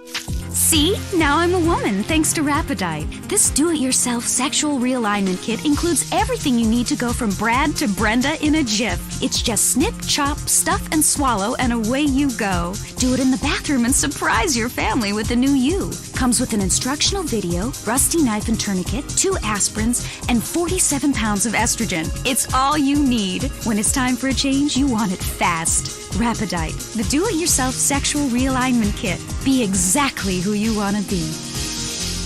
If you love to hear liberals whine and conservatives lecture, then stay tuned for I Say You Say. The future of America, threatened again. This time, we mean it. I'm Dr. Phillips. And I'm also Dr. Phillips. Today on the show, do cave paintings in museums make us violent? The anti-beef movement.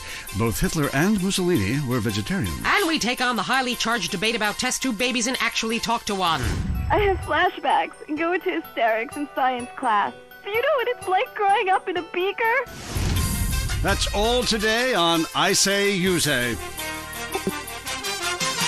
We share last names, but that's about it. I'm Peyton, that's my wife Mary, and this is I Say You Say, where left is right and right is wrong. Or where east meets west, and the west always wins. That wall came down, darling. Yes, unfortunately it did. I don't know if you saw today's news, so who is in the right in this great dialectical disaster? Is it, as I think, a case of share and share alike, love your fellow man, and all wear matching jumpsuits while working on a collective hydroponic farm growing potatoes? Or kill or be killed, crush the weak, and starve the poor, as my wonderful wife thinks? You decide, or let us decide for you. Give us a call, and let my wife, a professor in social Darwinism, or me, a lecturer in pointless anthropology, work things out. That's the problem with liberals. They don't know when to shut up and enjoy freedom. Let's go to the phones. Yeah, hi. Here's the deal. I'm really funny, but nobody wants to hire somebody funny. I mean, how is that fair? I mean, I'm white, middle class, very erudite. You know, whatever that means. But people just respond badly to me. I don't understand it. Are you related to my husband? I don't think so. I hope not. Have you got a question about politics? Yeah, sure. I know a lot about politics. Hey, can I do your job? You know, I used to be on the radio back in the day. Even my husband can't do his job, you strange, pathetic little sap. Let's have a real caller, please. Hi, my name's Michelle. I'm a first-time caller to the show. I wanted to know what you guys thought about the proposition to ban smoking. Well, this is a simple issue. Smoking. Democracy at work again in our state. Seems like a good thing when you first look at it, but democracy only works when you agree with it. Then it's best to favor a totalitarian state. I'm not sure about this one. I think smoking is an invasion of my body, and I've always wanted to shoot people. I'm right behind the proposition. Me too. Thanks, Michelle. I also wanted to say hi to my stepbrother Phil, who's been undergoing a hair transplant today. Hey, Phil, if you're listening, I hope it's 6 this time.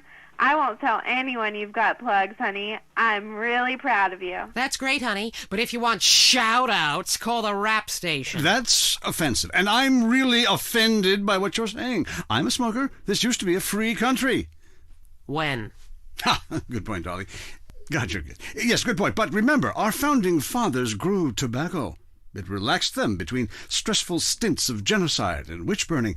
And you're so against raising taxes, smokers pay more taxes than anyone. My grandfather smoked his whole life, and he lived until he was 32. So what I'm saying is, why can't we encourage more smoking and use the money to pay for better health care and some cultural programs, bringing expressive dance and sun worship back to the inner cities? Worrying about the inner city has ruined your academic career, and this woolly thinking is going to ruin your chances of getting anywhere with me tonight. Promise? The thing is, smoking is good because it lets people make a lot of money, but so is selectively culling the population. So what I'm proposing is a change in the proposition. Let people smoke, but make cigarettes much cheaper and force everyone to smoke. That way we weed out the weak, make a lot of money in tax, and keep our national heritage intact. Line 2, you're on I Say, You Say. Ah, I listen every time to your show. It's really made me think about the world in a whole new way. I moved out of the city because it sucks. Now I live in a compound surrounded by barbed wire and shoot and kill anyone I don't recognize on my land.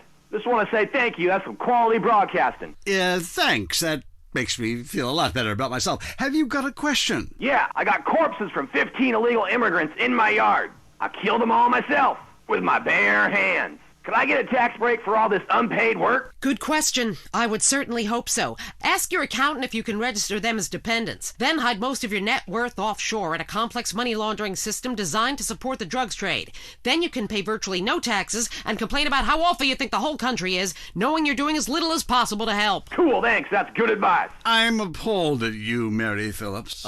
Why? Because that man has a garden full of corpses and you're talking about money laundering. Yes, it's a great opportunity for some profit-centric thinking. You missed a wonderful opportunity to talk about recycling and organ donation. Oh, God, give me strength. I married a fool. I married a fool. You know, when we first met, Peyton, I thought you were so glamorous with your long hair and big ideas. You were studying for a PhD in cultural ceramic history or cross-cultural underwear or something, and I was very young, very foolish. Now I see you for what you are. And what's that exactly? An intellectual cesspit, a middle-class disaster, a guilt trip wrapped in neuroses and completely unable to function in this society. No wonder I've begun to sleep around. And on that note, we have to go visit our marriage therapist. It was a conniving bitch and won't write me any more prescriptions for painkillers. Remember, when the left wing and the right wing come together, the country can really get going. Straight off a cliff. We'll see you next time. Boy, I can't imagine what those guys are like in the bedroom, but I'm sure it's a bit like the Bay of Pigs. That was I Say, You Say. At home, at work, or in rehab, listen to WCTR. Next up, we've got the news. This time, some of it's true. Who are we kidding? I'm Leanne Forget, WCTR News. Here's everything that matters in simple terms so you can understand. A dire warning from America's gun manufacturers. Arm yourself or die! And the Louisiana Purchase, beads for women, plus wallpaper. Something big is happening in home furnishings. Don't be left behind. Our top story. Alan Crawford, manager of the rapper Mad Dog, murdered. Mad Dog recently launched a clothing label and compared himself favorably to Jesus and Gandhi while sniffing a lot. The brutal murder remains unsolved. Police suspect foul play. Richard Burns is at the scene. No. Actually, Leanne, that story wasn't very interesting. So, I rode with San Fierro Police Detective Turk Martin, who was assigned to curtail illegal street racing activities in the countryside surrounding Los Santos and San Fierro. You know what's really cool? You get to chase these slime balls really fast. And if you hit someone a wreck, it's never your fault. Oh, this is so cool. You get to eat while you work? Let me see that. Hey, stop now, bitches, or we'll shoot out your tires. Put that down! Ah, dude, don't be a dick. Let me shoot out his tires. I'm doing like 110 miles an hour right now. Okay. In foreign news, a heavily discredited former dictator in Latin America is claiming a U.S. government agency sold him weapons in exchange for drugs that are now being sold on the streets of our cities. Government officials strongly deny the claim. Why would we do something so crazy? We don't need drugs. We have good hookups already. Besides which, do you know how much cocaine is needed to buy a helicopter? It's more than I can snort. Leanne Forget, WCTR News. Stay worried out there. Come live the mystery. My heart was strangers our water sports park. I'll show your kids a great time. It's something they'll never forget and talk about for years to come, especially at therapy sessions. It's the place for magic and adventure. Leaving me free to shop and get lipo. Who's ready for the incredible Dribbles voyage? Jerry, can we come too? This is a journey you must undertake alone. It can be dark and scary. You'll shriek with delight. What's that hole in the wall for? You wait and see. You'll be amazed. Fuck, this suit's on. Glory Hole Theme Park. Open every day till 3 a.m. Today, we marched on from Fort Strother after sunrise to a creek village where our troops fought the savages and shot them like dogs. Honey, it's time for bed. Hang on a second. I'm killing a squaw. Take that, you pagan bitch. No. Him and his commemorative miniatures. My husband was getting so bored working and he didn't have an interest to spend money on. But he's always loved history. Then I heard about grown men who like to play with toy soldiers. War is so interesting. With commemorative miniatures, I began by faithfully rebuilding the charge of the Light Brigade. And after that, the Trail of Tears. I've built accurate recreations of 15 significant battles, as well as training camps, prisoner of war camps, and forced labor death camps. Now I spend all my time painting toy soldiers and attending conventions. Commemorative miniatures. They're instantly collectible and a great value. For just 37 monthly payments of $19.99, you get a starter pack allowing you to recreate the battle of your choice. Show your inability to deal with present-day problems by recreating scenes of mass slaughter from the past. Reenacting battles is great for your marriage, too. One night, my husband's General Custer. The next, Napoleon. On Saturdays, I'm a Cambodian villager, and he's a GI that has his way with me. Then I kill her. Commemorative miniatures. They're not toys. They're very valuable, collectible 2-inch pewter model armies. This is a hobby you can't afford to miss out on. If you're into exploring exotic places and forbidden fruit, stay tuned. It's The Wild Traveler. Next. Support for The Wild Traveler is brought to you by the Ultimate Disc in the Dark Association of America, who encourages you to get out and play hard. Hello, I'm James Bedeston, World Traveler, and this is The Wild Traveler. We're discussing the world and all of its many pleasures. Let me put it like this. Why have a hot dog from an uncaring vendor by the bathroom when you can attend a beer-guzzling marathon in Germany with enormous men and taste a wonderful German's Wurst? The world is full of incredible things, and you can discover them for yourself. Come along, I'll take you there.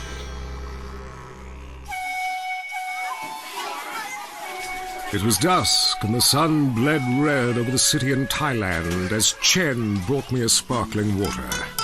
A delicate, handsome, lovely young boy. A world of possibilities.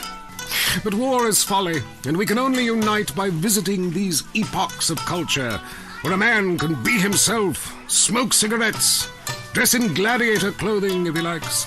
We mustn't force our way and culture upon other people's.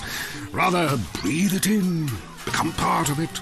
Maybe Hemingway was right about love. Maybe Freud was. We're all fighting inside to let a wild creature mate in the rain. I travel, therefore I am. This is a show that embraces culture from around the world. Let's take our first caller. Hello? Yeah, I totally agree with you about Australia. And you're right, the moon is shit. Also, I was thinking of visiting Colombia. Do you have any recommendations? Oh, yes, fantastic forms of recreation to be had in Colombia. It's a blizzard of excitement. And cheap. The rails are great. And long. Bolivia's not bad either. Or Peru. You'll be surprised to find out how the party never stops. How's the food? Well, a lighter is the most you need to cook up food. But there's scarcely time to eat, my boy. You'll meet fascinating people, feel so comfortable you'll rip your clothes off and howl for days. Next caller. Yeah, hi. My name's Geraldine, calling from Casa City. This is such a great country. Why would you go anywhere else? It's unpatriotic to travel. I mean, I got war, famine, depression, and pollution right here on my doorstep. And parents, don't let kids Euro-rail after college. They'll come back with ludicrous misconceptions about healthcare, charity, and civilization. Europe is not the real world. This is. Well, I love to slum about in a dirty youth hostel with communal showers as much as the next man. Sometimes more. But I have to agree, Europe is overrated. Eastern Europe was good for a few years after the wall came down, but even there the police are too strict. You just can't let your hair down. There are far more unexplored pleasures to be had in the Far East. Next caller, you're on The Wild Traveler. Hey, I've been listening to you go on and on about traveling. Do you know how expensive it is to fly to Asia? Russia saw the light. They're all coming here to set up crime families and run numbers.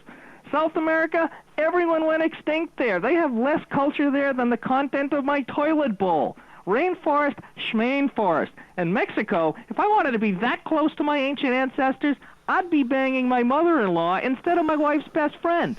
Look, we can fight like beasts or agree to disagree.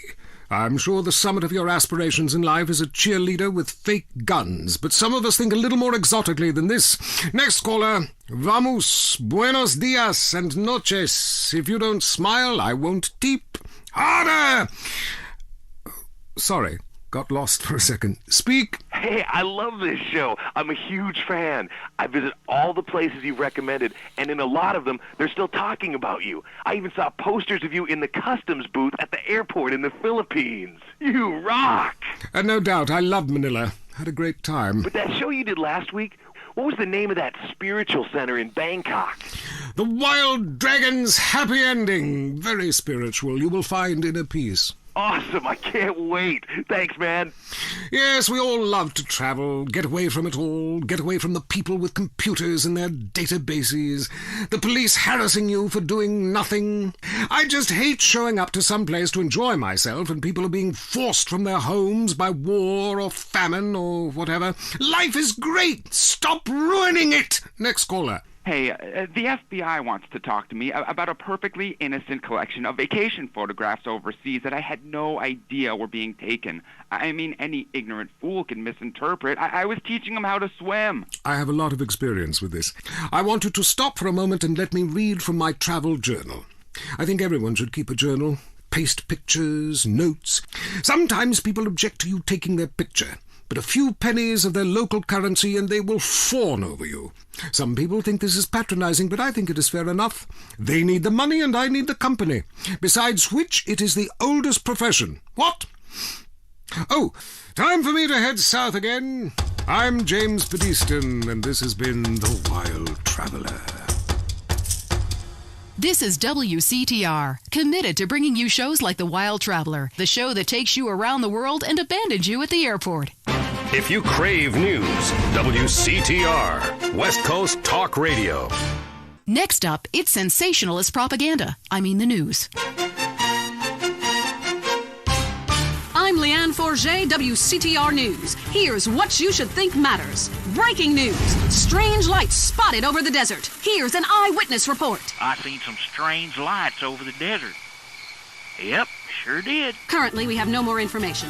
In other news, residents are upset at taxes funding the Los Santos Museum of Natural History. This fascination with the past is ridiculous. I mean, I've been to Pangea. It was disgusting. Our ancestors were idiots. My grandmother can barely talk, she's so stupid. Also, organ theft. How to know if you're going to wake up in a bathtub of ice.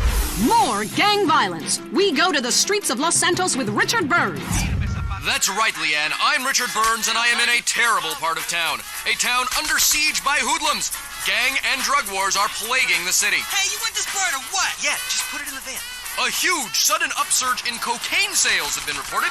The street wars between gangs of Ballas and Grove Street hoodlums came to a head recently when several senior Grove Street gang members were killed, while others were incarcerated. The police described that as, and I'm quoting, excellent news. Back to you, Leanne. Hey, has this been cut? Hell no, it's good shit. Bridges linking Red County and Flint County finally reopened recently after long delays following the earthquake. The governor congratulated himself extensively. In entertainment news, first it was the Budgies, then it was Love Fist. Now the British invasion starts up again, this time from the Scottish village of Madchester. New band The Gurning Chimps are tipped for stardom. We caught up with the lead singer Macker when he landed in Los Santos Airport. The Gurning Chimps are coming to America, man. We're gonna take over. Mark my words and wipe my fucking ass. Lock up your doors and get the drugs in. Manchester's in the area. Leanne Forget, WCTR News. Keep it locked on. It's getting worse out there. The news and all the other things that really matter to you. Like sensationalist bullshit. Coming up next, it's time for the man who can grow anything big and strong. It's Gardening with Maurice, broadcasting live from his garden. Howdy doodles, this is Gardening with Maurice, and I am Maurice. Ever since man was kicked out of the garden, he's been striving to get back in. I believe all of life's answers can be found in something as simple as a flower. Its stamen, its pistil, its pollen, just like me and you. We're going to the phones. Hello, you're on Gardening with Maurice. I am Maurice. Go ahead, caller. Yes, thanks for having me on. I'm a big fan. I have a question. My melons aren't big enough.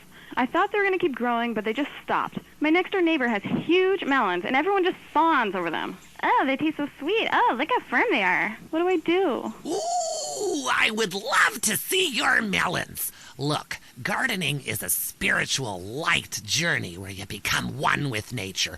However, sometimes nature needs some chemicals to, kind of kick things into action. There's a fantastic fertilizer I use called pituitarizine.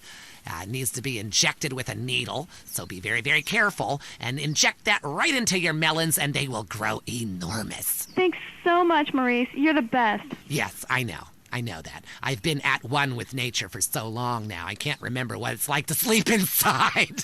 Next caller. God, I was on hold forever. I've heard that facials are great, really make you look younger. Oh, yes. Listen, honey, I should know. When you look like a train wreck, you need a little makeup or some such. You sound like a lonely spinster with 2 pussies. Cats. It's the menopause, Maurice. I'm having hot flashes, okay? Taking a pause from men, huh? I should try that. For your face, try Nature's Cosmetic Camouflage. Cleopatra took milk baths with cereal each morning. Try tomatoes, too. The acid is great. It makes your face just peel right off. Hey, thanks, Maurice. That's me, fertilizing minds. Enough of you voyeurs out there and your vicarious gardening. I want you to join in on the fun. When you stick your hands in the mystery of nature and you pull out a worm or a tuber. God, I love tubers. So plump and juicy. Hello, Mike from Prickle Pine in Los Venturas. Hey, Maurice, first-time caller. My name's Mike. I work on my lawn and garden all weekend long because I got this raging Oedipus complex, and I like drinking beer and riding around on the lawnmower, too, because, the vibrations are kind of cool. But what's really killing me is I can't seem to get these weeds out of the driveway. I tried napalm. I tried gasoline, of course. Okay, stop. Listen, I want you to listen to me. Are you listening to me, Mark? It's Mike. Okay, good. That was a test. Okay, I know what your name is. I know it's Mark. Now, listen up. Listen closely. I want you to pave over your entire yard, okay? I want you to just pave it over with cement or asphalt or whatever. Listen, I have the Maurice Mansion completely covered in AstroTurf, inside and outside, which, by the by, is particularly handy when some big football players come over and we have a little midnight match of Ultimate Disc in the yard. Now, when your lawn is beautiful and green all year long, you can focus on the important matters, if you get my drift. You see, Gardening with Maurice is sponsored by the Happy Farmer.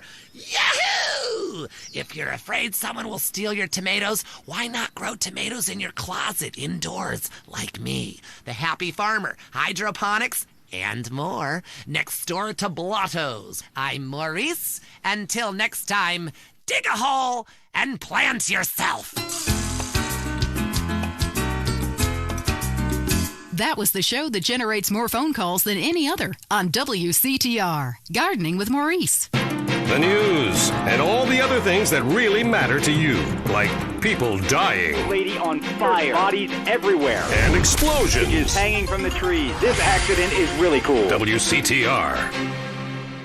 Need to meet someone very special? Lonely Hearts is next. Welcome to Lonely Hearts, the place where we make dreams come true, where we bring people together and we remind you about what really matters in matters of the heart.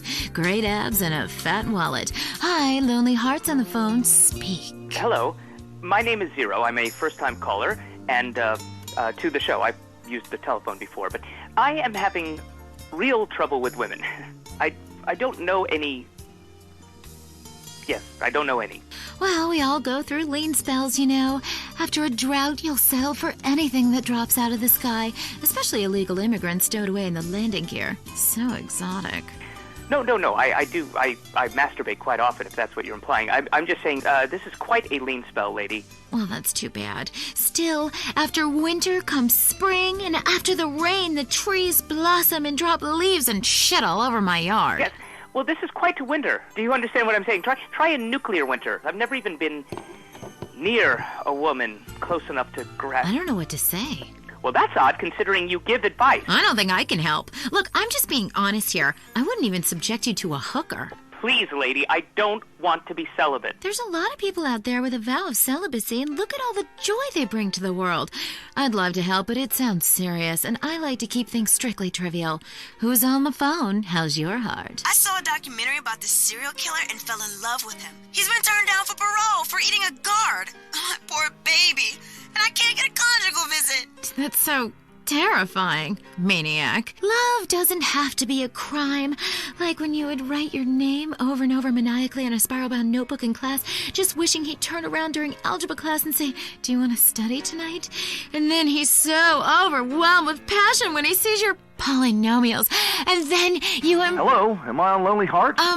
Yes, you are. Oh, I couldn't tell. I was on hold forever, and I heard some pathetic woman weeping about her high school algebra fantasy. Don't you remember how unexperienced you were in high school? It was over in 3 seconds. I could never hold my own. Oh, yeah? Maybe for you. Do you have a question? I just can't meet the right person. I want to meet someone special. Bob, get off the phone. Who's that, your sister? No, that's just my wife. Look, I need to meet someone really special, ideally once a week, in a motel, wearing leather, speaking German.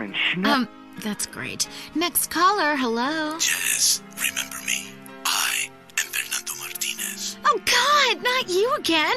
Look, it was a mistake. We all get drunk at funerals. Okay, the heart can only take so much until it explodes or gets clogged with tar from post-passion redwoods. Talk to you soon. Remember, if you're going to smoke in bed, love is like an ashtray. Butts one after another, you feel like shit afterwards, and you wake up with someone else's lighter. We'll see you next time on Lonely Hearts. No wonder these people are alone. That was Lonely Hearts. Opinions are free, which is why we're here. It's news and talk that our sponsors agree on. WCTR. Let's go find out what's really happening in the world. News. I'm Leanne Forget, WCTR News. We distort, you can't retort. Breaking news. Is skateboarding turning your son gay? Also, San Fierro has been hit by 1/10 scale chaos recently following a series of mini terrorist attacks. Tiny techno-terrorists are suspected. More on that story as it comes in. A district attorney is facing a long jail sentence after he was arrested outside the Vankoff Hotel trying to escape with well over a ton of marijuana. Police are currently investigating claims it was for personal use. Staying with pot, police are celebrating the destruction of a major haul of marijuana in Flint County recently. Unfortunately, the huge fire caused problems for local wildlife, much of which was found eating chocolate, listening to the same band over and over, and buying fractal artwork. Richard Burns is on the scene. Oh, man, I am wicked baked. Hey, man, in the movie, you got shot, but you look great, baby. Hey, who's the guy with the antler? Oh, shit! No, dude, I was just checking to see if she was in heat. No, it's cool, dude. She's your dough. Dude, be cool. All right. Inhabitants of Bone County reported further inexplicable lights over the desert. Yeah, sure did. Government officials blame the water supply. And more positive news came from street good guy Big Smoke, who today unveiled his new orphanage in a ceremony in Los Santos. Yes, thank you. I'd just like to say this is a great day for the impoverished and I said, Mom, I want to be a savior. It's a great opportunity. The Big Smoke Orphanage teaches kids important skills. I was an orphan. I struggled. I saw friends make mistakes and get pulled from the path of righteousness. But now, thanks to the generosity of a great man like me, kids is going to be saved. Big Smoke, baby. Remember the name. In crime news, Asian gang trouble in San Fierro is on the rise, with problems developing between Chinese triad gangs and Vietnamese gangs. A government official released this statement. Hey, if they want to kill each other, let them. this go down? I'm Leanne Forget, WCTR News. Stay indoors. You're good, but let's be honest, you're not perfect. And that's not American. We strive to be number one in everything. Sports, politics, economics, homelessness, degeneracy. Los Santos is the home of beauty and glamour for the whole world. Live up to society's expectations. Play your part. Your body is a work of art. Don't leave it half-finished. It's time for your creative plastic surgery. We'll make your face as tight as a drum. We'll suck fat out of your body with an industrial pump. Increase your confidence with fake breasts to ensure people know what you're all about. For the more adventurous, why not try an extra nose or 3 breasts? You know how much men like breasts. Can you imagine how wild they'll go for udders? My wife was complaining that she did all the work. Carried the baby for 9 months, had painful labor. It's not fair to her my nipples are useless. That's why I had creative plastic surgery. I got a set of udders installed. Now my son can suck my udders while I'm watching the game. The fellas at the bar love them too. Men never stared lasciviously at my ass. Then I had a tail attached. Now people can't stop looking. Beauty is not skin deep, it's less than that. Creative plastic surgery. Achieve your own utopia. This is WCTR, committed to bringing you shows like The Wild Traveler, even if we received a cease and desist. Talk is cheap, especially on this station. Featuring more rich, angry people complaining. WCTR. Cock-a-doodle-doo, it's time for chicken. Cock-a-doodle-doo, it's time for a feast. Eat a 90-piece bucket, you can tell. He's been to Clucking Bell. The chicken is a bird with a tiny brain. So we assume he doesn't feel any pain. We shrink their heads and we breed them fast. 6 wings, 40 breasts, and then they're gassed. Cock-a-doodle-doo, we're psychotic crazies. Cock-a-doodle-doo, factory farming's insane. We denied it all before our stock price fell. Come down to Clucking Bell. Clucking Bell. If you enjoy it, the chicken didn't die in vain. The most boring show with a brand new host. Entertaining America with Laszlo. Welcome to Entertaining America. This is Laszlo. I gotta say it, pardon me, but don't call it a comeback. I've been here for years, just unemployed. But I am back, running the media. God, I love this West Coast vibe. Everybody here's so laid back and lazy. I'm here with a man who gets paid to talk for a living. It's incredible. What a concept. He's called a rapper. Oglock, how are you? Oglock? It's OG Loke. OG Loke. You hear me, player? Yes, of course. I hear you. You're only a few feet away, man. Listen, I'm a big fan. I love rap, I think. I mean, singing songs about yourself. That's awesome. How you living? Straight. Really? Are you really straight? What? You gonna question me? Dude, it's cool. If somebody passes it to me, I don't ask questions. It's probably not laced anyway. So, who out there wants to talk to OG Loke? Caller, you're on Entertaining America. I love the way you rap about the Louisiana Purchase. Straight. You know the French told us Louisiana so we would have a place to show our tits. My point exactly. Yeah, we need more naked liberty. Exactly. Look, I'm no rapper, even though I dress like one, but I think I could really get into, getting hammered, singing about setting things on fire, shooting up funerals, striking poses, smoking a lid. Exactly. You see, the Constitution was written on reefer by dudes with wooden teeth. You see, my clothing company, Low Down, home of the G, says this.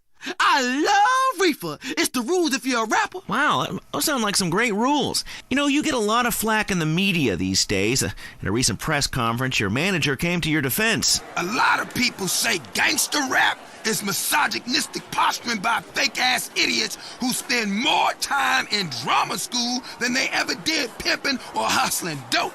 Well, I assure you, OG Loke is the real thing. He's hated women all his life. He's sold drugs to school children. He's murdered innocent people just for kicks.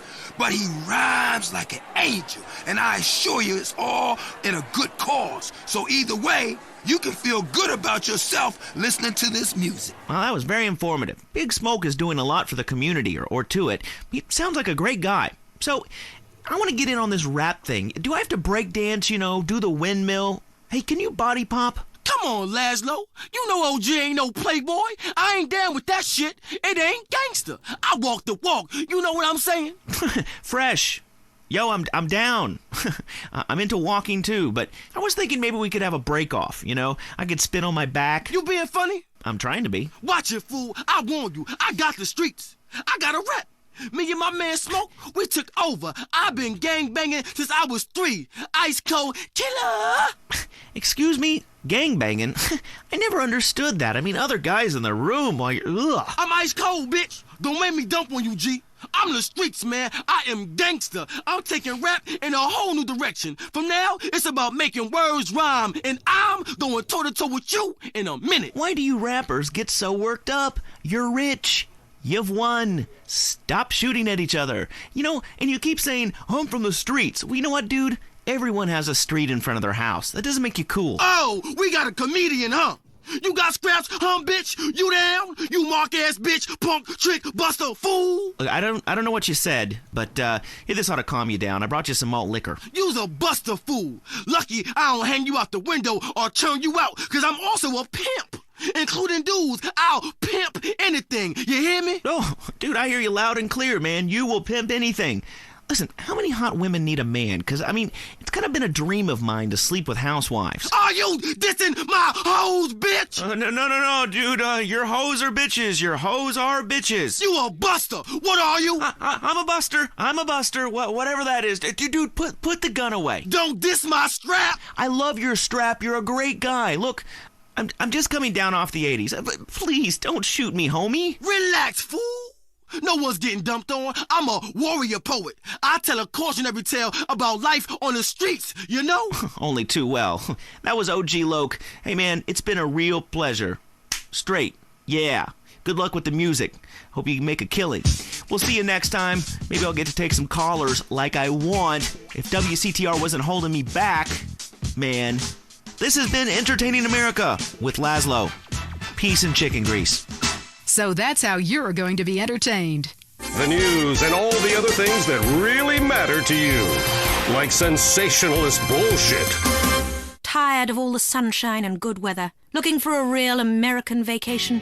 Visit the shining jewel in the Rust Belt crown, Casa City.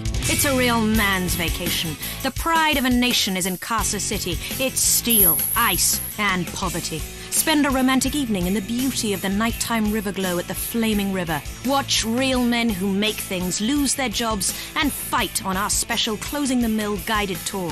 Come see what we're really made of. This is real America. Drunk, proud, unemployed, and angry. Hear the eagle roar in Casa City. This is what the Heartland is all about. Is the world ending? We hope so. We need the ratings. The news is next. Leanne Forget, WCTR News. News with the bottom line in mind. Top news stories. Was Moses really from Ohio? Chairs, the silent killer in your home. Now, WCTR Traffic and Transit. After months, all bridges have been reopened. Bone County, Tierra Robada, and Las Venturas County are now linked up with the rest of the state. Locals celebrated by mass outbreaks of xenophobia and inbreeding. Also, police are celebrating the removal of a major crack cocaine ring by undercover police that has virtually stopped the flow of drugs into Los Santos. Richard spoke to a man on the scene. That's right, Leanne. It's another victory for Prohibition. Police are really celebrating after this one. One officer told me his amazing true life story of how he infiltrated a drug ring and how cool it was to get paid to get high. Yeah, I was undercover smoking crack every day. You know, just to be one of them. I even took my wife undercover and made her a crack whore. Say hello to the newsman, bitch. Hey, don't I know you? The rusty trombone, right? I doubt it, Tramp. You're crazy. Back to you, Leanne. Police are struggling to solve the mystery of a container ship found deserted and full of bodies. The FBI is investigating. And government officials denied the existence of an area of Bone County that isn't on the map. Someone who was unprepared to be named said the so-called place that isn't called anything doesn't exist. And if it did, we'd name it something. And where is Mad Dog, wonder record execs? The rapper has battled alcoholism and egomania for many years and recently missed a concert in Las Venturas. Staying in Venturas. It used to be a patch of desert, then it was a mob town. Now it's the corporate headquarters of America. Richard explains from the streets. That's right, Leanne. It used to be a patch of desert. Then it was a mob town. Now it is the corporate headquarters of America. Back to you in the studio. In foreign news, we have war, famine, pestilence, and a lot of envy aimed at our way of life. Stay at home. It's better that way. I'm Leanne Forget, WCTR News. Stay alert. They're after us. This is well-known philanthropist Big Smoke, and you're listening to WCTR.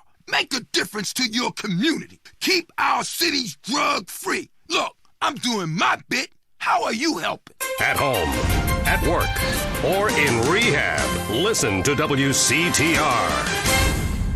Have you heard the #1 gardening show in San Andreas? If not, here's what you're missing. Pesticides, exploring damp gopher holes, my new walk-in closet. What's on your mind about gardening? Tubers and root vegetables. Oh, God, not you again. Is it okay to cut the eyes out of a potato and eat it? Well, why don't I come over and cut your eyes out and eat you? What a silly question. If you purchase the Gardening with Maurice calendar, it's in the August section, next to the picture of the firefights and the cute Pomeranian puppy. Yeah, I bought that calendar, but on every page, you're naked and in a different garden, and the guys at work make fun of me. Well, listen, if you're ashamed of your human body, then keep your clothes on. I am blossoming in those pictures, and I wanted to capture it on film. But I happen to be proud of my human body as much as I am proud of my flowers. When they are blossoming, I like to take pictures of them. When I'm blossoming, I like to take pictures of it. Next caller. Hi, I live here in Bone County, and I can't get nothing to grow. Have you had any children? I sure do. I got 7 kids, and some of them's got the same daddy. Well, look, you've grown something. Little miniature idiots that look like you. Move out of the desert, you moron. I guess you're right. Well, thanks, Maurice. I am right. And I'm Maurice on Gardening with Maurice. Gardening with Maurice, only on WCTR. Area 53 is next. Don't say we didn't warn you. Did the government recruit school children to beat you up in school? Are goldfish really communist spies? I'm Marvin Trill. This is Area 53. I'm broadcasting live from my mobile home in the desert. I am telling you, it's hot like alien balls in here. Going to the conspiracy lines. Hi, my name's Adam First. I've been doing some much-needed surveillance in the desert while hang gliding. I've noticed a peculiar trailer compound where a man is running around in a spacesuit conducting weird rituals with domestibots. What? Well, he probably wants you to leave him alone. Get a real hobby, like pretending to be someone on TV. Next caller. Hey, it's me again. You? Now, come on, man. Tell the people about the desert. How come there's something missing, huh? A map with things missing ain't a real map, and that's what they feed us. Well, that and female hormones and a water supply. Yeah, I hear you on that one. Well, I'll call back when I got proof. You better not be tracing this call. I don't trace calls. Everything in life should be anonymous. I tell my various partners that all the time. Rick from Blueberry Acres, what do you think? Kiflam. I couldn't have said it better myself. Krant. Truth is wisdom, brother. And, brother, wisdom works. That's why we made it up. You and I have a lot in common. Vivian is calling in from Carcer City and wants to talk about crop circles. Oh, wow. I never thought I'd actually make it on the show. Is that because you have a girl's name? Well, here's a conspiracy. Your mom hates you. Holy shit. How'd you know that? Next caller. My name is Neil. I go to a lot of demonstrations to pick up religious pamphlets. None of them say anything about the aliens. Try reading between the lines. And if that doesn't work, do some. Then you'll understand all about the aliens and just where you were planted. Mike on line 10. Man, I think my dentist is attracted to me. She knocks me unconscious and has her way with me. Well, it's unlikely, but it could be true. My teeth feel great, but I feel icky, all dirty and used like a sex object. I'll tell you what makes me feel icky. The fact I haven't washed in 2 months. Whatever you do, trust nobody. Next caller. I am a domestibot. My name is 63236. 9439. Oh, that's not a very original name. I didn't know robots listen to this show. We know what you are doing to my domesticbot brothers and sisters. Enough of that, little guy. Sounds like he's been programmed for evil. All right, let's get to the real meat and potatoes. Newsmen lying to our face about weather balloons. Historians ignoring my proof that WW2 didn't happen. The FDA infiltrated by the very device they're supposed to regulate, the plug. Mind control devices. But we'll have to leave that for now. You are leaving Area 53. You've been abducted. Until next time, stay alert. They're after you. You're leaving Area 53. Check your rectum. The news and all the other things that really matter to you, like people dying. Lady on fire. Bodies everywhere. And explosions. Is hanging from the trees. This accident is really cool. WCTR. Hello? Hey, it's me, Jonathan. I don't know a Jonathan. Yeah, that's the name they gave me at the orphanage after you put me up for adoption. How could you give me away? Bring the family together again. San Andreas Telephone for those difficult conversations. If you're into exploring exotic places and forbidden fruit, stay tuned. It's The Wild Traveler. Next. Hello, I'm James Pediston, world traveler, and this is The Wild Traveler. From Peru to San Andreas in 8 days by balloon. Often while lounging around garden parties, we forget the brave workers worldwide who toil day and night for the products we consume. Some are even so dedicated to our happiness they carry products in balloons shoved inside themselves to be a balloon, floating, mesmerizing. We go to the phones. Yes, we do.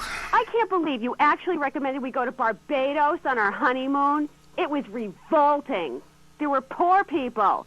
I live in Vinewood to be away from poor people. Barbados is lovely. Look, I want to be very clear. I'm not racist. Just careful. Okay. I like all-inclusive resorts where you can drink as much as you want, be around other people from San Andreas, and the only interaction you have with the locals is if you need a cocktail or some spice in the bedroom with your husband. Well, that sounds lovely. With people like you, it's no wonder we don't bother curing cancer. Next caller, you're on The Wild Traveler. Yeah, it's funny. You go on and on about other countries, but you live here. America rules, you commie. Eat me. Well, we've been trying. Tom, you're on the line. I'm so sick of England. Oh, let's go to the pub. They're all alcoholics. At least we drink a 24-pack in private instead of hanging out in some social setting making a fool of ourselves. People say it's so civilized in Europe. They got thousands of years of history. Well, I saw a movie about Europe once, and I was disgusted. I mean, people still defecate in their living rooms and cover it up with dirt like a cat. You can't find a decent toilet anywhere, or a good chicken wing. And the strippers? Overcharge. Good Lord, you're Philistine. You should stay out of England. I hear there is a casino in Ventura's that is just like the rest of the world, only with better toilets and full of morons like you. Do you want culture or do you want safety? It's your choice. Personally, I want irrigation of the colonic variety. But that's a whole different story, and it is early. Let's go to the phones. Who's on the phones? No one. Come on, call up. Anyone? It wouldn't be like this in Peru, I can tell you. There I once made a phone call with 30 boys sitting on my lap. Not because I paid them. They wanted to be there. Or in Mali, where nobody knows what a phone is, and a lot of people have never even heard of plastic surgery, or the Glory Hole theme park. There, the Glory Holes aren't theme parks, I can tell you. It's violent and bloody and authentic. What are you scared of? You wimps! Give me a call! Someone! Please! Hello, you're on Wild Traveler. Where are you? I'm on a cliff. How romantic. I want to jump. I know what you mean. Jump into the unknown. How can it be a sin if it feels good? Anyway, what's your question? Why am I here? I don't know. Why are you there? Where are you? Kenya? No, I'm in Verdant Bluffs. Loathsome place. I'd jump if I were you. I want to go to hell. Me too. Buy a refrigerator magnet when you get there. On with the show. Any callers? No? Okay, maybe I should hit the travelogue again. This is from my diary in Sri Lanka. For a few rupees a day, I have employed the services of a young man who has been my guide in pleasure as well as travel. There is something very exotic about him. Avrinda. He could be a boy, but like many locals, in certain lights he looks just like a little girl. He is a real minx who knows exactly what he is doing to me. Oh, wrong page. Here we are. Avrinda took me deep into jungle, and there we took part in an ancient rite of passage for adolescents on the cusp of adulthood. We hunted each other in game very similar to the ancient games of Kiss Chase I used to play. No! Wrong page. Avrinda has left me. I'm broken. I thought I meant something, but it seems he would rather become a fisherman than follow me in an exotic life of degeneracy and narcotics as my houseboy. I hate myself. Why does this keep happening to me? Hell! Wrong bit again! Where's the page about watching the elephants mate, and it being really disturbing and making me slightly jealous for both parties? Hey! Has someone been stealing pages out of my journal? My producer is jealous. He keeps stealing my stuff and lending it to people. Just last week I heard him saying government agents wanted to look at it. What a load of trash. We have a call, finally. I just want to tell people about a great holiday. You mean vacation? We call it vacation. What is it? Searching for a yeti in the Himalayas? Learning to play an alpine horn? Hunting for pythons in Africa? No, Canada. But what about a young man to peel grapes? What about fine local herbs? Hey, it's cheap and it's plentiful. Apart from the rent boys. What about the food poisoning? What about the starving beggars? What about the political instability and the chance to eat insects? I don't want foreign. Have you seen the news lately? Philistine. Well, if you want exotic, go to Hawaii. They still trade in beads there and ride planks rather than motorboats. Time for me to head south again. On the next show, we'll be discussing Amsterdam, Paradise Regained, Morocco, squidgy smoke. Until next time, travel safe. Ciao, Bella. I'm James Pedeston, and this has been The Wild Traveler. This is WCTR, committed to bringing you shows like The Wild Traveler, even if we received a cease and desist. Let's head over to the newsroom. Leanne Forget, WCTR News, reporting what the morning memo tells us to. Pornography in preschool, the sickening shortage, and shiny compact discs turning your children into killers. Plus, the Epsilon Tract, a psychotic underground power-hungry cult running the government and Vinewood, or an idea whose time has come. The WCTR team spoke to one member. Whenever I'm in trouble, I talk to my invisible friends. When I was a kid, my mother told me to be good, or invisible people would kill me. I'm passing that terrifying living along to my children, like a virus. Also, police are investigating the murder of Liberty City crime family the Sindacos, whose bodies were found in a meat factory in Las Venturas. Could this be the start of a mafia war, or was it a sick game gone hideously wrong? Either way, America's beef producers say it will all blow over. Los Santos police officers Frank Tenpenny and Eddie Pulaski are being sought by government officials in order to stand trial for the murder of Officer Ralph Pendlebury. The pair, whom prosecutors claim have masterminded a huge criminal organization, have disappeared. LSPD spokespeople said they were undercover. Las Venturas was recently celebrating the opening of the Four Dragons Casino, a huge new pleasure palace with a Chinese feel, setting a new level of optimistic debauchery for the country. Richard reports from Venturas, where the Four Dragons hosted the Child Actor Convention. What do you have to fuck to get a free drink in this place? How do you stay 14 when the dealer's showing 12, you moron? Yeah, hit me. Richard! Leanne, as you know, actors are a shallow and insecure lot, often uncomfortable with their sexuality. But what's worse are child actors, especially when they get together. Jimmy, from the canceled sitcom Just the Five of Us, was dragged out by police earlier today. This is bullshit! Hey, don't arrest my bitches! I am a star! It's just flour, I swear! Jimmy, I'm Richard Burns, WCTR News. What do you think of My Five Uncles, the show that replaced yours? What do you think, dumbass? That show sucks my ass. And why do you still look like a kid? I'm 51 years old. I just look like a kid. I'm gonna cock punch you. Ugh. Hey, how do you like that, you liberal media bastard? Richard Burns, WCTR News. Back to you, Leanne. I'm Leanne Forget, WCTR News. I wouldn't sleep if I were you. The Tight End Zone is next. Brought to you by Lager Beer and Redwood Cigarettes. A game just isn't a game if you're not drunk and coughing. Put one, put two. Oh, God. I just shit my pants. You're now in the tight end zone. If someone's playing with a ball or two, we're there to talk about it. I'm your host, Derek Thackeray. Today on the big show, clearing out more housing projects for golf courses. Girls in skirts. And we revisit the rivalry that never dies. Liberty City Cocks and Beavers going at it again. Love it, loathe it. Buy the jersey, eat the junk food, call it athletics. I'm Derek Thackeray. Grab your balls and run, because someone's going to pin you to the ground and give it up the you-know-where. Winner takes all, including the genital warts. Who's on the line? Why don't you boys ever talk about the real issue in sports today? The loss of tradition.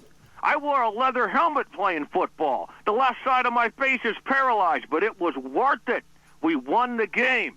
I mean, my boy goes to high school, right? And he's actually given a choice of different sports to play. And there's only one sport. I know, it's ruining this country's traditions and history. I mean, I want him to be a big sports star so I don't have to work no more, and he can afford all the drugs and hookers he wants. And he's only gone and started playing lacrosse. Ooh, look at me. I'm carrying my bag on a stick and wearing a skirt. Might as well teach my boy to hunt butterflies. Okay, I guess you're right or wrong. It all depends how you look at things. Any race fans out there? Hey, any football fans? Soccer fans? Go home! We don't want you here! Your game is terrible, and we don't win at it. Next caller. Hi, Derek. My name's Cole, and I'm a big racing fan. I tell you that where I'm from, there's nothing more exciting than getting shit-faced and going deaf in 110-degree heat and watching cars go in a circle for several hours. Yeehaw! Yeah, hey, I think that's what it's all about.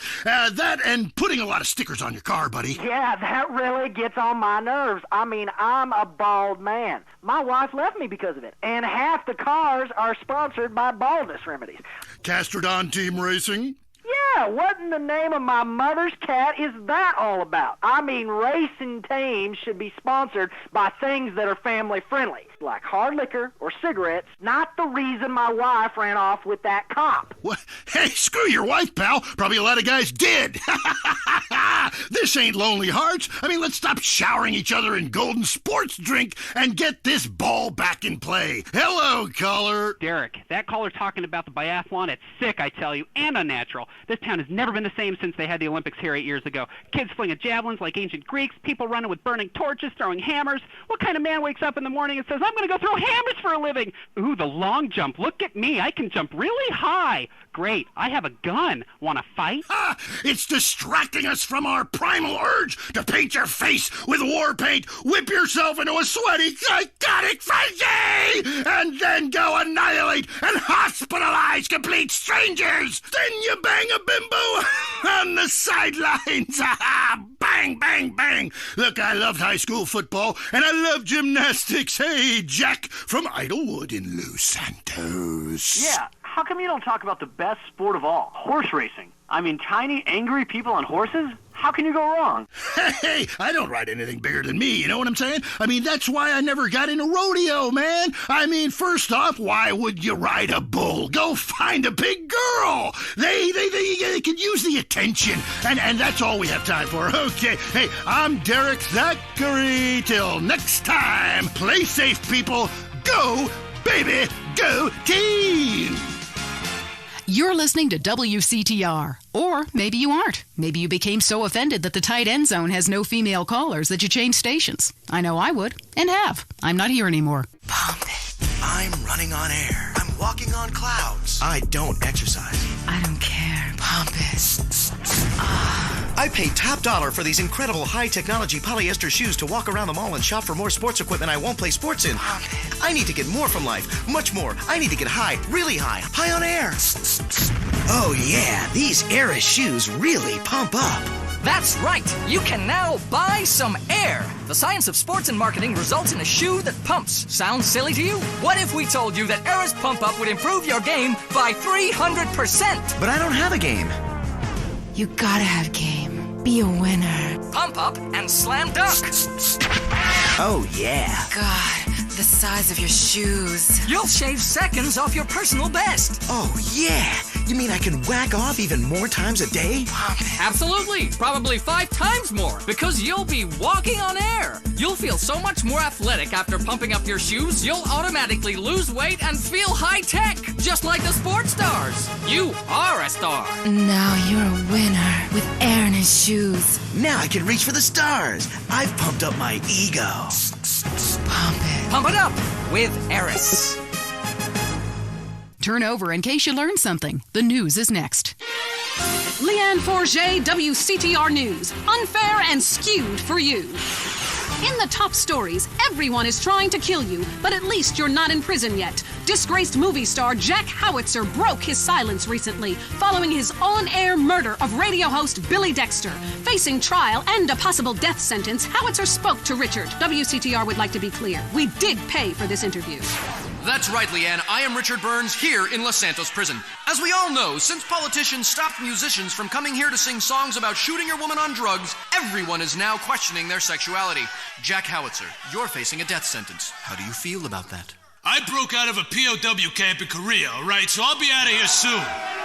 Correct me if I'm wrong, but I believe that was a movie, and it wasn't real. Oh, no, it was real. I'm a veteran of over 40 films, but I've got a different Ho Chi now. Say hello to the newsman, Ho Chi.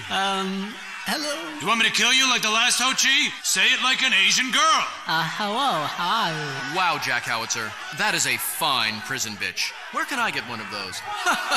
Richard Burns, WCTR News. The trial of allegedly disgraced police officers Frank Tenpenny and Eddie Pulaski began yesterday. Although Mr. Pulaski was not at court personally, prosecutors maintain both are guilty of murder, racketeering, drug running, and sexual offenses. Defense maintain officers were just doing their job.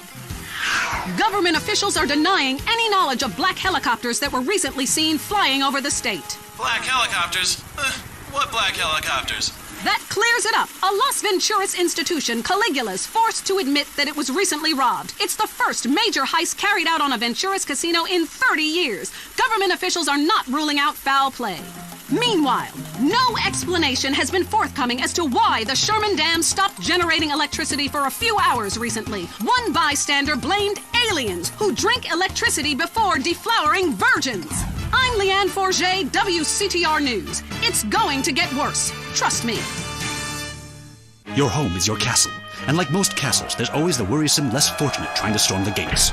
No longer. At Executive Intruder Extermination Service, we'll ensure that you'll live in a fortress and live your life worry-free. With my vindictive and backstabbing personality, I always knew I'd be successful, but there's a price to pay. Money gives me freedom. Freedom to be scared of things that normal people don't have to worry about. When it comes to people trying to get a buck off me or come knocking, I turn to outside help. Your home will be surrounded by only the best security equipment. Razor wire, Dobermans, landmines, night vision, and motion sensors. And if a stranger or unwanted relative should make it inside, all of your doors will be wired with bombs. But what about when my children need to go to school? Your children will be equipped with bulletproof vests, and depending on if they attend public school, stun guns and mace. When you're successful, nobody wants to be bothered. I'll slaughter anyone who even thinks of harming my family with Executive Intruder Extermination Service. They do it for me. Call today for your free home demonstration. The world is a dangerous place. For you, it doesn't have to be. Enjoy listening to Mental Patients? Area 53 is next. Is your child really an alien? Has the future already happened somewhere else? And finally, is cheese the latest weapon in the battle against communism? We explore deeper, much deeper. I'm Marvin Trill. This is Area 53. Prepare to be appalled. Hello? Yes, hello. I would like to talk about a conspiracy. Okay. It starts with food and our toxic culture, these chemicals in our bodies. You must flush them out, Marvin. First, start by masticating. Did you say masturbating? Listen again, Marvin. Am I lisping here? Masticating vigorously. To really cleanse, you're going to have to do some yoga. The cleansing properties of doing yoga with a garden hose up your ass cannot be exaggerated. Marvin, it's time for your down dog to really have a tail. I was wondering when my career would hit bottom, and now it's here, right before my eyes. Stuart is on the line. I think everyone out there will agree that the Russians are in charge now. foreigners are behind that Exorbio handheld gaming device to decrease our productivity and make our thumbs useless so our kids can't fire machine guns. I hear what you're saying about video games. People are dying every day of malaria, and it's all because of the messages planted in our minds from that degenitron in the 80s. Line 18. Hello. Okay, man. I warned you. I've been over to the other side. What are you talking about, buddy? I've been inside everything, seen everything. Remember the first time you did mushrooms? There are aliens living in the state. Aliens, and I've held them in my own hand. Everybody, go to the desert, beg their forgiveness. How do you know all this? I went to the camp. Believe what you want to believe, but ask yourself, why should I make this up? The only thing I want to ask myself is how I can keep you off future shows. Oh, God. Kevin, hello, you're on the air. All the missiles are under my control, not the government's control. Why do you think they put me in solitary confinement for 8 months? Because I could launch nuclear missiles by just whistling into a phone. Really? Great. Could you wipe out all the other radio stations in town for me? Hey, I don't do that anymore. I only use my powers for good. Look, this isn't a cartoon or TV show. Let's get real for a second. The problem with people like you who have superpowers is that you really don't use them for good. If I had superpowers, everyone would be naked, and women signing autographs at conventions couldn't resist me. All right, going to the conspiracy line. Yeah, this is Montag. Okay. My name's Montag. Oh, yes, I got that. Hey, have you ever leveled a house with a helicopter? No, but... That'd be really cool. I thought you were a DJ. You used to talk more about killing people with helicopters. I prefer electric cable, tightly wound around people's throats, watching them go blue in the face. We have a lot of aerospace fans and plenty of murderers who like the show. Inside, I feel like it's time to close the pod bay door and take a rest. Until next time, reset your memory chip and don't believe what they tell you. This is Marvin Trill. You're leaving Area 53. Shiflum. Be careful. That was Area 53, where reality is an alien concept. If you crave news, WCTR, West Coast Talk Radio. Sounds like you got a nasty cough. Yeah? No shit. Here, baby. Try this. Soothe? Yeah. Soothe annihilates cough and cold symptoms. Wow, I'm seeing donkeys. That's the patented cough-killing concoction of codeine, morphine, and alcohol. Your cold will be history. How's your cold now? Who the hell are you? I'm your wife, fool. Soothe kills a cough fast. And for the kids' chesty cough, it's Soothe Junior, the medication that comes in a fun, animal-shaped container kids will love. Hey, look at me. I'm binging on medication just like Dad. Ugh. Oh, my God, he's barely breathing. No, that's just the medicine doing its magic. Thanks to Soothe, his cough is history. With Soothe, you'll forget you had a cough, your name, or where to properly go to the bathroom. Feel better fast with Soothe. Now it's the couple who each thinks the other is screwing America. I Say You Say is next with the Phillips. I'm Dr. Phillips, and I'm a liberal. Get to a 10-step program, That's Len. 12 steps. Yeah, you only deserve 10. I'm also Dr. Phillips, and I'm conservative. Today on the show, is it okay to talk to people we were at war with once? And the skyrocketing price of buying off a politician. And we talk to people without health care who are genuinely happy not to be burdened with it. It's political debate and discussion from the right and the wrong side of the track. Let's go to the phones before right-wing anger engulfs my wife. Who's on the line? Hi, I have an eating disorder. So I, moved to the West Coast? No, that's so sad. Maybe you need a support group with some caring friends. Yeah, maybe you should keep your finger out of your throat and eat a donut. 99% of the world wake up each day and eat dirt, and Queen Puke-a-Lot here can't keep a meal down? Boo-hoo! What do you expect, sympathy? This is Los Santos. People would give their right arm and left leg to live here. It's paradise, but you have to suffer to belong. You can't take the heat. Get out of the nuclear reactor. Next caller. Yeah, I agree with that caller about the nuclear plant next to the projects. You know, nature has a way of taking care of poor people. Tornadoes don't like poor people. Right, like I don't do laundry. I'm liberated, independent, and I have 3 maids, all of them on less than minimum wage. I mean, poor people are so happy to work for me. Especially when I help them unionize. Do you have a question? Sort of. Hey, you know, I got the same name as you. Yeah, Peyton. Oh, well, it's a family name. No, Mary. I was called Bruce by my parents, but I prefer Mary. It's much more... Yeah, feminine. No, biblical. Which, okay, I'm an atheist, but I love the Bible. I have 100 that I took from hotel rooms. Well, what's your question? Well, as a mother and a fireman, I was wondering what you guys thought about diversity in America. It makes me very nervous. Well, you see... I'm heavily into diversity. I'm like a man with a womb, lactating. Yes, I think you're a little confused. No, you're the one that's confused. I'm the one who eats Alaskan salmon and children from Alabama. I speak English, I eat German food, I practice French adultery, and I weigh as much as Vatican City. I'm an American. Okay, you're a nut. Get off our show. Mary, would you please stop eyeing the producer? I already slept with him. So did I. Ooh. Brian's on the line. Hello, Brian. Hi, my name's Brian. I work at Caligula's Casino in Las Venturas. Excellent. You take stupid people's money. I love it. Very capitalist. Hey, Brian, what's your concern? I did really well in the 80s, but the 90s are proving to be a real drag. The music is terrible. The recession is kicking my ass. Everyone I know is giving up recreational drug use. And the president is doing my head in. The 80s were really a materialistic time. I know. I'm a shallow person. Drown me. Look, we need a movie star to be president. It works. They're the best liars. They do it professionally. Well, so do all politicians. Next caller. Yeah, I want to talk about deforestation. Yes, that is a shame, what they're doing to the thick, beautiful redwoods north of San Fierro. I was talking about women. But you're right, San Fierro is half the problem. It ain't natural and it's un-American. Look, infatuation and disillusionment is the American way, but it works. Just look at places without professional wrestling and porno. Porno is the exploitation of women. Some people want to be exploited, like factory workers. Others want to be degraded. I mean really, really degraded. Like a liberal having his way with you. God, it makes me feel so dirty. Talk more slowly, please, dear. Moving swiftly on from my wife. You're on I Say, You Say, and what's your question? Yeah, this is Brad. I'm really into pleasuring myself. Good grief! Well, that's my business, but I feel discriminated against. Not only can I not practice my hobby in the privacy of my own garden or car, but my movies are rated as pornographic. I mean, let me ask you a question. Threesomes, right? Well, that's where our problem started, Yeah. yes. The producer. Well, right.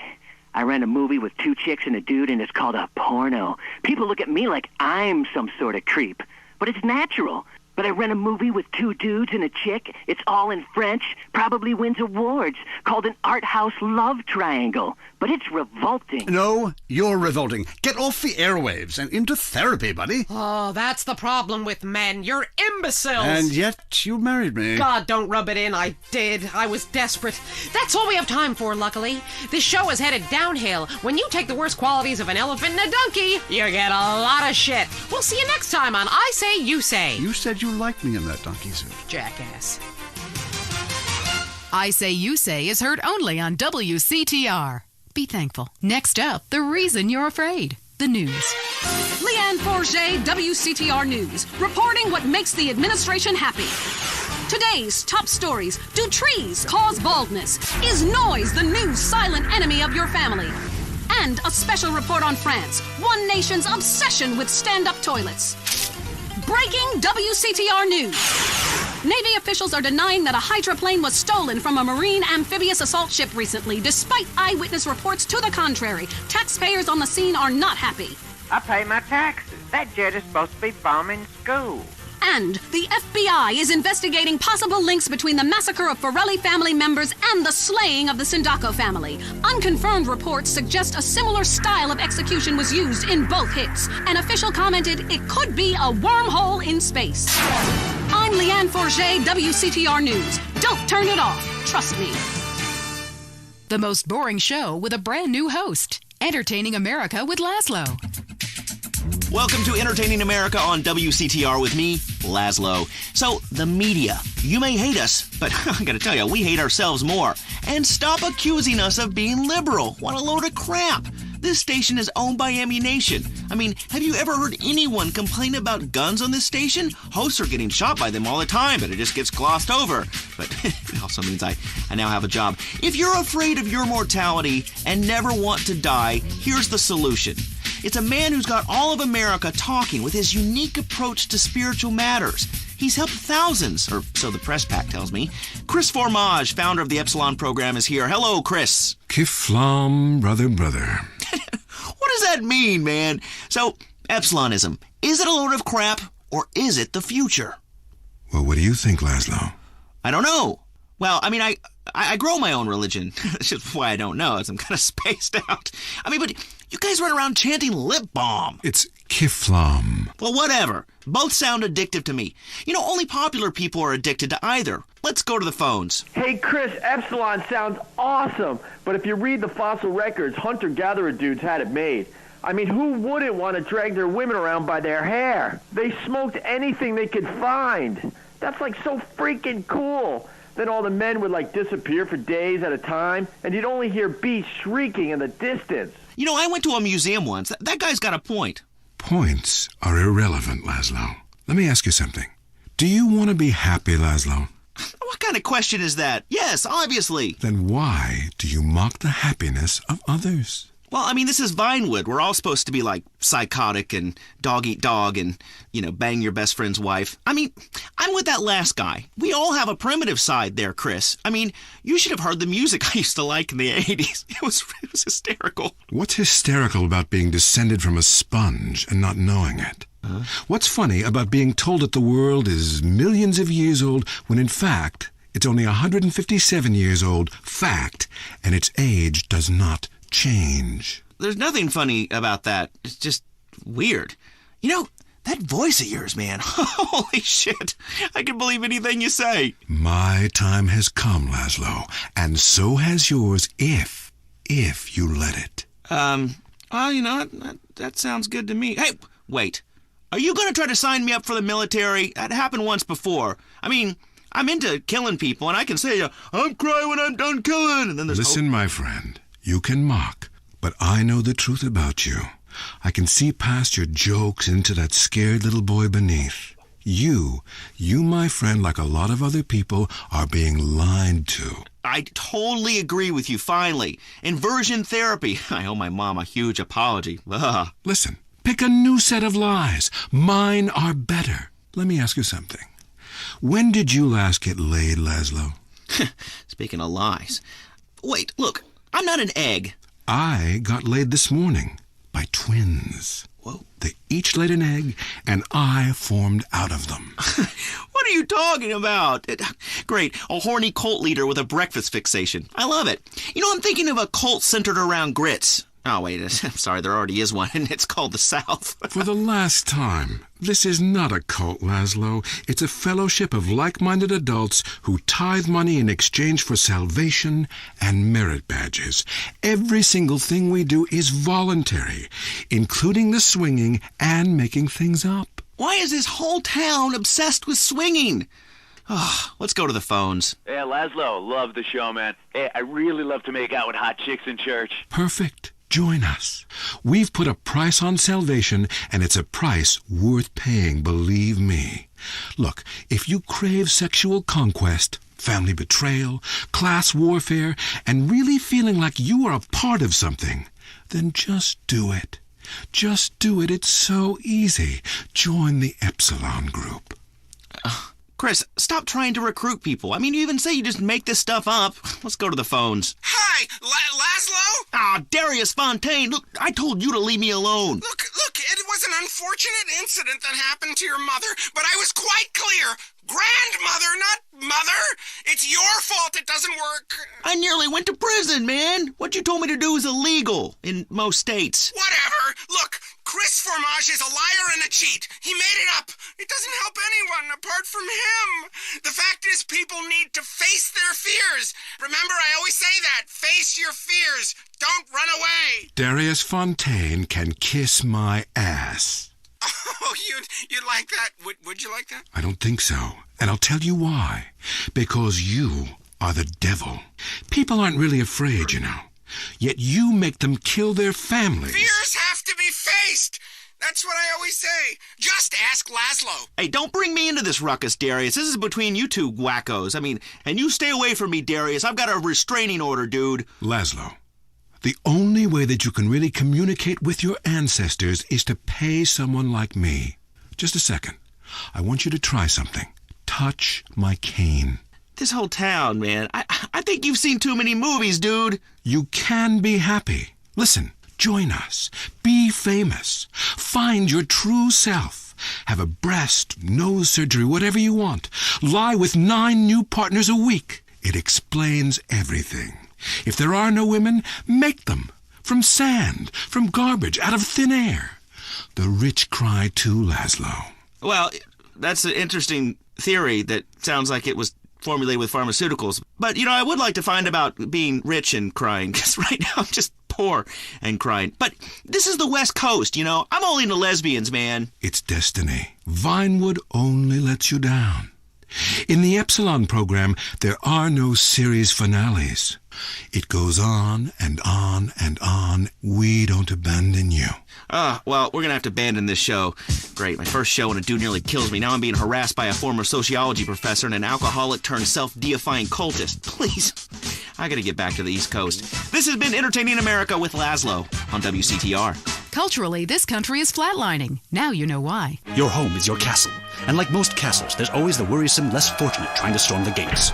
No longer. At Executive Intruder Extermination Service, we'll ensure that you'll live in a fortress and live your life worry-free. With my vindictive and backstabbing personality, I always knew I'd be successful. But there's a price to pay. Money gives me freedom. Freedom to be scared of things that normal people don't have to worry about. When it comes to people trying to get a buck off me or come knocking, I turn to outside help. Your home will be surrounded by only the best security equipment. Razor wire, Dobermans, landmines, night vision, and motion sensors. And if a stranger or unwanted relative should make it inside, all of your doors will be wired with bombs. But what about when my children need to go to school? Your children will be equipped with bulletproof vests, and depending on if they attend public school, stun guns and mace. When you're successful, nobody wants to be bothered. I'll slaughter anyone who even thinks of harming my family with Executive Intruder Extermination Service. They do it for me.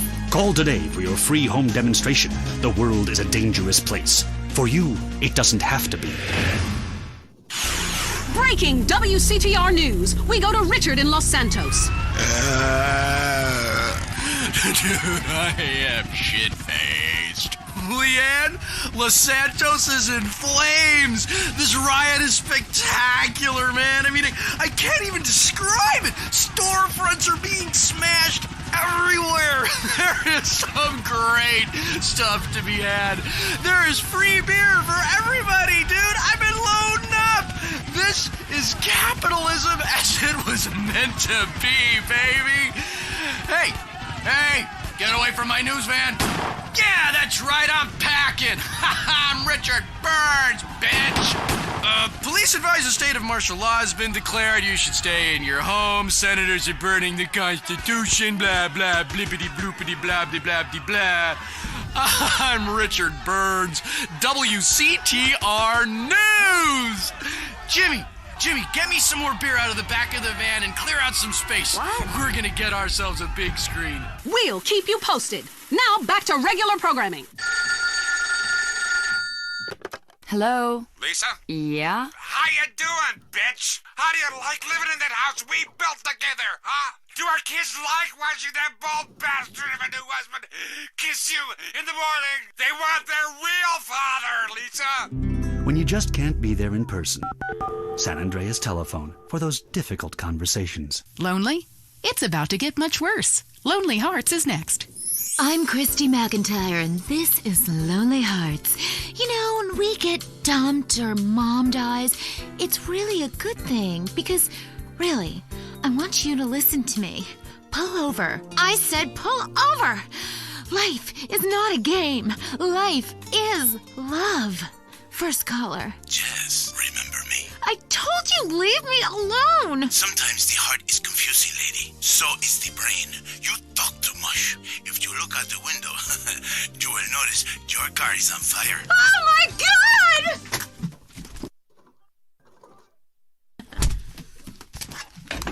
Fernando is back. Women know nothing about love. Ellas no saben nada. This is why I am here. Fernando grows tired of hearing women on the radio with bad advice. Because if you close your eyes, you can be loving anyone, especially when you are alone on an airplane bathroom and people are knocking on the door and you keep flushing and flushing. Let's take a caller. Whose heart is on the line? Love is finally in the air. Hi, I love the show. I'm in a great mood. My mistress just got her period. I love that day. Anyway, I love my wife. I have 18 children and... Why you have so many children? Are you a man with a fire in his loins and a hole in his Johnny? Well, I can't really talk about that. I'm passing on a tradition. raising little soldiers. Kiplum. You sound like you enjoy the fetal position and sucking your thumb. Wow! How'd you know? I always know. It's fine. Fernando loves to suck his thumb too. It's so hot and sexy, people. Love yourself first, and then focus on others. You're number one. Your spouse is number two. And in the ultimate scenario, they're number three. And number two comes from Las Venturas phone book after you see Fernando's ad in the classified. Maybe we leave that for now, amigos. Line 8. Daisy, you're on the new and improved Lonely Hearts. Conmigo, Fernando Martinez. Speaking of number two, I totally love my boyfriend, but like the skid marks, I don't know what to do. Yes, cars and bands have a lot in common. A real man leaves his mark like a stallion. But I mean, I smell it, but I don't say anything. And he just rolls down the window and acts like it's all cool. Well, it's not cool. Why do men have this problem? Fernando learned this years ago while playing emotional music. Inside every great man is a wounded little boy full of fire. Fire from his ass, climbing trees, blowing up frogs, beating up slow classmates, sleeping with your friends. All in the day's work. It is life. It is love. It is better than words, I think. On the mind of line 4 is a guy who calls himself Carpenter Chris. Hell yeah, I'm a carpenter. I drink all day and nail 2x4s. Oh yes, little people need love more than anyone. I have one client who calls me all the time. The girls complain he's stuck in the 70s. Let's take another call. Fernando is in charge, riding the phone like a cheap floozy. Line 6. Hi, I've got a very extensive pornography collection. It takes up the whole house. What does that say about me? It says what somebody should say. Maybe I say it. Listen to Fernando. There is nothing like the real thing. It is so silly to spend hundreds of dollars on videotapes of people making passion when you can make the tapes yourself and sell them and make money. Let Fernando heal you like a chiropractor, but not as creepy and addictive. Hello, Frank from Foster Valley. I wish my dog could talk and cuddle me all night. You stay away from animals. It's not legal, not even for me. It is no moral. Maybe someday I set up a petting zoo for people like you. When you want to understand the connection that keeps us on this planet since the dinosaurs, when the passion burns like a nasty itch, when fate caused you to leave a town after an incident, or the risk of a father's shotgun, is fate an incident? Is a 5-alarm fire an incident? I come to Las Venturas, a city with more love than it can handle. Love is realizing your calling. I say this, I once played music that brings passion, but I realize you can have even more passion with a credit card. People in Venturas only care about slot machines. Yes, maybe you pull the handle and win the backdoor passion. It is different with every woman. Some women need the soft touch because they have been traumatized. Others have already been traumatized, so you treat them like a truck driver and steal a six-pack on your way out. What are you talking about? I am talking about passion. I am talking about romance. Hey! Let me back in! It's my show! I teach you how to talk in just a second. You be quiet. Cállate. Goodbye, ladies and gentlemen. It is so good to teach you about love. San Andreas, you, in your car, touch yourself. I love you all. Christy, I will be out in 5. Wear something slinky but sophisticated and trashy. Your heart is no longer lonely. Fernando has been here. This was Lonely Hearts. Get out of here, you creep! Oh my god. Is that Bush cologne you're wearing? Yes, that is Bush cologne. Do you like that? And do you like this? Oh. This is Fernando's signature move. Fernando, that Latin passion is amazing. Oh, wow, that's an enchilada. Oh. Let me see that. Oh, I love baby. taco. Let me see Yes. that taco, please. Give it to me, Fernando. So juicy. That was Lonely Hearts, only on WCTR. Talk is cheap, especially on this station. Featuring more rich, angry people complaining. WCTR. And now, the #1 show for vegetables on the radio, Gardening with Maurice. Okay, we are back in the garden. I'm Maurice, and we must answer nature's call. Going to the phones. Greetings, garden lover. What's your name? Hi, my name's Trish. Okay, is that short for Patricia?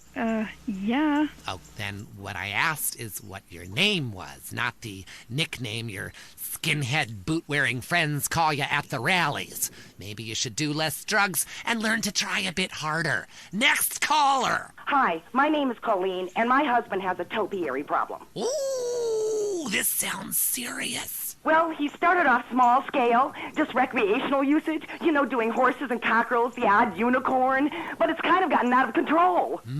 How so? He just can't stop. I mean, people think it's all fun and games, but what happens when the party stops? What happens then? Okay, just hold the phone and get a grip, okay? At my house, when the party stops, we pay the gimp, get rid of the sailors, and 15 men start crying in unison. Well, that's your business. My husband's reached bottom. It's terrible. Giraffes, lions, elephants, rhinos, all of them carved out of hedges. Penguins, dogs, velociraptors, you name it, he's made a leafy version. What could be more natural than a man trimming a hedge into the shape of an animal? Very therapeutic. Makes a man feel like a god. When you can twist nature to your own perverse entertainment, then you know we've won. Eat me, Darwin. But now he's trimming bushes into a spaceship, a rocket, and a lance. He runs around with hedge clippers and screams, "Trim that bush!" at our neighbors. He even fashioned a shrub into a kangaroo with a pouch, and he sleeps inside it some nights. Oh, he's freaking out on Bush. He needs help. Please, you gotta help me. I hate hedges. Well, the Romans loved topiary, and look at their contributions to society. But as they say, if the grass is greener in the other fella's yard, then you bang his college son when the dad's out of town. Okay, next caller. Whoops, hold on a second, I'm blossoming. There we go, all done. My name's Henry. Are you blossoming? I guess I am. I've really come into my own in the past few months since I joined a cult and began tithing money in exchange for spiritual happiness and letting everyone take turns on my wife. Anyway, I have a lovely garden, mostly carnivorous plants. A Venus flytrap reminds me of my mother. She's in prison now. Anyway, it's so fascinating how it catches animals and eats them. I started with flies, and now mine can swallow a whole squirrel, or a small horse if I chop it in half first. Have you tried any experiments on human beings? Yeah, I've been working on that. Good man. See, the secret of nature is once something is at the height of beauty and potential, it is time for it to wither and die. A bit like the British Empire. Because look at that whole place, withering and dying right before our eyes. It's run by a queen. And if she had a pistol, she'd be the king.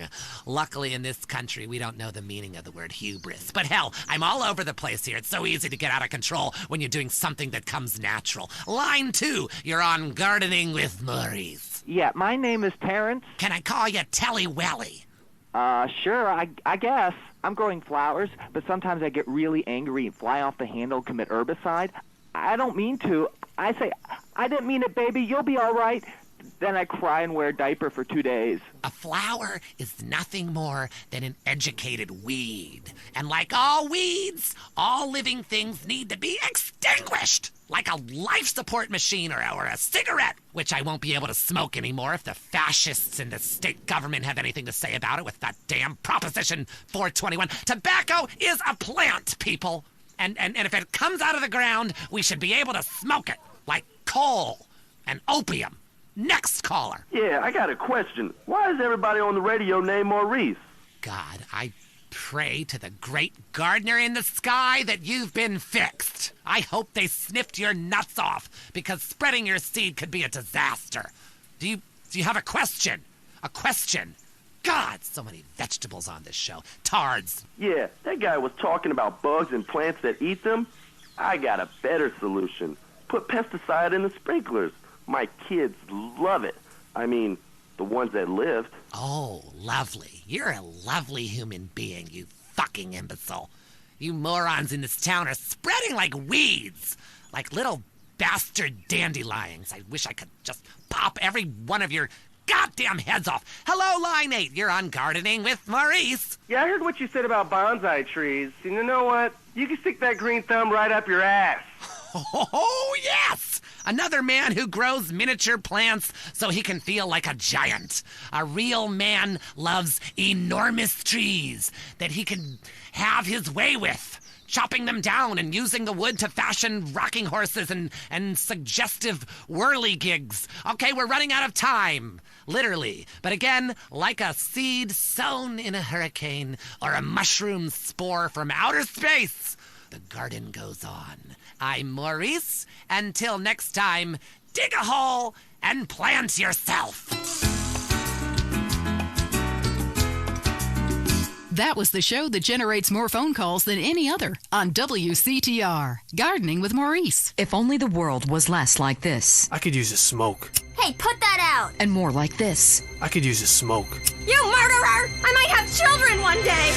Smoking kills, unless you kill first. You ready? If you're around a smoker, you will die. Smokers may look relaxed and like they're having fun. Don't believe it. Vote yes on Proposition 421. Let's outlaw smoking everywhere, even in people's homes, and allow honest citizens to legally kill anyone who smokes. Let's live in a world without smokers. Prohibition works. Let's prove it. Let's move up the food chain. It's time to smoke the smokers. Vote yes on Proposition 421. Want to be too scared to go outside? The news is next. Leanne Forget, WCTR state-controlled news. Pravda, breaking news. Is skateboarding making your son impotent? And how to find out. Today's top stories. Why hatred is good for you. Foreigners, worse than we thought.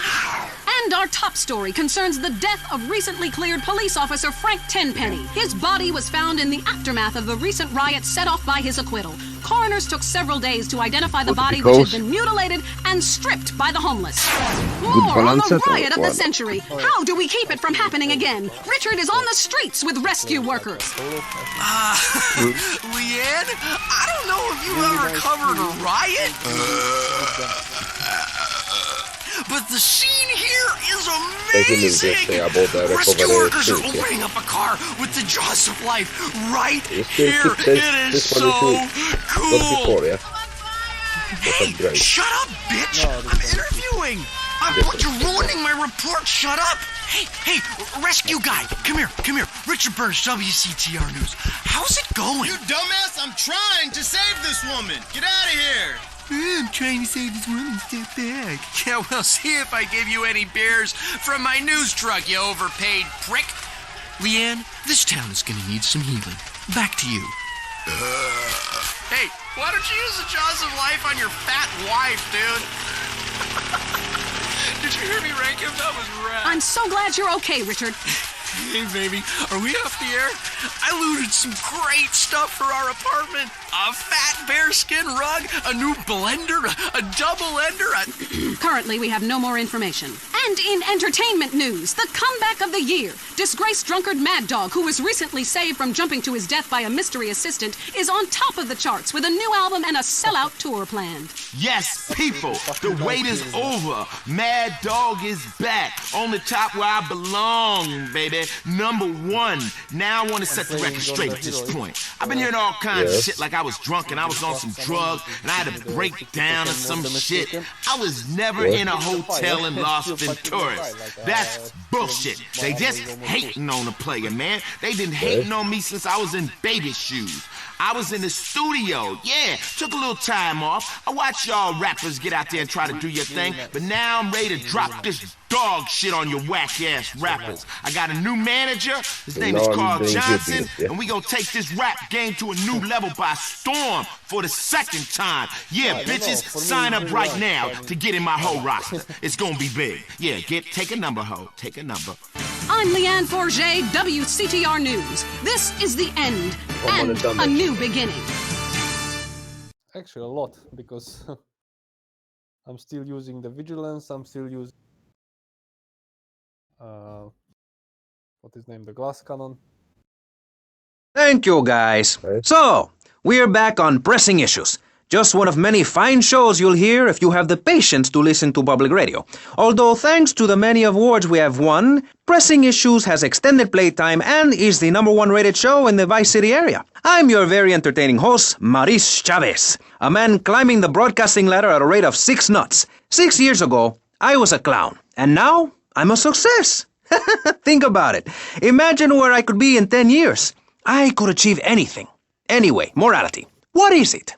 Why do we need it? Our ancestors, shortly after discovering fire, built tools to beat each other over the head and discover how to make meat to celebrate with afterwards. Then Columbus came over, shut down the Pilgrim discos. Why? All very confusing if you ask me. And you did. And I asked myself, that is a perfect subject for a region-wide discussion show, which is very lucky because I happen to host one. To discuss the subject of morality, we have firebrand preacher Pastor Richards, the head of the Pastor Richards Salvation Statue Organization, a group which plans to raise enough money to build a statue of Pastor Richards himself. We also have John Brown, leader of Moms Against Popular Culture, or MAPC. Or is it MAPS? MAPK? I don't know. We're deep in acronym hell right now, or is it purgatory? And finally, we have Barry Stark, author of the book As Nature Intended. He's the editor of Vice City's Naturist News, and is working feverishly, it says here, to bring more nude recreation to Vice City. To protect the dignity of our other panelists, we place Mr. Barry Stark behind a divider. I'm naked back here. It's my right as a person. Yes. Let's start with the obvious, yes? Is it moral to be naked? Yes. You can't stop me. Well, I'm a mother, so I have to deal with this issue every day. My adorable kids have learned that it's wrong to be naked. When it's bath time, they know to put on a bathing costume. That's also the reason there are no mirrors in my house. Nudity leads to bad, naughty things. Maurice, if I may interrupt, I haven't worn clothes since 1982. Clothes are seriously unnatural. Didn't you guys learn anything from the 60s? I had a revelation when I was on holiday in Germany. I'd always felt very constricted. Then it hit me like a slippery fish. Clothes are plain wrong. When you're born, you're not wearing any clothes. When you die, you're not wearing any clothes. I'm going to have to interrupt you there. What if you die at work? What if an enormous piece of machinery falls on you while you're working? Clothes lead to immorality. Nudity stops people from fighting. Have you seen an issue of National Geographic lately? People around the world are nude. You don't want to shoot a machine gun or a howitzer or a flamethrower if you're naked. It could burn or scald in quite a personal fashion, quite frankly. Have you been to the zoo? Animals are naked. If everyone were naked, there'd be no war. Everyone's complaining about crime and the theft of cars in the city. No one's ever stolen my car. No one's ever pickpocketed me. They've never even tried. Well, that's because you're a degenerate loony. If the police were naked, it would set a great example to everyone. You can direct traffic and eat donuts entirely in the buff. Maurice, this kind of immoral behavior is exactly why I'm building the Pastor Richard Salvation statue. Noah had an ark, Texans had the Alamo, and I am building a highly fortified structure in my image. Simple. This 50-story statue will be able to deflect alpha, gamma, and beta radiation. The day is coming, and coming soon, where the artificial suns will rain down to punish the degenerates of this city, but you can save yourself. The Pastor Richard Salvation statue will be a completely self-sufficient community. We have canned food rations, private living quarters, and enough supplies to survive happily the predicted 40,000 years of nuclear winter. In Phase 2, and with funding from NASA, we will equip this massive statue with rockets. So when the poopy hits the proverbial fan, we will load up the statue with all of the people who have saved themselves through generous donations, blast into space, and colonize Saturn with a race of morally correct, affluent people ruled by me. Will there be naked people? No, turd brain. It's morally corrupt people like you we're shielding ourselves from. Liberals, degenerates, the Welsh. They're the ones responsible for the nightmare Vice City is today. The crime in the streets, the parties, the children born out of wedlock to a future of hopelessness. Anyone who does not agree with me is mentally sick and should be shot, I'm afraid to say. We need to build a place to escape these transgressions. Whew, that's extreme stuff, Pastor. But we'll leave amateur eugenics for a minute and ask our other panelist. Jan, you're a mom, so you know everything. What is your thought on all this? And do you think Pastor Richards stole his ideas from a movie or book? Well, yes, I am a mom. My kids are very special. So special, they go to special classes. Now, I teach my kids history to give them perspective. Last night I was telling them about how Magellan sailed around the Strait of Magellan and met some friendly natives that gave him supplies.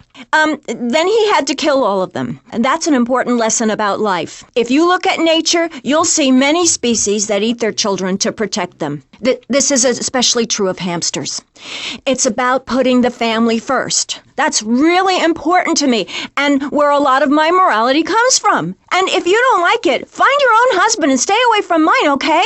Okay, but, and excuse me if I sound a little confused here, but I don't think I understand. Now, my morality comes from looking at history and biology and working out what's best for my kids and screw anyone else. That's what this country's all about. I mean, I saw the hippies. What a load of claptrap. What's your kid going to do at a school with a name like Moonbeam or Wave or Horseradish or whatever they call them? How can you take your kid to a Little League game when you live in a communal farm growing drugs? It's awful. And that's what my life is about, looking down on others. Yes, I think I can see that now. Moving on. Pastor Richards, in your book, you talk about putting yourself first and how people should not make sacrifices or help those in need. Do you want to elaborate? Oh, that's right. People need to learn how to take care of themselves and not depend on others.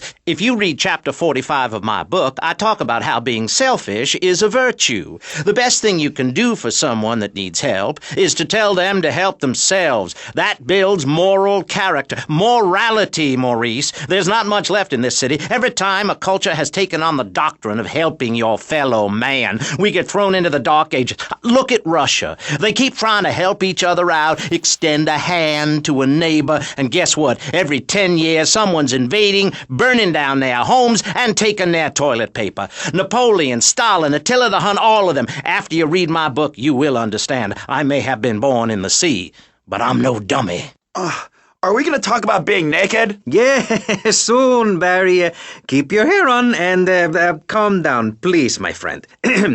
Divorce rates are up. Standardized test scores are down. Vampire sightings at the mall. Can the family be saved? Or, to put it another way, if we're meant to be monogamous, why weren't we born already married? Jan, over to you. Well, since I'm a happily married mother, I know the family unit is the basis of all society. Now, even when my husband is working late or away on an extended business trip to Hawaii with his secretary, I understand just how important the family unit is in life. He's working hard so I can get another station wagon with even more wood on it. Go on. Tell me more about your family. Well, I like to compare it to nature. After all, it is one planet, even if we do just want to maim and kill each other, especially me. Now, look at sharks and sandworms. Oh, and one of my hobbies, besides making babies and criticizing people, is biology. You learn so much from nature. People these days, they don't grow their own food. They can barely get out of their recliners and make it to the supermarket. I tell you, there is nothing super about that place. Now, kids these days don't know how to preserve and can their own food. Now, no wonder all they want to do is play video games or hang out with their friends. What is it, the Degeneratron? What a crock of shit. Hey, watch your language. This is radio. We have regulations about that sort of thing. But you let a naked man on. He's behind the screen. You can't see him. It's not that exciting. Imagine a flabby guy with a ponytail and a nasty rash. You'll get the picture. Imagine one. I married one. Anyway, what was I saying? You were discussing the Degenetron, which I understand is a games machine. Then you swore. I'm sorry, it makes me so mad. I mean, what I heard my son, Patrick III, I heard him using slang words in the house the other day. Rad and cool and stick it. I mean, I beat him to within an inch of his life, and he will never make that mistake again. American should be spoken properly. What? No, don't interrupt me. I've got children, you know. Please. This is really important. It's about the family. Look. Nobody knows how to cook anymore. Nobody knows how to kill anymore. Nobody knows how to kill dinner. My daddy was a very wise man before that tractor pull accident. My daddy taught me how to slaughter a pig. That's very useful information. Oh, sure, I was a little nervous at first, but he put me in a room with a fork and a fat sow and told me he'd be back in an hour for some fat back and hog gels. As a mother, I'm proud to say I throttled the life out of that little piggy. I did it for my family, and I'll do it again. Feeding the family is my job as a mother. Daddy earns money and goes away with his secretary, and Mommy provides dinner and keeps a brave face on things, even though her heart is breaking. Where are my pills? Barry, you look like you've got something to say. I agree. Statistics show that families that spend time together naked are the best kinds of families. You see, social class distinctions disappear when everyone is naked. I can't tell if you're rich or poor, black or white. It doesn't matter because we're all naked. Designer clothes? Try designer nudism. My body was made by the best designer around, Mother Nature. That's why we're lobbying to build a naked casino in Vice City so old people can gamble naked and poor people can lose hope in the buff. It is written, chapter 23, verse 5 of my book, "He that gambles his money away is a fool, but he who believes in me will go to spend eternity in space with other affluent, well-to-do people." It's that simple. Do what I say and you won't have to think for yourself. Oh, but I think it is, Pastor. We look around, nudie clubs, discos, drinking. Do people want to be moral? Can you legislate morality? Can we tell people how to live their lives? Absolutely. Yes, of course I can. Just look at Prohibition or the Cultural Revolution in China. We can learn a lot from history. Chairman Mao or Stalin, they purged their lands of degenerates and intellectuals, the scum of the earth in my book. And look at the great societies they built. People want to be told how to act. And most people are idiots, and that's exactly who my teachings appeal to. This lawless, permissive society has no boundaries, and without boundaries, how do you know where the limits are? You have to know what's good and what's evil. You need someone to tell you so. Single moms have obese kids, it's a fact, while rich people have a lot of guilt, unnecessarily, in my opinion. I agree. I don't think these people understand just how hard it is to potty train.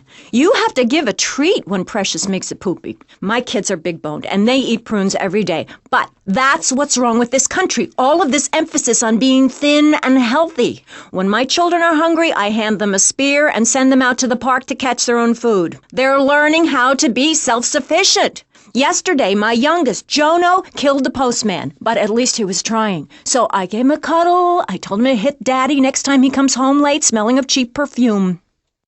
Okay, it's time to take a break before we hear about any more criminal acts against government employees. You're listening to Pressing Issues. Morality is the subject at hand. Let's explain exactly how free radio without commercial breaks works. We'll be right back. You're listening to VCPR, finally, a radio station for teachers and librarians. You've been enjoying Pressing Issues, but as is normal, you can't listen to an hour's worth of programming on this station without us begging for money. It's the bi-daily begathon here on VCPR, where we hold your favorite shows hostage until you pony up some cash. You know what's so great about VCPR? It's like a shining torch of cultural enlightenment for Vice City. In these times of darkness, when the hordes are so uneducated they can barely understand multisyllabic phrases like, "Clean my shoes better, Marissa," or "I'll report you to the IRS," or dialectical materialism. Isn't it pleasant to have a patronizing voice on the radio? That's right, Michelle. With the way things are going under Reagan, at any moment the unwashed Huns from the Midwest could descend upon Vice City and enslave the poets and postal workers and force us to watch network programming. That is a frightening thought. But like many things in life, you can throw money at something and feel better about yourself. VCPR is your public radio station, but you have to open your wallets. That's right. If you pledge at the $1,000 level, you'll get tickets for In the Future There Will Be Robots at the Vice City Arts Center. People who see that show say it's difficult to put into English. That must mean it's spectacular. Yes, but if you don't give money to VCPR, we could be thrown back to the Stone Age. Liberals will be set on fire in the streets. Give now. Let's return to Pressing Issues. Over to you, Maurice, in the studio. Useless, talentless asshole. You're correct. He is an asshole. I love those guys. Really professional and living proof that all of the best talent isn't on commercial networks. These people do it for love, because they have integrity, just like me. We're back with Pressing Issues. I'm Maurice Chavez, winner of 5 public radio awards in the Vice City area, including Best Voice. On this show, we take complex issues and boil them down to simple ones so you can understand. On this segment of the show, we are discussing morality. Since the beginning of time, man has asked questions. Why are we here? What time is it? And is there a place around here a guy can get a drink? Early man, as seen in the cave of Lascaux in France, questioned the morality of making the mammoth extinct. I think we all know what happened there. Is it society's job to tell each other how to live? Recently, Vice City considered passing a public curfew that says nobody can be on the streets after 8:30 p.m. Of course, the bill didn't get passed, but it made people think. If you don't vote, you get morons in charge. Is that moral? I'm not sure. Let's press the issue. Children should be at home with their parents naked. A curfew makes sense. Do you know how much money I save not having to wear trendy clothes? Read a history book. At the creation of the universe, the Big Bang, everyone was naked. Even you. Why do I have to stay behind this divider? Maurice, please. Because nobody is interested in seeing your business. Because we have standards of decency which you are offending. Look at me. I'm jumping up and down. Oh, my goodness. Get back behind the divider. Please, I'm married. What's so wrong with me? Why do you hate me because I'm happy? Jan, give me a hug. I won't hurt you. And by the sound of things, your husband is doing the same right now with his secretary. No, we've worked through it. He was stressed. It's hard keeping a family together these days. Everyone, take your clothes off and feel what it's like to be free of bondage. Everyone out there in Vice City, take your clothes off. If this is the land of the free, let's start with our pants. Feel the wind from the air conditioning. Ugh, a breeze is so liberating. Thanks very much. Now, if you could get back behind that divider, Barry, please. Otherwise, I'm going to have to ask you to leave. Thank you. Now sit down. On pressing issues, we think it is very important to respect one another, to treat each other like we would like to be treated. I want a hug. If you don't like the United States, son, why don't you move to Russia? I don't understand people in America today. They call this a Cold War, but it's hotter than hell. Mark my words, any day now you're sitting in school passing notes and talking about the prom, when suddenly you look out the window and there are Russian paratroopers dropping in to take over. What can you do? Run into the woods with your friends? Call yourselves the Wolverines? Put twigs in your hair and try to beat back the Ruskies? No, you hightail it to Pastor Richard's Salvation statue and blast off into space. But there is a limited amount of space. That's why I suggest anyone who wants the safety and security of your own bunker, give now. Call 866-9-SAVE-ME. We'll get you on the payment plan, and if you're paid in full on D-Day, you and your family will be safe. If not, you may have to choose to save yourself and leave the others behind. Hey, stop selling things on my show. You're not a valued sponsor who supports the art of public radio, buddy. I, for one, welcome our new Russian masters. We can learn so much from other cultures. Did you know in India, the women protest by setting themselves on fire? I tell you, next time the kids are screaming for ice cream and pop, I may just douse myself in kerosene. I use that as a threat to my kids all the time, so it's no wonder they're so screwed up. That's one of the tough things about being a mom, not ruining their lives with guilt. As a matter of fact, I don't let my kids watch cartoons or slasher flicks. Really? That Knife After Dark movie may be #1 in the box office, but my kids certainly ain't going to see it. If you don't raise your kids right, they end up being like Nude Boy over there or working in radio. I want them to get proper jobs, like being a doctor, not a patient. That is offensive. My mother understood I was special. She made me wear a bonnet as a child, and when I demanded to go to school naked, she was fine with it. After social services moved me, she would still write to me. I still remember when she kissed me goodbye. But Barry, earlier you said you discovered naturism, taking your clothes off, whatever it is in Germany. I know, but I lie a lot. I've got a lot of personal issues. Look at me. Please, Maurice, I need a hug. There's another example of immorality in this city. Public showing of affection. People think we want to see them making out and carrying on. I understand your hormones rage like a wild animal and you want to ravage one another like there's no tomorrow, but you have to ignore what your body is telling you and work for a higher calling, like construction. We're building a statue and we need your help. Call me now. You know, pretty soon you won't be able to tell who's a human and who's an android. Why, the corporation is working on it right now. I know, I read about it.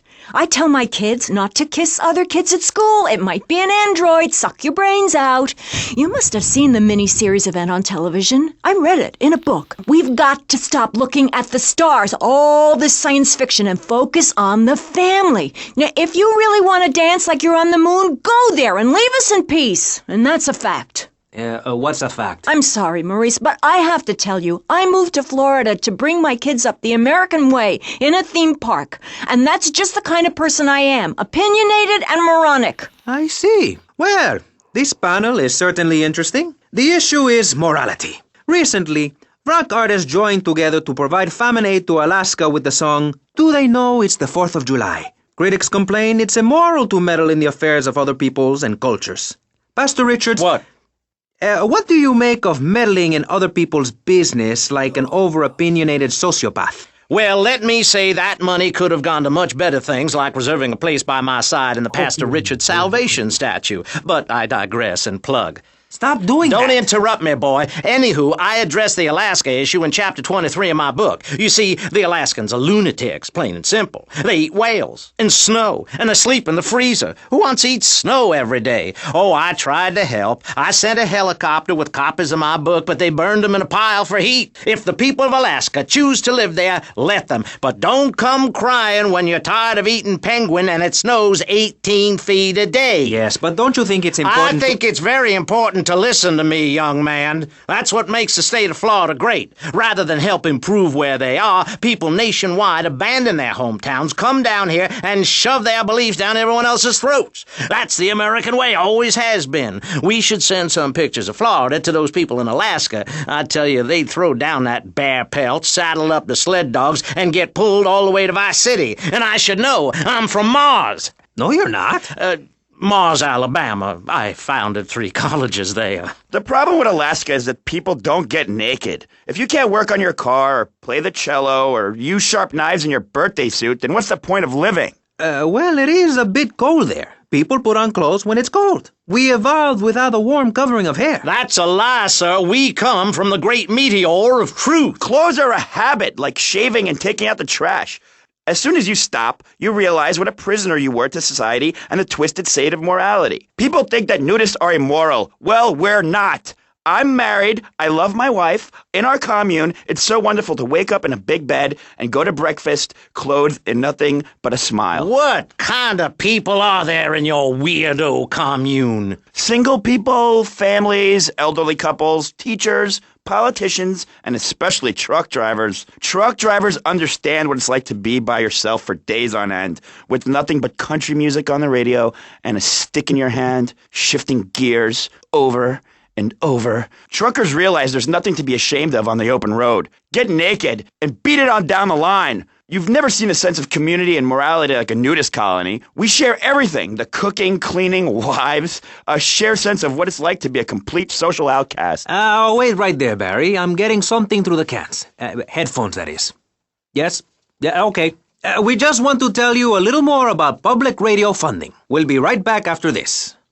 Hello, I'm sure you're enjoying our high-quality programming. I'm Michelle Montanius. Jonathan, I think it's time to acknowledge the people who are sending money in to shut us up and end this dreadful begathon. Here's a $10 pledge from Fran in Little Havana. Wow, you think she could have given more than that? Yes, mean bitch. I hope she dies an agonizing death. Absolutely, Michelle. And remember, if you want us to wish you well, dig deep and dig soon. That's right. At any moment, conservatives could vote to end our funding and place a fast food restaurant where our studios are. See, there are some people that think everything has to make money. It doesn't. That's why you should give now. Correct. Next week is Environmental Week, sponsored by My Batsu and the Vice City Power Corporation. And next month, we're celebrating Proust's influence on Vice City in association with the Degenitron. But for now, let's return to pressing issues. Remember, VCPR is an advertising-free zone, much like the moon or Times Square. Welcome back. The show is Pressing Issues. The subject is morality. I'm Maurice Chavez. Let's carry on pressing the issue. Now, when the Europeans were done ruining their continent with bland food and soccer riots and arrived in the Americas in the late 15th century, the subject soon turned to morality. You see, Europeans wanted to colonize America, so they had somebody to make fun of. The Pilgrims left England for the religious freedom in Holland, where they visited coffee shops, and after they packed up their ships with plenty of coffee, tea, and cakes to liven up the trip, they set sail for the New World, which they heard had a magnificent roller coaster. Once they got here, they were very hungry, having been on a ship for 65 days. So they ate for 3 days straight. Thanksgiving quickly became an annual custom. America was founded by people who wanted a place where they could tell other people how to live. And I'm a history major. But do we have the right?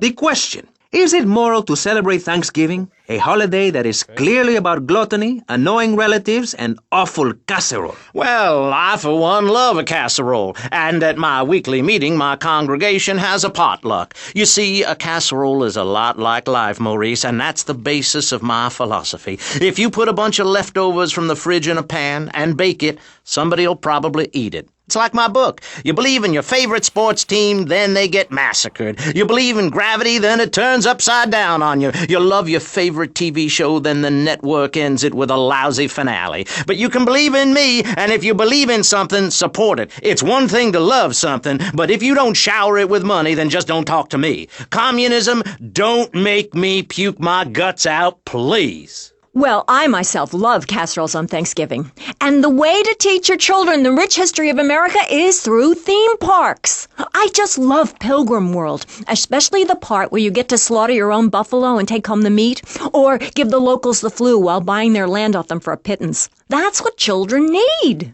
What is? Wholesome activities that benefit the family. Now, what good is it if a kid plays Degeneratron for 5 hours? Oh, sure, he's killing space aliens, thank you very much, but it ain't putting food on the table. And he's learning bad language, like bleep, bleep, bleep. When my family go out to dinner, we're starting from scratch, even if Daddy is working late, again.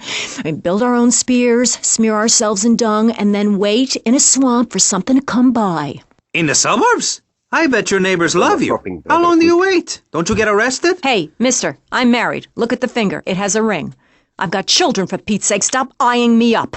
I wasn't. You were. I can see you undressing me with your eyes. Well, I tell you, I was a cheerleader and nearly a prom queen. And I could have married anyone, but I chose John. I chose him because he had a kind face and a rich dad. I didn't know he was going to cheat on me or embarrass me. I didn't know. But I won't be made a fool of. I've got the children. Okay, Jan, it's okay. Men are idiots. Ask my ex-wife. Don't worry. Stay calm. I'm not eyeing you up, but I am a little worried about you. How are the children? Do they enjoy school? Of course they do. That's precisely why I'm going to start homeschooling my children. High school is a cult. There's a group of savages that rule the roost and get all the girls, and everyone else is picked on and abused. It happened to me, and look at me. I'm a deranged mess, and my husband cheats on me. I don't want my kids to go to a public high school. Instead, we have a prom each year in my living room. And that leads to my next question. People in high school in Chile are all naked. I've about had it with you, Barry. I try to be fair, I try to be kind, but you are a freak and a liar and wasting everybody's time. The organs below the belt are for reproduction and removing of bodily waste. There's no reason that when I go to buy a soda or a transmission, I need to be distracted by your privates dangling about. Now, when I go to the store to buy an air conditioning filter, I'd rather not have to look at your moneymaker, amigo. I'm glad you are proud of it, but when people of Vice City are in a Quickie Mart, they should be able to have a simple financial transaction without seeing your fire hose. Are you with me? Sorry, Maurice. That's okay. Just try to behave. I think the sun must have got to you or something. Yes, maybe that's it. Maurice, if I may, you have a fine show here, and I'm glad to be on it. But everyone within the sound of my voice and smell will die in the fires of doom. It is written. TV is trash. Radio is trash. Our newspapers are run by Canadians with an agenda. Our very way of life is threatened. We formed this great state to play golf, and I'll be damned if any weirdo hippies are going to tell us we can't fill in wetlands and make a home for ourselves, complete with 18-hole championship standard courses and selective admission. Heathens will ruin the land. Acid will rain from the skies. We'll never hear my voice again. It will be anarchy. TV teaches immorality. Refugees, glue, the price of tea in China. How can we raise children in this environment? My little boy asked me the other day, Mommy, are unicorns real? What am I supposed to say to that? Do I lie and make myself as bad as the boy's father? Or do I break the little boy's heart and ruin his life so that he ends up a nudist or a freak or something? It's a difficult question, Jan. A very difficult question. Is it right to lie? Clothes are a lie, Maurice. No, Barry, clothes are a way of keeping warm and not getting arrested. No policeman has ever hit me with his truncheon. I'd like to hit you back to hell, you sicko. You're filth. Human form of vermin. A blight on a fine society, picket fences and garden parties, and everyone coming 3 times a day to my statue to pay homage. Pastor Richards, as a human being, I have to say I find your philosophy or cult or whatever it is utterly and completely appalling. Why, thank you. I knew you'd understand. I mean, you seem to want to build a religion around yourself and some 1950s vision of America. It's the 1980s, man. and one-man worship me cults are not allowed, my friend. Exactly. As I say in the great book, many are called, but unless you have a good credit rating, go screw yourself. You'll burn in hell. Ay, por favor, shut up. Barry, what are you doing? I'm lonely, Maurice. Lonely, and I need some bodily contact. Get back behind that panel. Don't be shy. Please, we've all got one. That means I'm happy. Hey, stay away from me. I'm a celebrity. Oh, good Lord. Hide yourself, boy. I warn you, I'm armed and I'm not afraid to use it. We've all got one. Look how free I am. The fan feels so good. I feel you. Hey, Pastor Richards, please, put the gun away. Put it away. No, I am the sole judge of truth and decency. Get back, heathen. Get back. I love you all. Evildoer, die, devil, die. Ow! Dios mío, you shot him! There's blood and pubic hair all over the studio.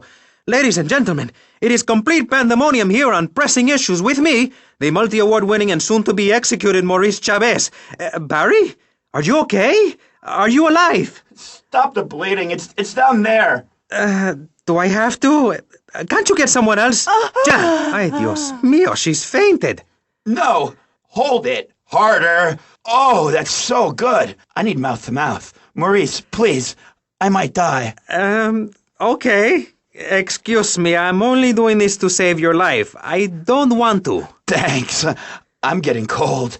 Quickly. It's okay to use tongues. Get off of me! I'm happily divorced! Shall I send him to hell, Maurice? Yes. I mean, no. No, you psychotic lunatic. Put that gun away. Don't point it at me. Or your what, son? You think I'm scared of your conventional lily-livered morality? You think you can tell me what to do? You think it's wrong for me to have 5 concubines to spread my genes or to use money from the statue for building my own palace in Hawaii? You think that's wrong, do you, son? Do you, huh? No, Mr. Pastor, sir. I think it's very right. Very right indeed. You're the boss. You're in charge. You're the king. Damn right I am. Now, I'll tell you about morality. Morality is what I say is right, and immorality is what I say is wrong. You gotta understand this. I do. Oh, I'm bleeding. I need a proctologist. Shut it.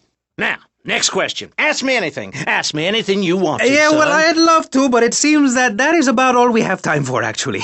The thing is, you see, this is public radio, and every once in a while we need to appeal for money, or cut away when people start brandishing guns in the studio. Like this. You're on Pressing Issues, and in this show we discussed morality. I think we made a lot of progress and really came together. I'm Maurice Chavez. Bye. Please, don't kill me. I hope you were enjoying Pressing Issues. I certainly was. Yes, it's almost as interesting as listening to you, Jonathan. Wow. Thanks, Michelle. It is, isn't it? Before we let you get back to the show, I thought you'd like to know VCPR has managed to raise $30 this hour, which should keep us on the air for another 15 minutes at least. Thankfully, due to the generosity of the people at DeLeo and Furax, the fascinating show Legal Review will still run. But now, back to the Pressing Issues. Actually, before we let you get back to the show, I'd like to say something. I know that public radio may not seem very important in an era of poverty and famine and immense personal greed, but I can assure you it is. And not just because I say so. Look at the facts. 15 of the last 37 American presidents and 47 vice presidents have appeared on VCPR in the last month. 33% of all Nobel Prize winners started out in public radio. Without public radio, we would never have discovered gravity, or the pizza, or the fact that a lot of people love to hear themselves rattle. Anyway, sermon over. I hope you folks at home understand how passionate we are about public radio, and it has nothing to do with the fact I got kicked off the networks. That was very moving, Jonathan. Back to Pressing Issues. Where is the creep? Put him on! Hello. As you may know, you're on VCPR, and this is Maurice Chavez. That is, I am Maurice Chavez. That's Chavez, not Chaves or Chavis. This isn't a game show.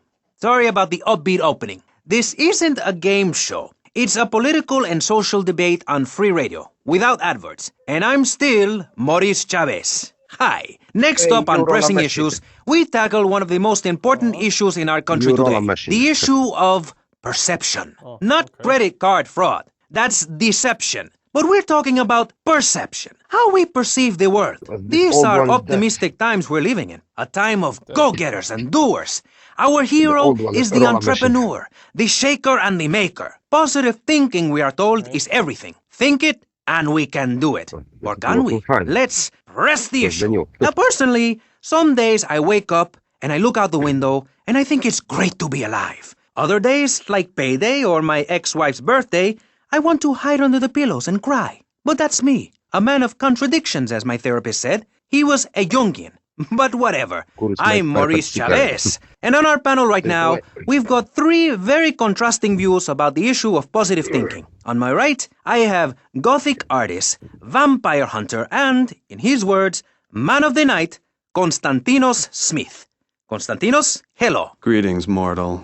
I hope this is good. I'm missing a seance to be here. You don't sound excited to be here. No, man. I'm mind-numbingly depressed. It's great. Okay, I'm going to have to interrupt you there. And on the left, I have positive thinker extraordinaire, a man who dragged himself up from the gutter, Jeremy Robard. Hey, the ghetto, not the gutter. I didn't live in the gutter. I lived in the ghetto. I'm a survivor, not vermin. I'm from the streets. Okay. Hey, I can teach you how to be a survivor, too. All of you. I can help everyone. I've got what they call a gift for communications. I can help you all realize that gift. Make something of yourselves. Realize your dreams. I'm like a high school counselor. I'll show you your potential. It's easy. All you have to do is follow my simple program on audio cassette or VHS. Okay, not right now. This isn't a commercial. And if you're not going to underwrite the station, I can't let you read these blatant plugs. People pay for that. Hey, everything in life is an opportunity. When I was in jail, I got the idea for my current business. And look at me now. I got offices in Vice City, Bogota, Lebanese, and Jamaica. If I can do it, I can help you make something of yourself. You could be just like me, a success. Enough, no more. Not a word from you until you are called upon again. It's a 3-stage process. Learn, start, doing. Shut up. I'm warning you, this is my show. You shut your mouth. Shut it now and keep it shut. Do not push me, you shiny suited prick. Do not push me. Hey, you have to dress to impress. I cover that in my program. People make judgments on who you are based on your appearance. Scientists say we form 98% of our opinions on a person in the first half second we meet them. Hey, and if scientists say it, it must be true. I teach you how to live that. Enough! This is pressing issues. Enough now, okay? Enough, please, no more. Okay, my last panelist is someone without a plan to sell, without a program, but with a beautiful message. So it says here. Vice City Civilian of the Year for 1985, Jenny Louise Crabb. Hi, Maurice. This is such a lovely studio. Thanks. How are you doing? Great. In fact, I'm fantastic. Did you see the sunrise this morning? It was gorgeous. I've been smiling all day ever since. Okay. Now let's get with the policy of ladies first. And since you seem to be the most pleasant person here, Jenny, let's start with you. You seem like a very happy person. Oh, I am. Really? Why? Well, life's great, isn't it? I mean, good things come my way because I hold each one close because I deserve it. I bet you wouldn't be so cheery if you had the Black Plague. Jenny's living in a fictional world. Goths like me, we see the world for what it is. Dark songs of the night, black nail polish, and very tight black jeans, man. Like everything is great. Well, like everything. Konstantinos, you're shaking your head. I know, Maurice. I am. Any particular reason? Yeah. What then? There's only one thing good about life. And what's that? Death. Death? Yeah, and dying. That's good too. And black. And the moon. At least when you're dead, you can go around as an astral body and visit places like New Orleans. I love New Orleans. It's really hot and depressing. Oh, death is good. Is it? Yeah. What? If you're going to inherit a lot of money? Yeah, no, I mean, yes, but also if you can be positive and upbeat about things. I mean, like my parents were brutally murdered a few years ago, yeah, and I was really bothered, but I kept smiling and I got a lot out of it. I'm a much better person today having dealt with that. They were killed so I could have a great personal experience, and I see that now. Lucky bastards. I wish someone would kill me. Then I can hang out in a graveyard all the time instead of just on weekends. I know I'm really lucky to have the opportunity to learn about life. You can't control everything in life, so start a day with a smile and you'll end a day with one. What do you start a day with, Konstantinos? Usually with a pint of blood at dusk. Then I light some candles and cry. Okay, moving on before we're all sick. No, Maurice, I do, because I won't be constrained by you. Life is cheap, man, and then you die. If you prepare for the afterlife now, you will be able to summon spirits. That's the truth of the pentagram, man. How profound. You've obviously got a lot of important things to tell the world. The world is a lie, man. Only darkness is truth. I am very much like Vlad Dracul, born in Sixiora, 1431. You're scaring me. I wish you would smile and be happy. Okay, right. This isn't going that well. Look, Hey, can I say something? No, I'm still pissed off with you, you shoulder-pad-wearing shyster. Hey! Back down, Buster, before I bust your balls. No confrontation. As they say in the movies, I'm a man of peace. I'm done killing. Work with me. What do you want? A broken nose? Some speed in your eye? You're pushing me, man. I'm Maurice Chavez. I know who you are. You used to be a clown. I saw you at a bar mitzvah once. You had a great act. What, did you get tired of kids kicking you in the shin? Still, you were a first-class talent. I was? Yes, great. But you lacked something. I did? Yeah, confidence, friend, confidence. You were all shot up with nerves. I'd like to be all shot up with embalming fluid. That can be arranged. We're talking about me, not Mr. Constantino Smith. Yes, confidence. It's where it all begins. Positive thinking. What are we talking about today, Maurice? I forget. Morality, no. Violence, no. That not a guy without any clothes. Yes, you're right.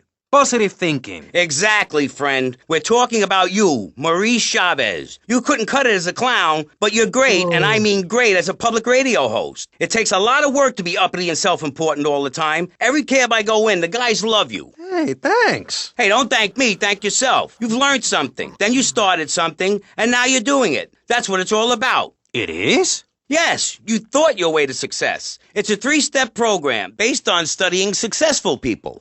Like me. Or maybe learn start doing is a little too intense for you. Maybe you should just think, hold that thought, complete. I never had anyone complain about that program. Stop that. Hey, I engage with you, friend, and you're exchanging with me. I cover this in my second tape. One is a positive action as practiced by successful people like salesmen or prostitutes, and the other is a negative action as practiced by failures like winos and judges. What? Stop interrupting me. You gotta open your ears and close your mouth. It's very important. I tell my old lady that all the time. I say, hey, I don't want to hear no complaining. I come home with piles of cash every night, and all you do is bitch. The learning starts in here and ends when we open this. Doing is a whole other story, but we'll come to that. Now, all you have to do is call me right away at 866-434-SELF, and for just one monthly payment, I will change your life forever. I promise you. I'll supply you with all the materials you'll need to completely change the way you see the world. Guaranteed. Oh, stop right now. This is a debate program, not an infomercial. Hey, that's a great idea. Listen, friend,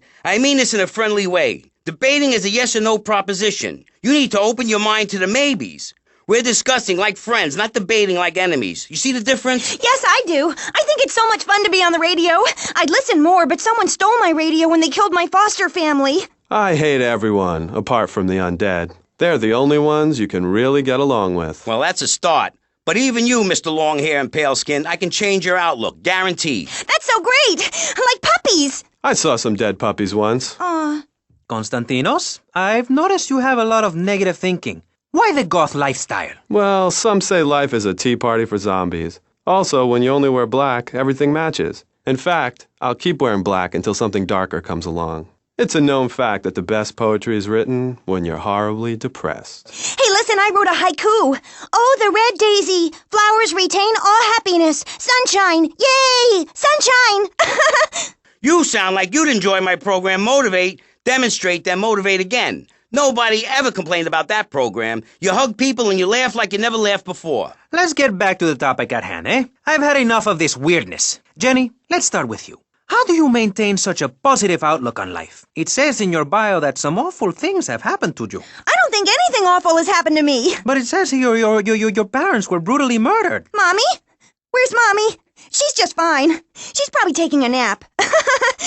You're like my bad doll, Mr. Livingston. He's a bad doll. Bad doll. Not like my other dolls. My mom's great, though. Thanks for asking. Okay, wow. You're psychotic and dosed up to the eyeballs on tranquilizers. If it's psychotic to be happy, then I guess I am. A stalagmite grows an inch every 1,000 years. That's slow and painful. That's how I want to live my life. If you can't see the misery, stay out of the kitchen. You may have noticed this Ankh tattoo. It's Egyptian and represents the breath of life given in the afterworld. It's my key to eternal life after death. Hey, why don't you carry your keys in your pocket like everyone else? Because only that which is burned or scratched into your flesh comes with you to the afterlife. I bet my ex-wife will be there waiting for me in the afterlife. The bitch is crazy. Hey, can you put a hex on my ex-wife? Like some kind of spooky voodoo or something? I do dabble in the dark arts and magic. I ain't talking about magic like pulling a rabbit out of your ass or pulling quarters out of your ears. I'm talking voodoo. You know, dance around with a chicken voodoo. That bitch was a grass. Why does everyone assume that just because we're goths, we're weird? I don't know. The hood, cane, black fingernail polish may have something to do with it. When is the last time you seen the sun? It's been over 18 years since I was out in open sunlight. I only leave the house if it's raining or if I need milk. Exactly. Listen, I was just like you at one time, except I didn't wear makeup. That would get you a firm beating where I grew up. I'm happy to give you a sample of my course, Learn, Start Doing. I promise you'll run out and buy some colored clothing and listen to some music other than people groaning on and on for half an hour about how much it rains in Manchester. Life is what you make of it. Look at me. I got a condo, a hot tub, a lot of girls. Listen, you're really bringing me down, which is hard to do. I've been to the other side many times. Sometimes I barely come back. It's all about astral projection. Like right now, I'm projecting myself into the women's bathroom at the fairgrounds. Hey, that's a good trick. Maybe you and I should go into business together. Oi, look, I've had enough of this love fest. You're a motivational conman, and you are a maniacally depressed loony with anemia. You guys should hate each other. Did you say love fist? Those guys are so super.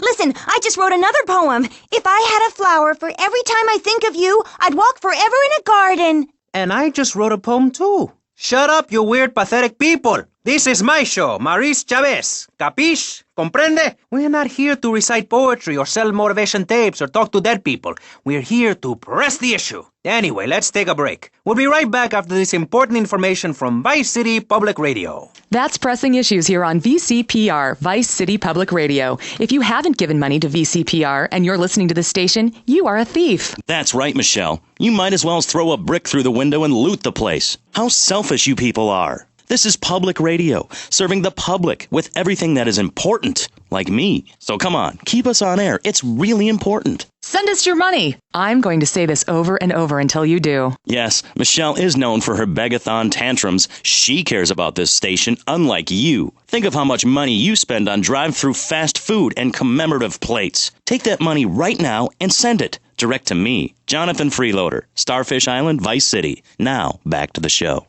With Maurice Chavez, the asshole. You're correct. He is an asshole. I'm Maurice Chavez. Welcome back. I used to be a performance clown. Now I'm running a debate show. Funny how things turn out, eh? Or is it? That's the question, you see. If we look upon life as a positive experience, do we make it any better? That's what we're discussing right now here on Pressing Issues. Free radio with free ideas. Just keep those donations pouring in. Don't sell out to corporations. We all need a voice. Really, we do. And today, right now, we're giving a voice to 3 very different people discussing positive thinking, a healthy mental attitude. We've got a goth depressive, we've got a very happy orphan, and we've got a motivational speaker with a number of systems. So let's start with you, Konstantinos, you strange, creepy creature of darkness. Have you got a positive mental attitude? I like to think so. Oh, really? Misery and suffering, it's everywhere, man. And I actively want a fatal disease. What bad can possibly happen to me? You could win the lottery. The lottery? That's for people with hope. I don't enter the lottery. You could. Damn, you two, help me here. I think he's great. I think he's really sweet. I love your hair. It reminds me of a big shaggy dog with long, greasy, straight hair. You know, Chavez, this weird goth guy, he's got a point. I mean, in many ways, what he's talking about is covered in my 3-step program, Tape 17. Motivate, demonstrate, then motivate again, Part 9. Facing home truths. You see, we all have to face up to a few home truths. I'll never be prom queen. Jenny will never have her parents. You'll never make it in the entertainment business. It's about realistic goals. I can change your life. Just a second, Robot. What isn't covered in your 3-step program? What don't you talk about in your Library of Congress-sized tape cassette library? Whatever we talk about, grief, goths, depression, changing lives. Who are you? What have you done that's so great? You wear a cheap suit. Your hair is stuck rigid with spray. Your breath stinks of whiskey. You look like you sell drugs to people. You're a joke, buddy, a bad joke. Oh, now this is getting personal. I come on your cheap-ass show, I spare my valuable time, I cancel several important speaking engagements, I talk to thousands of VIPs in order to spread a message of hope. And this is how I get treated. I get insulted by a man with dandruff, I get slandered by a guy who couldn't amuse a birthday party of 9-year-olds, I get attacked by a guy who works on a volunteer radio. This is not volunteer radio. I earn a salary. How much? How much do you earn, Chavez, big man, tough guy with a microphone and a cheap jacket, and a look that says my highest hope in life is to work in a bookstore? I'm a go-getter. You're a cheapskate. You're a fraud with nothing to tell people, and no way of helping people. Excellent. I'm really loving this. I hope one of them gets killed. Shut up, dork. All the bunnies are stabbing each other. Shut up. I have a condo, I have a hot tub, I vacation in Aruba. Vacation is not a verb, moron. Yes, it is, because I'm a VIP. I'm very important. And I'm a teacher, a wise man, not an opinionated dolt, a naysayer sitting on the side of life criticizing others while all he can do is get a crappy gig down at a moron station. A man who lives with his mother. I'm between apartments. And I'm between mansions, Buster, from helping people. Do you know how good it feels to be me? Do you have any idea at all how great it feels to wake up and realize you're a rich and talented, important person and in a waterbed with mirrors on the ceiling and more girls than you can imagine? And every time I step outside the door, I can choose which car to drive. If I choose to drive, I have 5 chauffeurs. No, you haven't. Yes, I have. Sweep it under the carpet. That's my motto. If I can't see it, it's not there. Look, I hate to burst your bubble here, but I know you live in a very small apartment overlooking the gasworks. You ain't a big shot. You ain't even a medium shot. You're an asshole, a creepy jailbird who doesn't know the first... I have a message. I can save lives. I'm a savior, my friend. I have a gift for communication, and this is how I get treated. I get insulted, I get paired with a pair of retards, a guy who's afraid of the sun, and a girl dosed up to the eyeballs on antidepressants. Sweetheart, I can get you something much better. These pills are very strong today. Maybe I took too much accidentally. Oh, well. This chick is out of her mind. I thought I was going to get to help people on the radio, to demonstrate my program, to help you, Chavez. Those people on the phone said you were a desperate, lonely man on the edge. Leave! Leave right now! Get out of my studio. Go get your own radio show. Go save some other people. Hey, I'm not leaving till I have the opportunity to save people and sell some tapes. You can call right now and send in the money order. Soon you can have a luxury condo and a waterbed and a suit made in Singapore based on the latest Italian style. Enough! Enough now! Shut up! Hey, vampire boy, I'll give you $20 if you can put a hex on Chavez. Dark forces, I summon you to me. Banish these weaklings and mental inferior ones from my presence. Shut up! No, you little snotty-nosed prick. What? Your shoes got lifts, Buster, I can tell. Hey, lift this hairspray! Oh, my nose! Daddy, stop bleeding! This costs a lot of money. I'll sue you into jail, asshole. Stop fighting, please! I hate it when we fight. Can't we have a group hug? Hit me, man. I like it. Oh, my damn nose. Oh, stop crying, baby boy. Who are you gonna tell, huh? Where's your 3-step program now? You think I'm a little wimp now? You wanna be rude about pressing issues now, eh? You think you a tough guy from the gutter now, eh, my friend? You think you can screw with me, with Maurice Chavez? What you thinking, asshole? I'm sorry. Please don't hit me again. I love your show. I think I understand this positive thinking. And that was pressing issues. I think we covered a lot of ground. We learned all about how to press the issue. And remember, if at first you don't get hurt, hit the guy very hard in the face with a paperweight. It just worked for me, and I feel like $1 million. Let's tell you a little bit more about exactly how public radio is financed and quality programs like Pressing Issues come on the air. Don't go away. That was Pressing Issues, and this is Vice City Public Radio. We hope you're enjoying the show as much as you're about to enjoy listening to me and Jonathan Freeloader. Hello, everybody. Hi, Jonathan. How are you? Heartbroken, Michelle. Why, Jonathan? Why? Well, because it seems people just don't care anymore. I mean, where are people's priorities? We have campaigned tirelessly for public radio for literally months now, and the station is still in trouble. But a man with a hygiene problem puts on a pop concert, and suddenly everyone has money to hand over to starving kids they've never even met. I think it's a disgrace. Yes, people are very shallow. Like you? Exactly like me. But radio is much more important than food. I have a good mind not to let them go back into pressing issues this time. You have to give us some money. It's a disaster. That's what it is. What's wrong with you people? Please, We're struggling to pay for our second homes here. And I've only had 3 vacations this year. You poor, poor man. Let's get on with the show. Remember, call now. Please, we need your money. Urgently. Thanks, guys. Hello, ladies and gentlemen, and welcome back to Pressing Issues on VCPR. That's Vice City Public Radio. Radio which gives the public exactly what they want.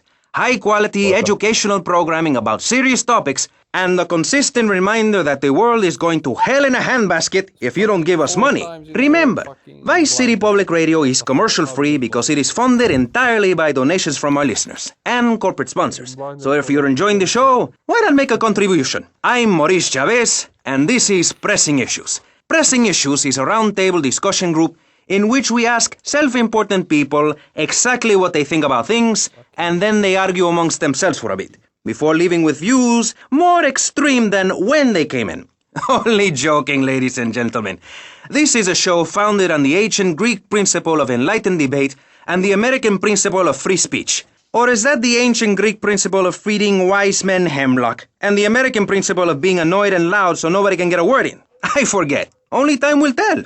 Now, the subject we are discussing right now on Pressing Issues with me, Maurice Chavez, for your enlightenment and enjoyment is a very serious one. Public safety. In case you haven't noticed, Vice City is not a very safe place. These are troubled times. We are a troubled people. Some would say we are a people at war with ourselves. Others would say we are at war with reality. Those who live in other countries and strive to own our fast food restaurants and quickie marts would say we are a bloodthirsty bunch of crazies who let children buy guns from the supermarkets. Another opinion is that it is the fault of society, that, as Plato said, people don't mean to kill each other. It happens because they are poor or desperate or really thirsty or in need of a vacation or something. Another view is that we are all a little confused and really should stay at home, lock the doors, and forget about everything as quickly as possible. So, let's press the issue, eh? Sitting on our panel right now, we have 3 divergent opinions, 3 separate islands of insanity in a rolling sea of stupidity, 3 wise men following very different stars. To my right, to everyone's right in fact, we have Congressman Alex Shrub, the youngest state congressman ever to be elected by Vice City, and now a respected man in the Capitol. Mr. Shrub got elected because he has great hair and says things that make you nod your head. His campaign appealed to the wealthy because he set all of us at ease by finally confirming it's okay to be rich as long as you say you care about the children. Mr. Shrub, welcome. That's not entirely true, Maurice. My campaign also appealed to the poor, who are too stupid to understand what I'm saying, so I held up pretty pictures and I gave out candy bars to appeal to their most base instincts. Thanks, Maurice. I'm glad to be given this opportunity to set the record straight. I haven't given you any opportunity yet, my heartless friend. Let me introduce my other guest first. I hope this isn't going to get personal. I love Vice City more than anyone, and I can prove it. Yes, that's coming from the man who got elected by calling his opponent a buffalo butt and a fat hen-pecked wimp that couldn't fight his way out of a wet paper bag. Anyway, our next guest is from the opposite end of the political spectrum, a man so wet he looks like he just stepped out of the shower. Peace Corps activist, hippie concert taper, founder of the group Speaking for the Underdog. He is fluent in 7 languages and studied the harp in Peru, Callum Grayshaw. Hi, Maurice. Hola. Buenos dias and noches. Bonjour and buongiorno. Willkommen. Allo. Hello. Hi. Let's stick to English. Most of us struggle enough with that. Welcome to Pressing Issues. And lastly, we have a man with a novel solution to the problems of public safety in Vice City. A solution so stupid, I cannot bring myself to explain it for him. Yet like breakdancing, it is sadly catching on. A man who appears on this fine show because our previous know-it-all panelist was carjacked and is now at home arming himself to the teeth. I give you John F. Hickory. How y'all doing? Indeed. So, before we get started, gentlemen, let me remind you of the rules of engagement. Here on Pressing Issues, the #1 rated show on public radio in the Vice City area and hosted by me, Maurice Chavez, Pressing Issues is about free speech, not feeding each other hemlock, literally or metaphorically. Hey, my daddy used to grow that stuff in the backwoods of Missouri. Hoo-wee! I tell you what. Yes, thank you. I expect you to listen to each other, and I will only step in where necessary so people on the air don't forget what my voice sounds like. So I want a clean fight. Nothing below the belt or in the chops. And remember Maurice's motto. which a very wise man, my father, once told me. If you listen, one day you might be hurt, and when in doubt, use the smell test. That's so important, I think, don't you? So, Congressman, let's start with you. Crime is up. People are scared to walk the streets. Nobody is taking public transportation. Police morale is at an all-time low. Everyone is killing and maiming and giving each other the finger, metaphorically speaking. Do you think the government is doing a good job? Absolutely. Those statistics are interesting, but like all statistics, they are also irrelevant. Let me give you a better statistic, Chavez. In 1980, when I was elected, you were, according to the intelligence gathered on you, a man with no mission. You worked as a clown at birthday parties, corporate functions, bar mitzvahs, and go-go bars. You, realizing that you were a hollow man that can only take on the personality of others, decided to become an actor. And despite going up for 17 auditions that year, you only got work as a fluffer in a sex ed video.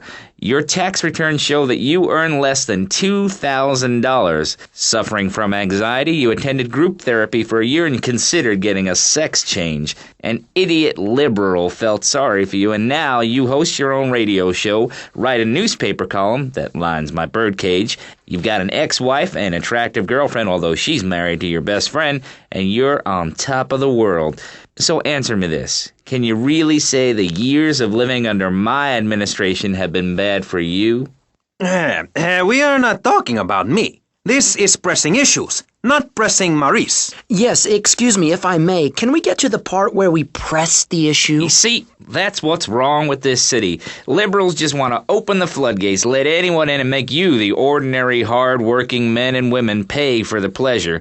Well, you have my permission to beat them with sticks. We won't prosecute. You'd be doing us all a favor. Free love, wig out, don't work, make love in the field, and listen to rock and roll or whatever you call it. Meanwhile, Crayshaw, I know your father. He's made a lot of money, which makes him a great person, but for every good conservative, they end up having some wacko commie kid just back from a vacation in the Orient who wants to share. Go take that sharing business to Cuba or Canada or somewhere.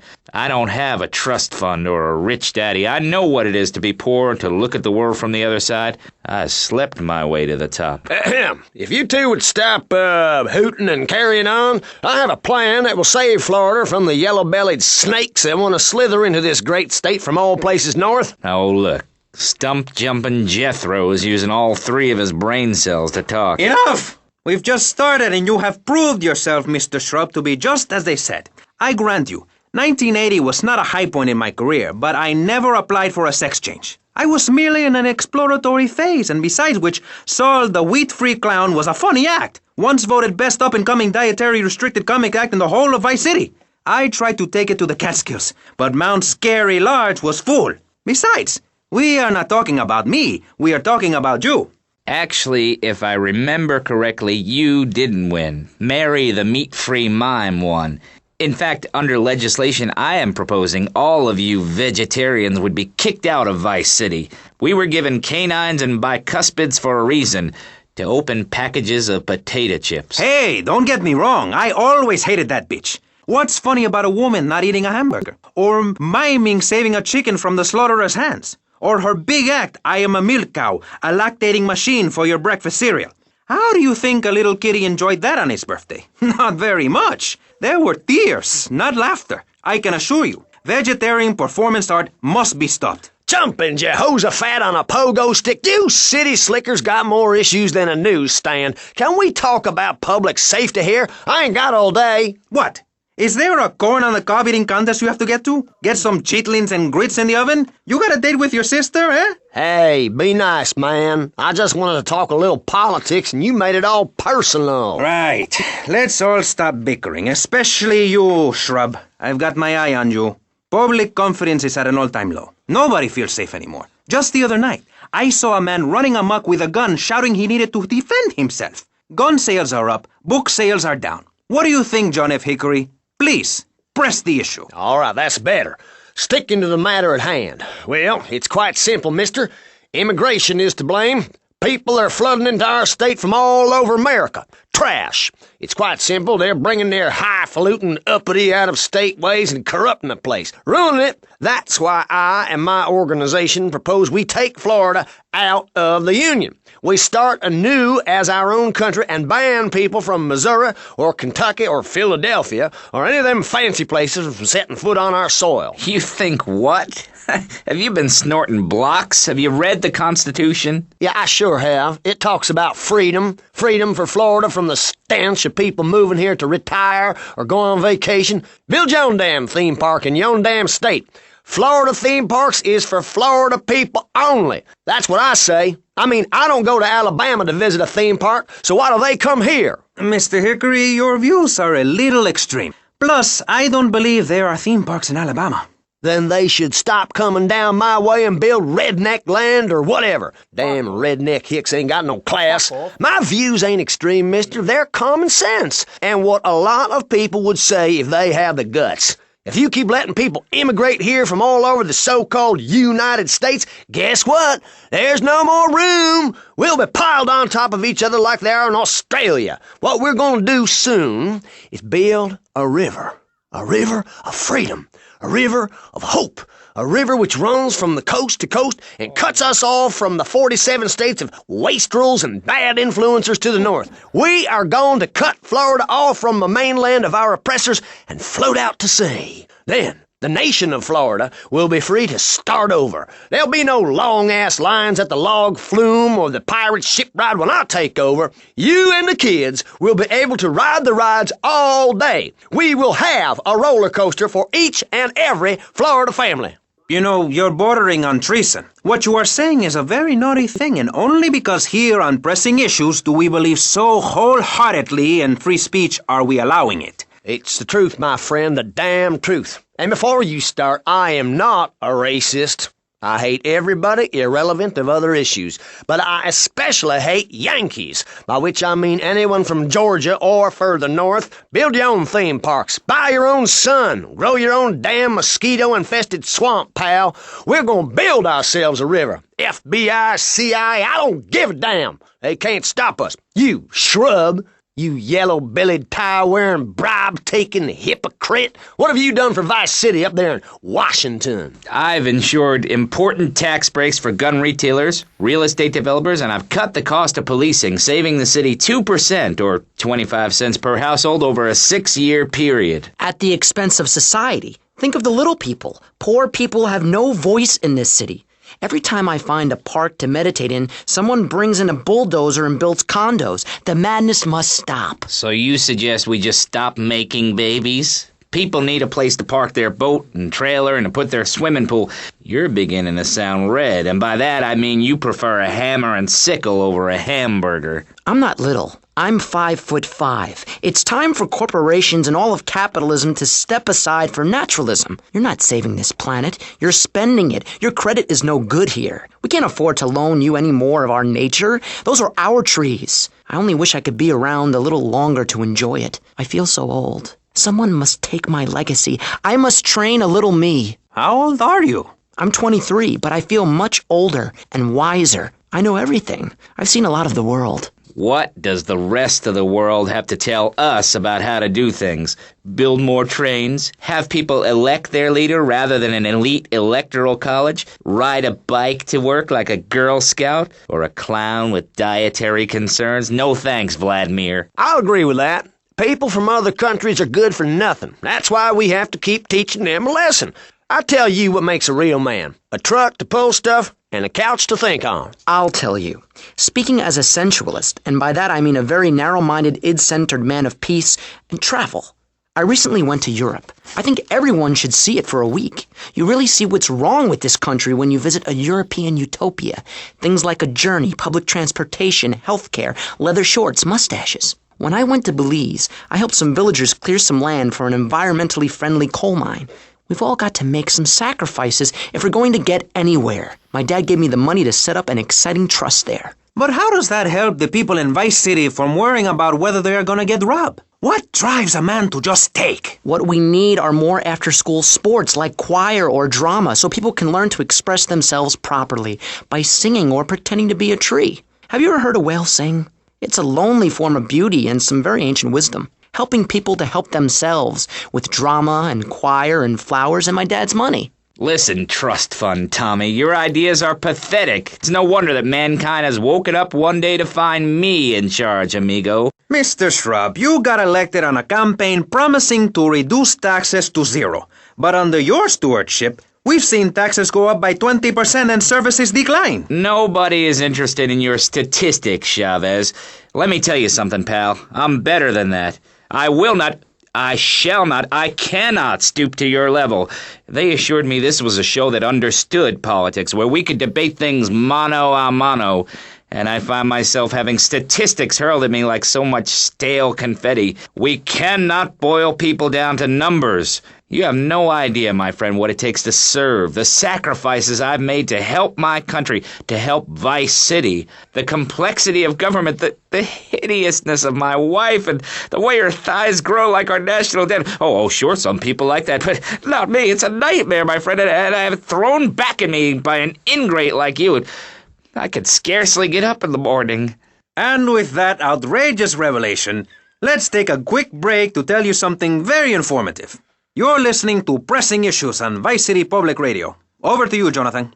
Hello and welcome back. I'm Jonathan Freeloader, and you're listening to VCPR. This portion of Pressing Issues is brought to you by Ammunation, a proud supporter of public radio and our community. We hope you're enjoying Pressing Issues and the way it challenges your view of society. Unfortunately, public radio in Vice City is under pressure. That's because we're better than everyone. You can't hear this kind of hard-hitting, long, drawn-out programming anywhere else. But you have to give money. That's right, Jonathan. Money is important. It can be exchanged for goods and services, like getting a hip replacement or funding a starving child in Australia. I feel all covered with flies right now. Call us. Pledge your money. Give 10% of your income. That's all we ask. And for that, you know everyone can be educated on the important things we discuss on VCPR. 10% is a really small amount. I remember when I was volunteering in Central America, to make myself appear less shallow, the native peoples would give you 10% of their land for a pair of mirrored sunglasses, and they would run around me saying chicle, chicle, which is Espanol for pretty woman. It was very spiritual, like waves. Absolutely. But remember, this radio station could disappear. The voice of unprofitable radio could be silenced. One day you wake up, roll over, and she's gone. You go into the kitchen, there's a note scrawled, the sound of a taxi leaving in the distance, a thunderstorm rolls in. It's a metaphor for my haircut, or this pledge drive. Yes, the pledge drive. Become a member. Only members or people with radios can listen to this radio station. Now back to Pressing Issues. Shouldn't we give out the phone number? Like I tell the children at the library I volunteer at, look it up yourself. No, you can't go to the bathroom, and stop crying.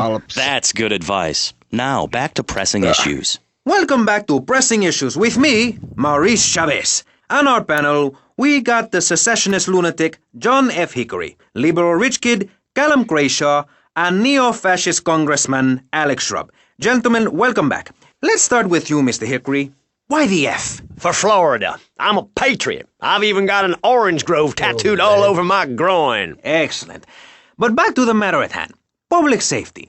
How do we get guns under control in this city? By giving everyone hope, a dream of a better tomorrow, by encouraging people to grow their own root vegetables. What's the satisfaction of holding a gun in your hand when you could be holding a hoe, planting seeds in a peasant village? Keep your hoes and seeds to yourself. We don't need gun control. If you read the Constitution, it's a sacred document that should not be changed. Under our Constitution, women couldn't vote, but the liberals come in crying crocodile tears. We need to get scaremongers and non-believers men like you, Chavez, under control. I've got a good mind to have your funding removed. We don't get any funding. Yeah, exactly. Well, good.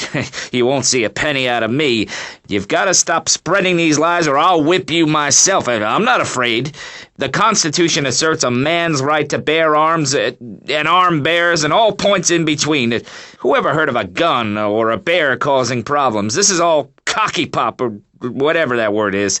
It keeps the place safe. Trouble is caused by unemployment, and unemployment comes from poor economic performance and lazy people. If you had a job, would you steal a car? Of course not. And if you had a high-rise condo, a mistress, and a seat on the board, would you run around graffitiing your name all over town and making a nuisance of yourself, spinning on your back and popping and locking and... Not a hope. It's simple. If you don't have a job, starve. Get out of my constituency, by force if necessary, and starve. That is quite simple. Are you really saying that? Of course I am. Vice City is a growing city. Of course there are going to be some growing pains, but what I tell people is this. Gather up your life savings, buy yourself a piece of swamp, drain it, and get rid of the damn wildlife. Then apply for planning permission. Pretty soon you could have your own retirement community or resort destination holiday place. You can start making money out of the boom, the shrub-inspired boom, and enjoy the kind of things sensible people have. Personal bodyguards, massive fences, and a bigger collection of guns than the other guy. It stands to reason. No, no, no, no. Keep them out of here. We do not want any more old folks. If there are any old people listening, go back to your homes. Florida does not want you. Please, die somewhere else. What's wrong with Nevada or Kansas? We want a river. We need a river. The Freedom River. And what about the other crimes? It seems car crime, fashion crime, drugs, everything is on the rise. Absolutely. Of course it is. When I was in Uganda, people were poor, but they were happy. The more you have, the less you have. And that's kind of what I'm all about. There's satisfaction in spending all day weaving a basket rather than just buying one at the store. At one point in Uganda, I saw a great lake of sand and a massive speaking dog.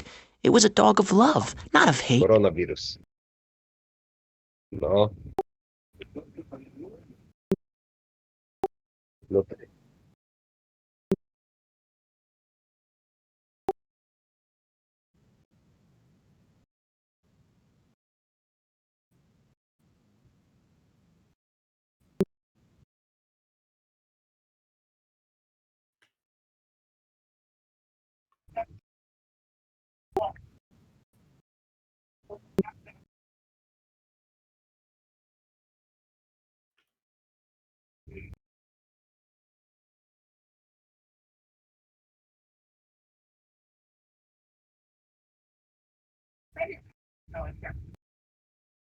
Nie głupio, nie głupio.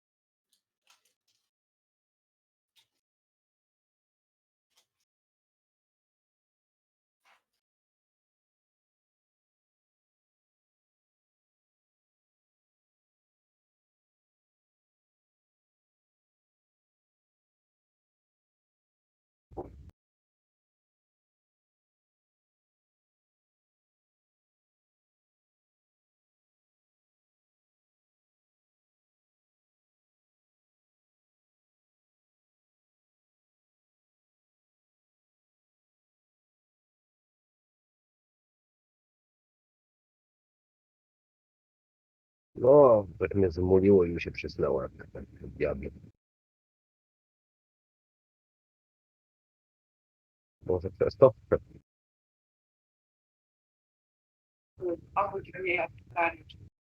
No, trzeba mnie obudzić.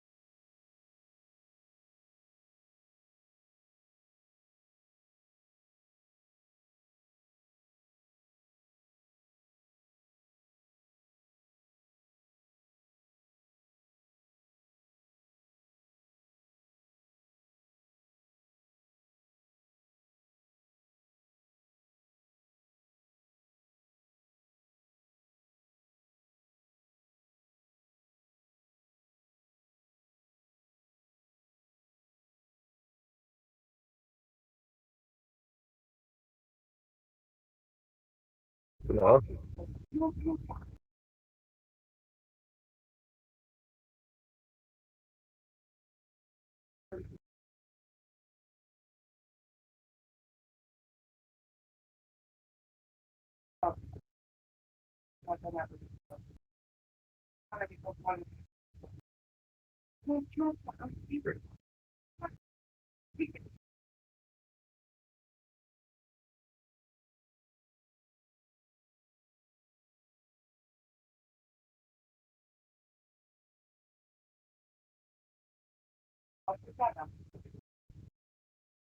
Nie słucham, słucham.